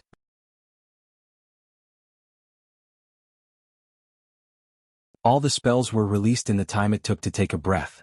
A fireball directly blew up a snake fiend that was blocking the way, and the ogre wizard accelerated all the way. The ogre wizard's strength was off the charts. The giant spiked club swung and smashed a snake fiend into meat paste. A barbarian warrior swung his giant axe and was sent flying. Even his steel half-body armor was deformed. Su Lin did not let the ogre wizard do as he pleased. Apart from a few of the most powerful barbarians, the rest of the ogre wizards were no match for him. Thunder lightning spear. Powerful lightning exploded from Su Lin's body. Blue lightning flashed back and forth in the surrounding air. The powerful lightning immediately numbed 2 ogre warriors and charred their bodies. Clang. An iron spear flew towards Su Lin. The ogre wizard quickly threw out 3 more iron spears. Su Lin swept his spear and sent the spear flying. He then rushed towards the ogre wizard in a flash. Exploding flames. Large amounts of fire elemental quickly gathered towards the ogre wizard. The orange fire elemental energy emitted violent energy waves, and a fireball that was twice the size of the previous one quickly appeared. Forbidding magic. Su Lin immediately used forbidding magic the moment he sensed the fire elemental energy gathering. Although the effect of forbidding magic was powerful, it was also instantaneous. The range of the spell was not very far. The ogre wizard looked at Su Lin with a sinister smile. Violent fire elemental energy quickly gathered in his hands. He was about to throw the fireball in the next second. However, at this moment, a surge of energy suddenly shrouded him. The elemental energy that he was so familiar with suddenly became difficult to control. The fireball that was about to take shape immediately dissipated. When he wanted to cast a spell, he realized that all the elemental energy seemed to be isolated from him. No matter what he did, there was no reaction. Just as the ogre wizard was stunned, Sullen's agile figure quickly rushed up. He swept the spear in his hand, and the ogre wizard's heavy mace cracked open. His body involuntarily stepped back. Asterisk clang, clang, clang. Asterisk the sound of metal clashing could be heard continuously. Sullen's spear was like a torrential downpour, relentless and unending. The ogre wizard continuously used his mace to block. The powerful force made the ogre wizard's arms go numb, even though he was buffed with potency. Every time he blocked, he would involuntarily step back. Sullen's strength was obviously higher than his. The ogre wizard was exhausted from the barrage of attacks. He could not retaliate at all. The giant mace in his hand kept cracking open under the intense collisions. The lightning on the weapon kept jumping around the ogre wizard's body through the giant mace. Arcs of electricity flashed. If it weren't for the ogre wizard's stony skin and high elemental resistance, his body would have been numbed by the accumulated lightning. Even so, his condition was still very dangerous. The ogre wizard roared angrily when he sensed the danger. He immediately crushed the bone pendant on his neck, and a surge of elemental energy instantly exploded. Bloodthirsty berserk. The ogre wizard's eyes instantly turned blood red. His muscles bulged and his veins bulged. His strength increased explosively once again. The ogre wizard did not enter berserk mode earlier because he had to cast a spell. When he realized that he could not cast any spells, he immediately unleashed the berserk spell that was sealed in his tools. The ogre wizard's physical strength increased exponentially in berserk mode. However, this increase came at the expense of his rationality. After casting potency and bloodthirsty berserk, the ogre wizard finally managed to block Sullen's attacks. Though his strength was still inferior to Sullen's, he was no longer in a one-sided situation like before. After clashing with Su Lin once more, the two figures finally came to a stop.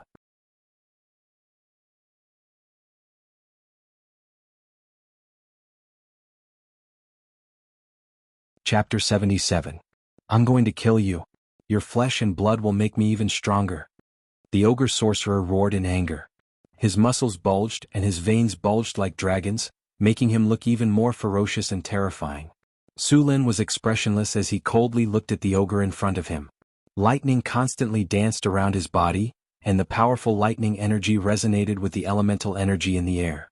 Lightning constantly flashed in the air. Your head will become part of my collection. I'll hang it on the gates of my territory. The ogre mage roared and charged at Su Lin again. On the other side of the battlefield, the barbarian warriors and ogres were in full swing. Both sides were warriors with thick skin and powerful strength. Compared to the ogres, the barbarian warriors were a bit stronger, but the ogres had an absolute advantage in terms of numbers. But with Chris, the situation was different. Chrissy flew into the air. Around her, 2 ogre warriors and 4 ogre warriors were madly attacking the other ogres. The sudden betrayal of these ogres caught the other ogres off guard. 3 ogres died on the spot and 2 more were heavily injured. More ogres were thrown into chaos. Crazy's innate ability to sow discord was at the highest level. Soon the ogres became even more chaotic.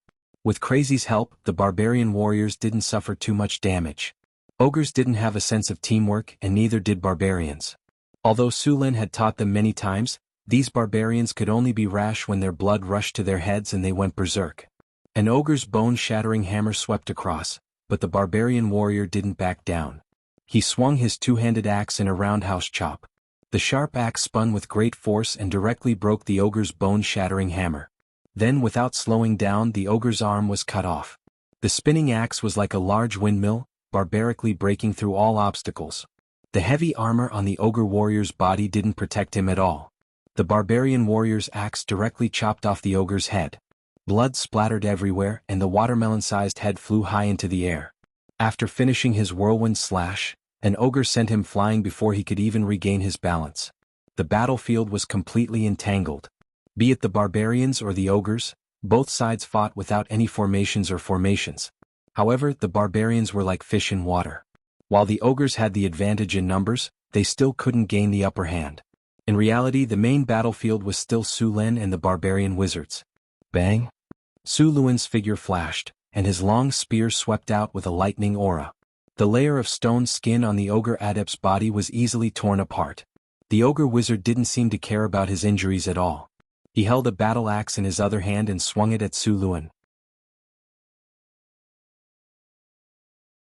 Su Luan blocked it with his long spear, but he was still pushed back a few steps. A deep dent was left on the body of the spear, which was made of stainless steel. No one knew when it started, but a patch of dark clouds drifted in from the sky. A gentle breeze blew across the battlefield, bringing with it a chill and traces of moisture. It was obvious that it was about to rain. The lightning energy on Sullen's body continued to gather.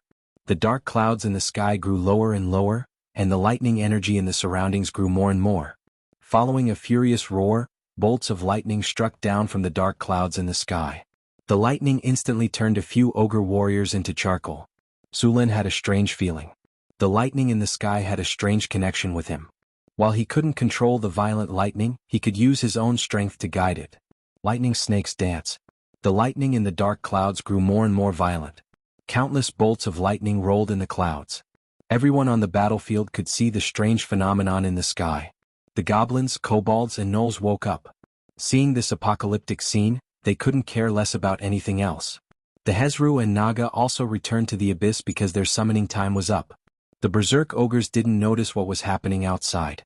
Su Lin only used the energy in his body to guide the lightning. Then bolts of lightning struck down from the sky.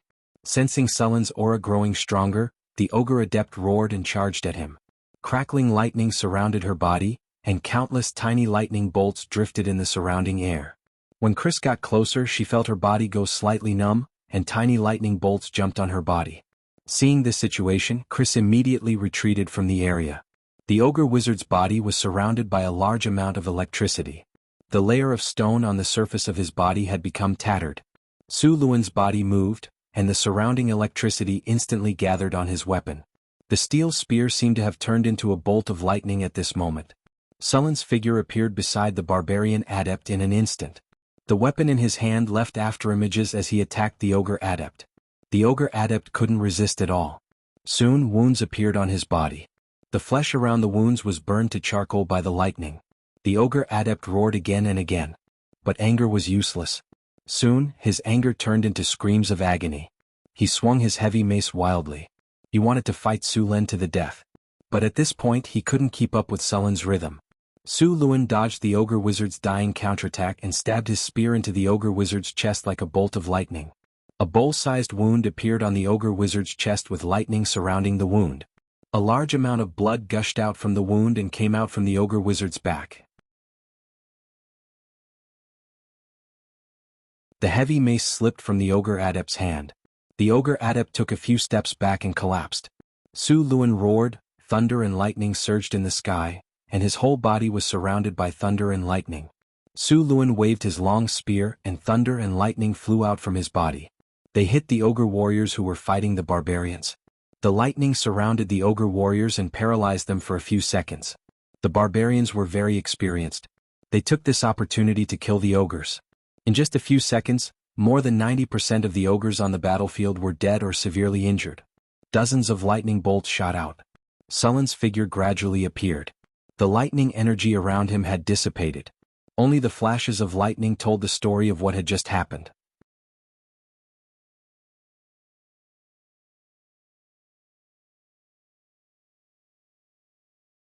Chapter 78.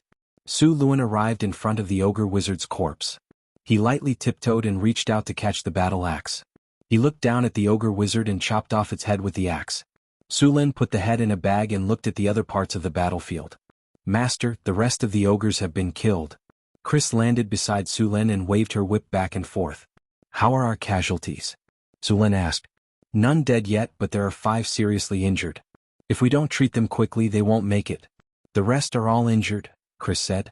"Bring all the seriously injured here," Su Lin said directly. Soon, a few barbarian warriors brought the 5 seriously injured warriors over. These 5 barbarians were seriously injured. The lightest one's chest was caved in and a few of his ribs were broken. If it weren't for the fact that the broken ribs didn't pierce his heart, this barbarian warrior wouldn't have survived until now. Su Lin had a barbarian warrior who was good at setting bones reconnect his ribs. Then he used a physical healing spell on him. Green life energy wrapped around him and entered his body. Then it went to his injured parts. Under the effect of the life energy, the injured parts began to heal quickly. By the time the life energy was used up, most of the injuries had healed. The most seriously injured one had his stomach split open by the axe. Even his intestines had been cut open. If it weren't for these barbarian warriors' talents of toughness and strength, as well as their strong life force, this guy would have died long ago. However, this kind of injury was easy to treat. After 2 physical healing spells, the originally hideous wounds slowly healed. These wounds only healed on the surface, and it would take some time for them to fully recover. During this time, these barbarian warriors could only carry out some normal activities. Training or fighting was impossible. After healing the 5 barbarians, Su Lin treated the other injured barbarians. At this time, a light drizzle fell from the sky. Su Lin had the others clean up the battlefield while he looked at the rewards of this battle. You've won a huge victory. You have defeated an ogre warhammer tribe with a wizard. Your name has spread far and wide in the wastelands. Your name has a certain degree of deterrence to other wastelands races. Your prestige +2. The battle is over. You have received 26,385 EXP. Congratulations, host. Your level has increased. You have received 2 attribute points, 2 skill points, and 1 gold treasure chest. In this battle you obtained a leaf from the Tree of Wisdom. Su Lin added 2 attribute points to strength and opened his personal panel. Name: Sullen Race, Human Level, LV 191385419000, Strength, 37 Dexterity, 29 Spirit, 24 Physique, 29 Charm, 19 Commander, 63 Characteristics, Talent Valiant, Thunderbolt, Pegasus, Advanced Sturdy, Advanced Tenacity, Calm, Elemental Affinity, Iron Will Skills, Dark Ice Slash, Thunder Lightning Spear, Physiotherapy, Life Healing, Crimson Flame, Forbidden Magic, Mechanical Control, Stone to Mud, Morale Boost, Beginner, Ultimate Skill, Whirling Cherry, Great Mastery, Heroic, Master. Torrential Rain, Advanced, Weapon Proficiency, Swordsmanship 160, Spearmanship 185, Archery 98, Throwing 83, Equestrian 130. Thunder Lightning Spear, Advanced version of the Lightning Spear. After using it, the user will receive a boost to the power of lightning. Su Lin took out the leaf of the Wisdom Tree. The leaf of the Wisdom Tree was green and looked like an ordinary leaf. However, the leaf of the Wisdom Tree exuded a faint fragrance. It smelled good and made one's mind very clear. Leaf of the Tree of Wisdom. This leaf has a magical effect. After using it, it can increase spirit by 3 points. The leaf of the Tree of Wisdom was similar to the Big Dipper heavenly liquid that Su Lin had obtained in the past. They could directly increase one's attributes. However, one increased strength and constitution while the other increased spirit.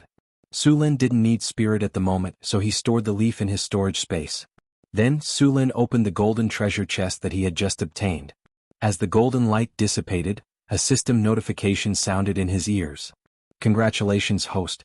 You have obtained a recruitment order. Hearing that it was a recruitment order, Sullen's eyes lit up. This thing was simply a timely rain for him. Currently, in his territory, besides 500 serfs and 40 mercenaries, there were 300 barbarians. Compared to a small town, the population was seriously insufficient. As for the goblins, kobolds, and gnolls, Su Lin didn't count them as part of the population. He didn't believe that these races would coexist peacefully with humans. Although the slaves in the camp were very obedient, that was because Sullen's previous battles had scared them out of their wits. Naturally, they didn't dare to resist. These monsters in the wilderness basically had the habit of eating humans. This was completely unacceptable to humans. In reality, whether it was humans, dwarves, barbarians, half-elves, half-orcs, elves, centaurs, and other races, these monsters could only be slaves in Sullen's territory. The development of his territory required a large number of people. Originally, Su Lin had asked Xian to take advantage of the trade caravans to advertise and recruit people in the northern provinces. However, Sullen's territory was 300 kilometers away from the nearest human city. This was too far for these people. Moreover, they were also suspicious of Sullen's policies, so no one was willing to come here for the time being. In order to replenish the number of humans in the town, Su Lin had asked Xian to buy a batch of slaves every time he returned to the camp. However, relying on slaves to replenish the population of his territory was too expensive, and the quality of the slaves was also worrying. The slave traders had long since picked out slaves with skills, and it wasn't cheap to buy these slaves. Now that he had this recruitment order, although it couldn't completely solve the lack of population, it was still very good for recruiting people. Last time he had used the recruitment order to recruit more than 100 barbarians.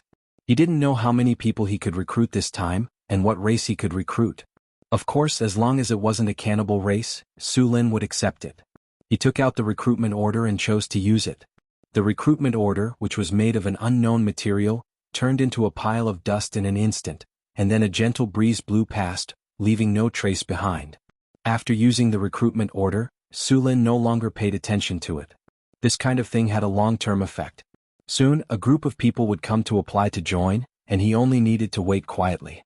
P.S. The Ogre Wizard stats are posted below.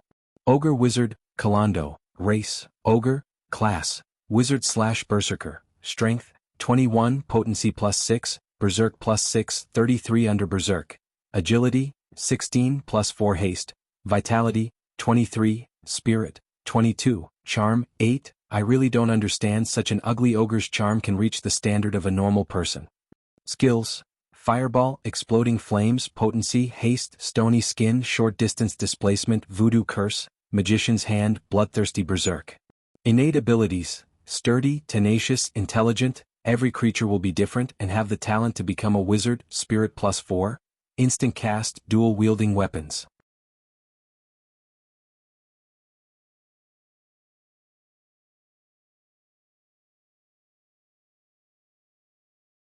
Chapter 79. After the battle, Su Lin checked on the 8 ballistae.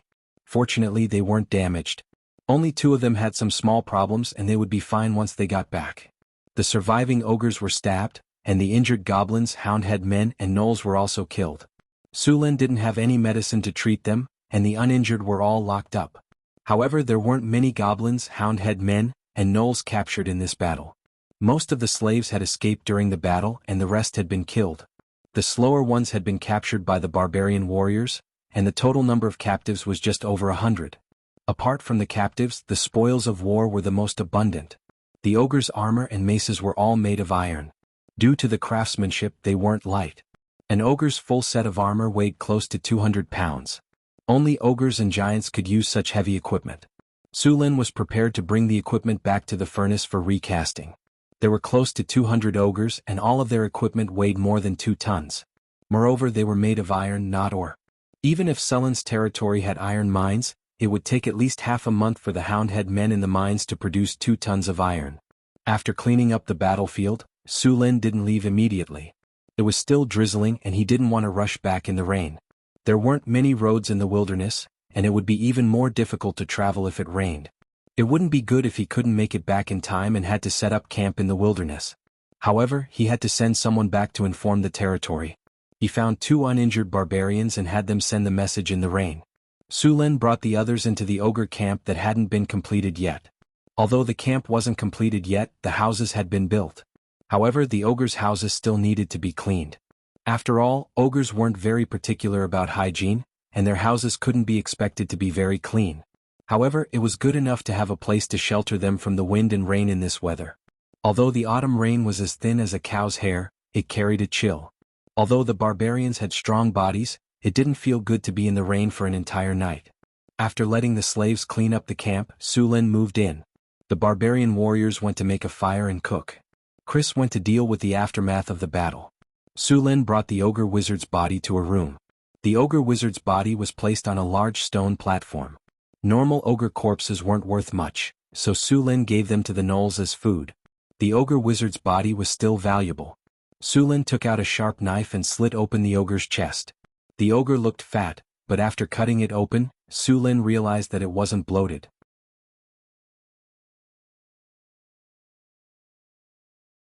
Instead, it was a layer of fat covering the ogre's strong muscles, especially its stomach. It looked like a swimming ring, but upon closer inspection, one could vaguely see the outline of strong muscles. Su Lin took out the ogre's heart and stored it in ice. In addition to the ogre's heart, Su Luan found a barbarian skinning master to skin the ogre wizard and collect some of the ogre wizard's blood. As a magical creature, ogre wizards had a certain amount of magic power. Although Su Luan didn't know how to make magic potions and magic items, as long as he sold these things to wizards, he could get a good price. If he could recruit an alchemist, then these things would come in handy. After storing the things properly, Su Lin waved his hand and put them all into his storage space. Although the storage space provided by the system was only 3 cubic meters, the things inside would be in a static state. They would be the same as when they were put in. The barbarian warriors were in high spirits. At night, they specially prepared a grand bonfire party. The party was held in an empty space in the camp. They even used the scattered wood to build a canopy. Other than the barbarians who were on night watch, all the other barbarians participated. These barbarian warriors were very happy to have defeated an ogre tribe today. They saw this battle as an honor. All the barbarians used special paint to leave a tattoo on their bodies. After this battle, all the barbarians who participated in the battle leveled up. The strongest barbarian warriors had already leveled up to the barbarian Great Axe Berserker. As a non-hero profession, they were almost at the top at this level. If they wanted to continue leveling up, they would need to create their own hero template and become a hero. The number of self-created hero templates was very small, and Su Luan only had one so far, so this path was not realistic. Even if Su Luan got a self-created hero template in the future, it would definitely not be enough for them to upgrade all of their units to the top tier. Of course, this didn't mean that they couldn't level up in the future. It was just that they couldn't rely on the system's experience to level up. If they worked hard, there was still hope to break through the bottleneck and become a hero. However, the probability was too low. It was considered high if 1 out of 100 or even 1,000 top soldiers succeeded. In fact, the only creatures in this world that didn't have a bottleneck were dragons. As long as they lived long enough, they could slowly become adult dragons, young dragons, old dragons, and ancient dragons. There was no bottleneck at all. After passing the ancient dragon stage, as long as they didn't die of old age, they could become ancient dragons, and even ancestral dragons. Of course, it would take at least tens of thousands of years for a young dragon to become an ancient dragon. Apart from a few creatures, no creature could live for such a long time. The lifespan of a human was between 70 to 100 years, which wasn't short in this world. Gnolls only had a natural lifespan of 35 years, goblins and kobolds were even shorter. Dwarves had a lifespan of 300 to 500 years, elves had a lifespan of 500 to 1,000 years, and even half-elves had a lifespan of 300 years. Of course, if your strength reached the legendary level, your lifespan would naturally increase greatly. The profession with the longest lifespan was the wizard. As long as a legendary wizard didn't seek death, they could easily live for hundreds or thousands of years. Even if their life was coming to an end, they could choose to reincarnate as a lich. In theory, a legendary lich could live for at least 3,000 to 5,000 years. Therefore, a legendary wizard's wealth was no less than that of a young dragon. The power of a wizard came from knowledge. Time also made them very powerful. P.S. Thank you to the Jealous Cult for the 2,000 reward. Thank you to the Heavy Dragoon for the 200 reward.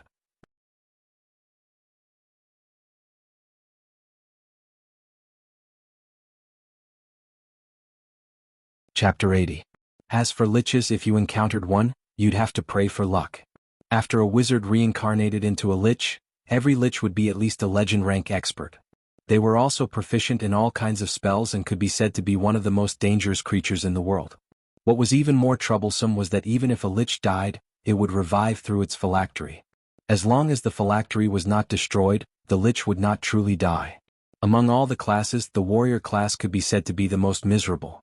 Low-level warriors were completely cannon fodder. Only when they reached a higher level would they be better off. However, they could not be compared to wizards of the same level. If a high-level warrior could not become a legend, their stamina would begin to decline. After about 50 years of age, a warrior's body would enter a period of decline. If they could not become a legend before 60 years of age, they would basically have no chance in this lifetime. Of course, after becoming a legend, a warrior's lifespan would double, and their stamina would not decline anymore. They would be able to maintain their peak state until the last 10 years of their life. However, even if their lifespan doubled, a human warrior's lifespan would only be 200 years. Compared to a wizard's lifespan, it was simply too little. This did not mean that a legend rank warrior was not strong. On the contrary, they were very good at melee combat. It was just that if they encountered a spellcaster, they would be easily killed by a spellcaster. Pure warriors did not have the ability to cast spells, so when facing a spellcaster, they would be suppressed everywhere. Later on, some warriors also took on other classes. Those barbarian axe berserkers had now reached the peak of their class. As a top-class unit, they had awakened even more powerful abilities. Among them, the signature skill of their class, Berserk, had become Advanced Berserk. Compared to Berserk, Advanced Berserk increased the strength of their muscles and the duration was also increased. In addition to the barbarian axe berserkers, they also gained dodge intuition, which greatly increased their ability to dodge. It could be said that a fully armed barbarian axe berserker had now reached the level of a knight commander. Among all the barbarian warriors, apart from the 2 heroes, there were already 10 barbarians who had reached this level. The rest were barbarian warriors and barbarian great axe warriors. Chris had also leveled up, but although her strength had increased, she was still far from becoming a legend. It was not easy for Succubi to advance. When he woke up the next day, it was already noon. Last night he had discussed the art of binding with Chris. It had to be said that Succubi were innately skilled and proficient in all kinds of positions. They could easily do many positions that humans could not do.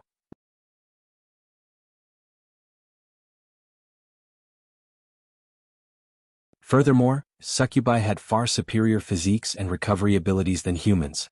They were both capable and durable, making them the best candidates for head maid. After destroying the ogre tribe, Su Lin was very happy last night, so he celebrated with Chris. However, he didn't notice that he was having too much fun and woke up a little late. "Master, you're awake. Come wash your face." Chris strode over to the bed with her slender legs. First, she washed him with clean water, then she used the facial cleanser to carefully wipe his face. Chris had now taken care of him in the direction of total laziness. Now Su Lin didn't even need to get up, and she would help him do everything. After washing up, Su Lin rolled over and got out of bed. Chris gently helped him put on his clothes. Of course, it was hard to determine how long this process would take. Sometimes it would take an hour or 2. After all, he was more energetic in the morning.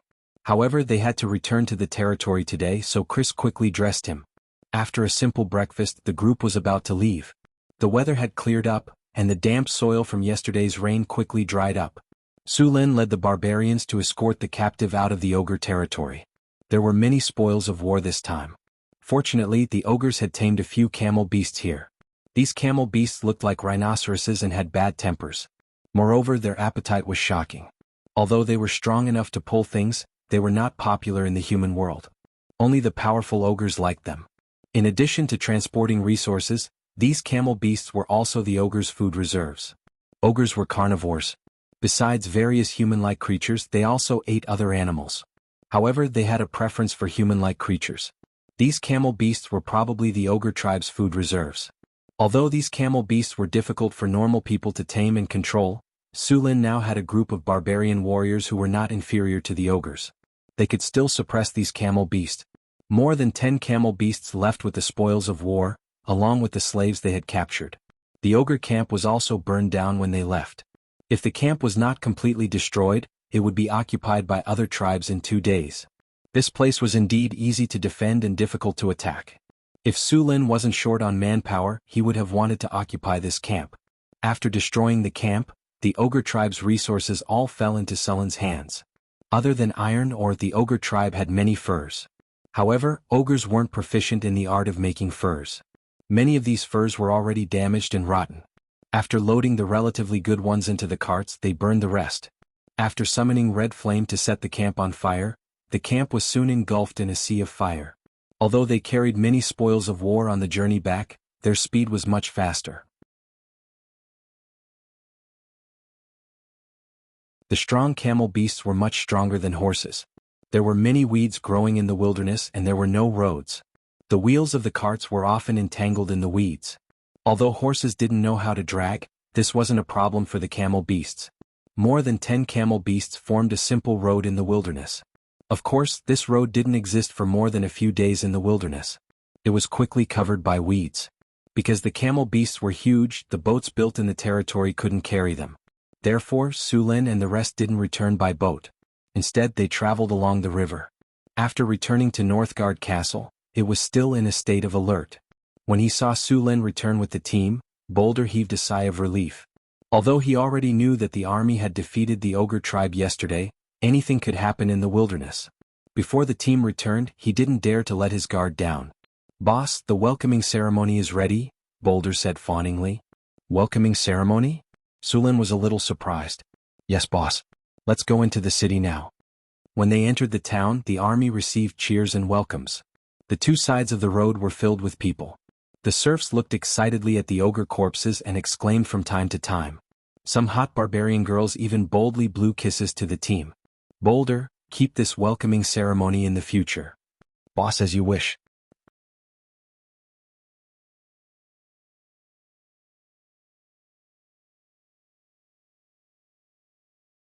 Chapter 81.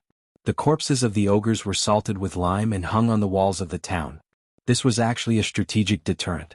Other monsters and humans would be scared when they saw the corpses. In the northern wastelands, this was even more of a deterrent to other tribes. If more tribes migrated here, most of them would avoid this place after seeing the corpses of the ogres, unless they were much stronger than the ogres.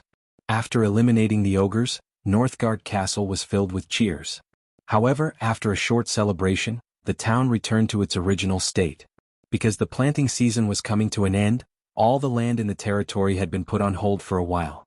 All the land was used for farming. Of the 12,000 mu of land in the territory, more than 8,000 mu were planted with potatoes. The remaining 2,000 mu were planted with winter wheat. This was specifically requested by Chris. Xion had bought it from Cult City last time. According to Chris, a lord's diet must include fine flour. As for the last 2,000 mu of land, they were all planted with sugar beets.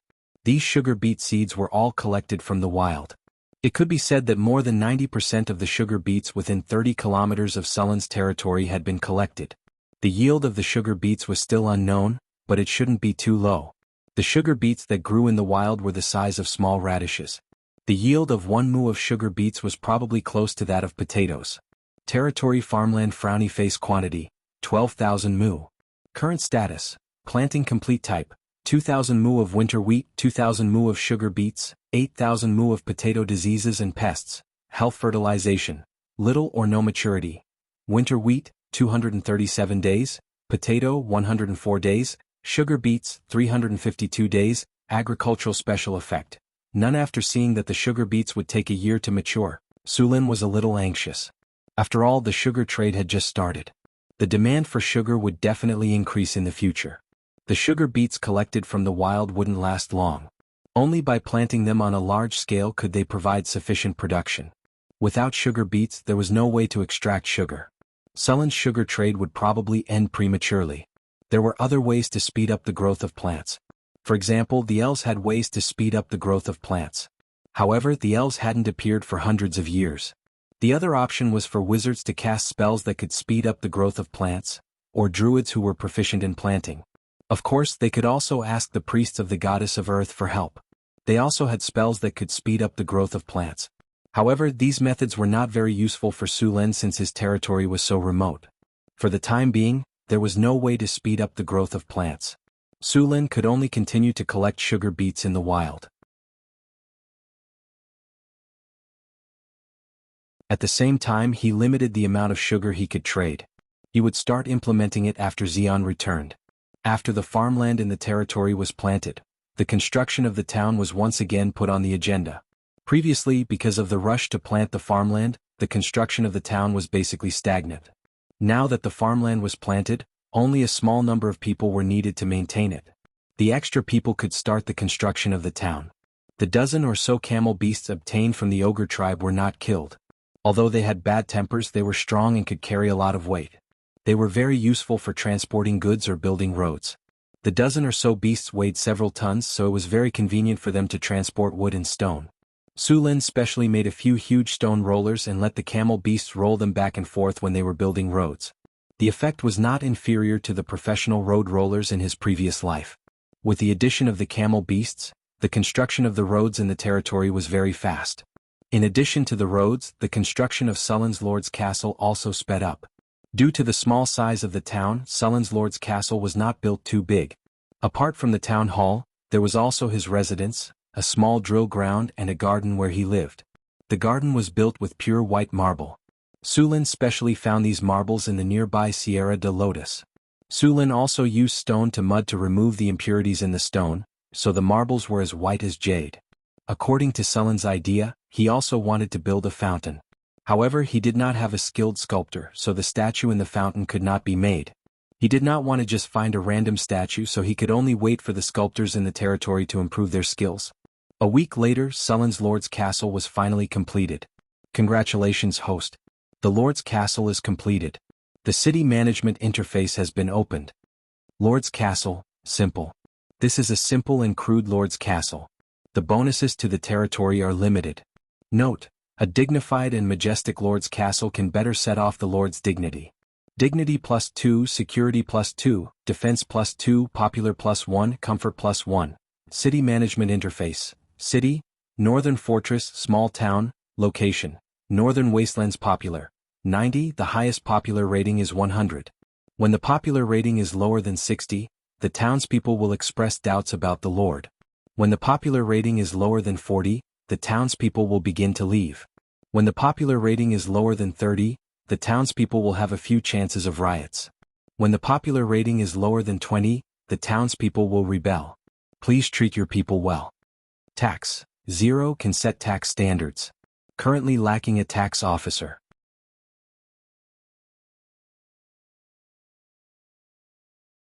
Income: 2,000 kinnar, grain per year. 5,000 kinnar, caravan trade. National Treasury: 1,200 kinnar, 8,000 units, grain. Dried salted fish 5327, dried meat 1851, population 812 includes barbarians, livestock, cattle 117 bison, antelope cattle 233, camel cattle 17, horse cattle 40 horses, sheriff, pending appointment, guard captain, pending appointment, garrison officer, pending appointment, mayor, to be appointed, tax collector, to be appointed, steward of the castle, Chrissy, matron of waiting, Chrissy, manager of caravan, Jean. Social Security, 80. The higher the Social Security, the more stable the territory is.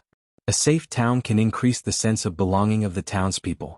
If the security is low, it will cause chaos in the town.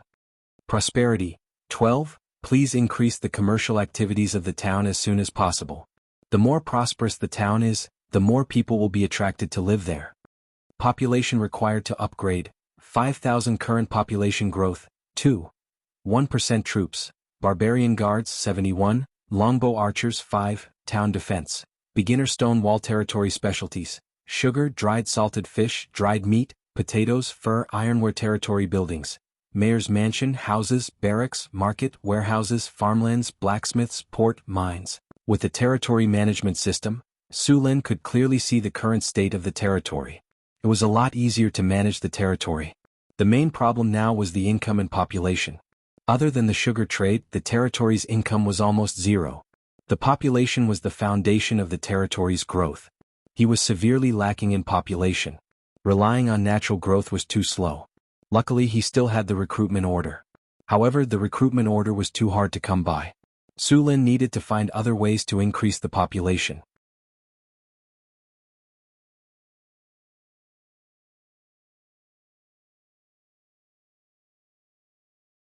Chapter 82. Master, the rum you mentioned has been brewed. Would you like to have a taste? Chris asked as she walked over with a bottle of wine. The last time Xian came back from Cult City, he bought a batch of slaves along the way. Among them there were a few slaves who knew how to make wine. Due to the lack of technology, the waste honey, which contained a lot of sugar, could not be extracted into white sugar. It was a waste to just throw it away, so Sulin tried to use the waste honey to make rum. In his previous life, rum was created from waste honey. At that time, South America planted large amounts of sugar cane, and after the sugar was extracted, a large amount of waste honey was produced. The plantation owners invented the use of waste honey to make rum. At that time, due to technical issues, the fresh water carried by the sea for a long time would easily spoil. Most importantly, rum could cure sepsis. Therefore, many ships carried a large amount of alcohol. Alcohol could be stored for a long time without spoiling, and it could prevent the sailors from getting sepsis. Rum spread all over the world with the voyage, and the use of waste honey to make rum became another source of income for the plantation owners. It was good to use waste honey to make rum. Without using food, they could obtain a large amount of rum. This was good news for Su Lin, which was short on food. In this era there were very few forms of entertainment. Even in Kailan City in the south, the only entertainment among the nobles was hunting or banquets. There were also very few bards or circus performances, and even fewer forms of entertainment for the commoners. The most common form of entertainment was to go to a tavern and have a drink. There were many barbarians in Su Lin, all of them strong and energetic. In order to let them vent their excess energy, Su Lin specially built a drill ground for them to spar. It was the same for the alcohol now. There was another reason. The trade in the territory had begun. As time passed, more and more caravans would arrive, and they would definitely bring a large number of mercenaries and caravan guards. These people would definitely need to find entertainment. There were no seafood merchants in Sulin's territory, and there were no young ladies who sold abalone. There was still a long way to go. Therefore they could only come to the tavern. Mercenaries and guards were paid well, and they spent money quickly. As long as the tavern was built, it would definitely become an important source of income for the camp. There was no reason not to do something like this that could solve the problem of wasted honey, increase the number of entertainment options, and even make money. Taking the rum, Su Lin smelled it first. There was a faint aroma of alcohol. He poured the rum out. The rum was amber in color. He tasted it slightly. The taste was not bad. The taste was refreshing and the smell was fragrant. It was much better than the ale he had drunk before. The ale that Su Lin bought before was cheap and tasted a little sour, so the merchants added a lot of water into it. This kind of ale was also the most popular in the tavern because it was cheap enough. It only cost 2 copper nars to drink a cup. It could be said that the ale was actually water with a little bit of alcohol, which was far inferior to the rum. This wine tastes pretty good, Su Lin said in a good mood as he put down the cup. This kind of rum is the best one they've ever made. Chris picked up Sulin's unfinished glass and tasted it. How much is the cost? Su Lin asked. If the cost of this wine was too high, he could only sell it as a high-end wine and continue to make cheap wines. According to your instructions, the rum is brewed using waste honey. A lot of water is added to dilute it, and then yeast is added to ferment it. The cost of a barrel of 100 liters of rum is about 2 kinnar, Chris said as if she was familiar with it. Su Lin did a quick calculation. This price still did not have any price advantage compared to ale. Master, this rum can be diluted with water. The one you're drinking is not diluted. Chris explained with a smile, this kind of wine can be diluted by 1-fold. The taste will be much lighter, but it's still much better than ale. Then dilute it by 1-fold. You can calculate the price. Su Lin agreed immediately. Adding water into the wine was a normal operation in this era. Of course, high-end wines would not do this. Make this rum into a low-grade wine and a high-end wine. Change the high-end wine to a better name and mix the taste. We'll sell the 2 wines together, Su Lin said. Okay, I'll go and tell them to do it. Chris nodded. Right, give each of the slaves who make the wine 30 points. Give them 50 points for making this wine, Su Lin ordered. Tell them to mix the wine as soon as possible. Chris nodded and left with the rum. Next, the slaves quickly mixed the 2 wines according to Sulin's request. The high-end rum was clearer and almost transparent.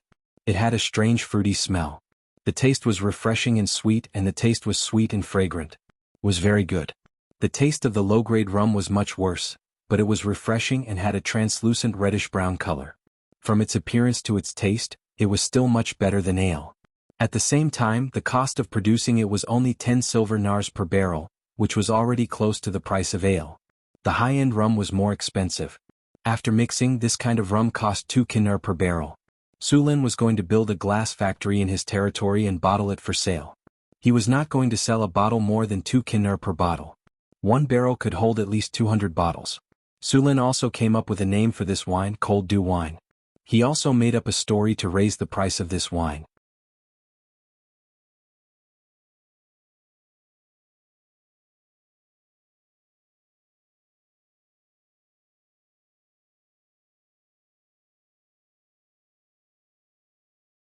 Chapter 83. Attract Wandering Heroes? After seeing this information, Sulin's breathing instantly became heavier. He only had 3 heroes in his territory, Johnson, Boulder, and Chris. None of them were weak. If he could recruit heroes, the tavern's value would be even higher. After arranging for people to open the tavern, Su Lin purposely went to the tavern to sit for a while. After experiencing the tavern for a while, He ordered the person in charge to collect information in the tavern and pay attention to some strange people. After the tavern opened, Su Lin found that the barbarian warriors liked the tavern more than the drill ground, so Su Lin had no choice but to restrict them. In order to deal with the upcoming trade, Su Lin built a barracks near the trading market. It was a place for soldiers to rest. Next to the barracks was the trading market's tax office. The tax office was very simple now. The territory had not even appointed a tax officer, so Chris had to take up the post. Fortunately, there were no other taxes in the territory except for trade with caravans. This was also why Su Lin had not appointed a tax officer. After all, there was no tax. Merchant caravans would definitely be taxed if they came to do business. In the fief, any transaction worth more than 100 gold coins would have to be filed with the tax office and paid a certain amount of tax. If anyone tried to take advantage of the loophole and purposely limit a transaction to less than 100 gold coins, they would be punished 10 times the amount. All trades had to be done in the trading market. Trading outside the market was considered illegal. The goods would be confiscated by the soldiers in charge of the market's security. Coming out of the tavern, Su Lin saw Xian with a face full of dust. "Monseigneur, it's great to see you. I was just about to report to you." Xian was overjoyed when he saw Su Lin. He quickly walked to Su Lin and bowed. "Monseigneur, the caravan has returned safely to the territory. All the goods are undamaged. This time we bought 300 slaves from Cult City. We also earned 1,500 kinner from this trade." "So much?" Su Lin paused for a moment, then took the bill and flipped through it. The biggest item on the bill was the white sugar. Xian had brought a total of 50 caddies of white sugar to Cult City for trade. The rest were furs and other things. They were sold for less than 500 kinner in total. 50 caddies of sugar sold for nearly 3,000 kinner in Kalant. After that, he spent more than 1,000 kinner to purchase supplies in Cult City. He spent more than 1,000 kinner to purchase 300 slaves. After paying taxes, he still had 1,500 kinner left. The average price of the white sugar that Jean sold was about 60 kinner per caddy. Compared to the distribution of the white sugar, the price was double. In the end, the white sugar was sold out in less than half a day. Moreover, there were many nobles and merchants who did not manage to buy the white sugar and wanted to pre-order it. However, without Sullen's order, Jean did not dare to accept. It seems that the nobles have quite a high demand for white sugar, Su Lin thought to himself. Although he was mentally prepared, he still underestimated the nobles' love for white sugar. These nobles who lived extravagant lives had reached a very high level in their pursuit of all kinds of material comforts. The long period of peace had caused them to become more and more extravagant. "Well done," Su Lin praised as he patted Jean's shoulder. Xian was very satisfied with his current job. He had gone from a penniless mercenary who lived on the wind and dew, to a merchant who worked for a noble. This huge change made him extremely grateful to Su Lin, the man who had bestowed him with all this. "This is all thanks to your guidance. I only did the most basic things," Jean said respectfully. As one of the first mercenaries hired by Su Lin to expand his territory, Jean had personally witnessed how Su Lin cut through all obstacles and established a firm foothold in this dangerous wilderness. Then Su Lin led the barbarian warriors to victory after victory. In just 2 short months he had built a town from nothing and excavated a gold mine in this barren land. Now Jean believed that he was witnessing the rise of a legendary figure. Being able to follow a legendary figure was also a great benefit to him. Perhaps he could use this opportunity to rise from a commoner to a new noble. "Jean, no need to be humble. I know your hard work." Su Lin nodded at him. After working as a merchant for a while, Jean's negotiation and trading skills had improved. This was the most obvious change. "Monseigneur, only a few of the nobles we bought this time have skills. The rest of the slaves can only be serfs or handymen." "I'm sorry, Monseigneur. Most of the artisan slaves with skills have been bought by the nobles." Slaves with skills were in high demand in the slave market. They were basically monopolized by the merchants and nobles. Others could only pick up the leftovers from them. Su Lin was able to buy dozens of artisan slaves because of his noble status. "There are more than 300 slaves. Divide the artisan slaves according to their skills. As for the rest, let them build roads." Su Lin quickly arranged the slaves' jobs. "Monseigneur, many people have been asking about our supply of sugar in Cult. I followed your instructions and told a few merchants. They've decided to come to our territory to trade." "All right, I understand." Su Lin released the news to attract other merchants. He wanted more people to compete for the sugar. Of course, Other than the sugar, the arrival of many merchants would also lead to the discovery of the territory's commerce. This was very important to Sulin's territory.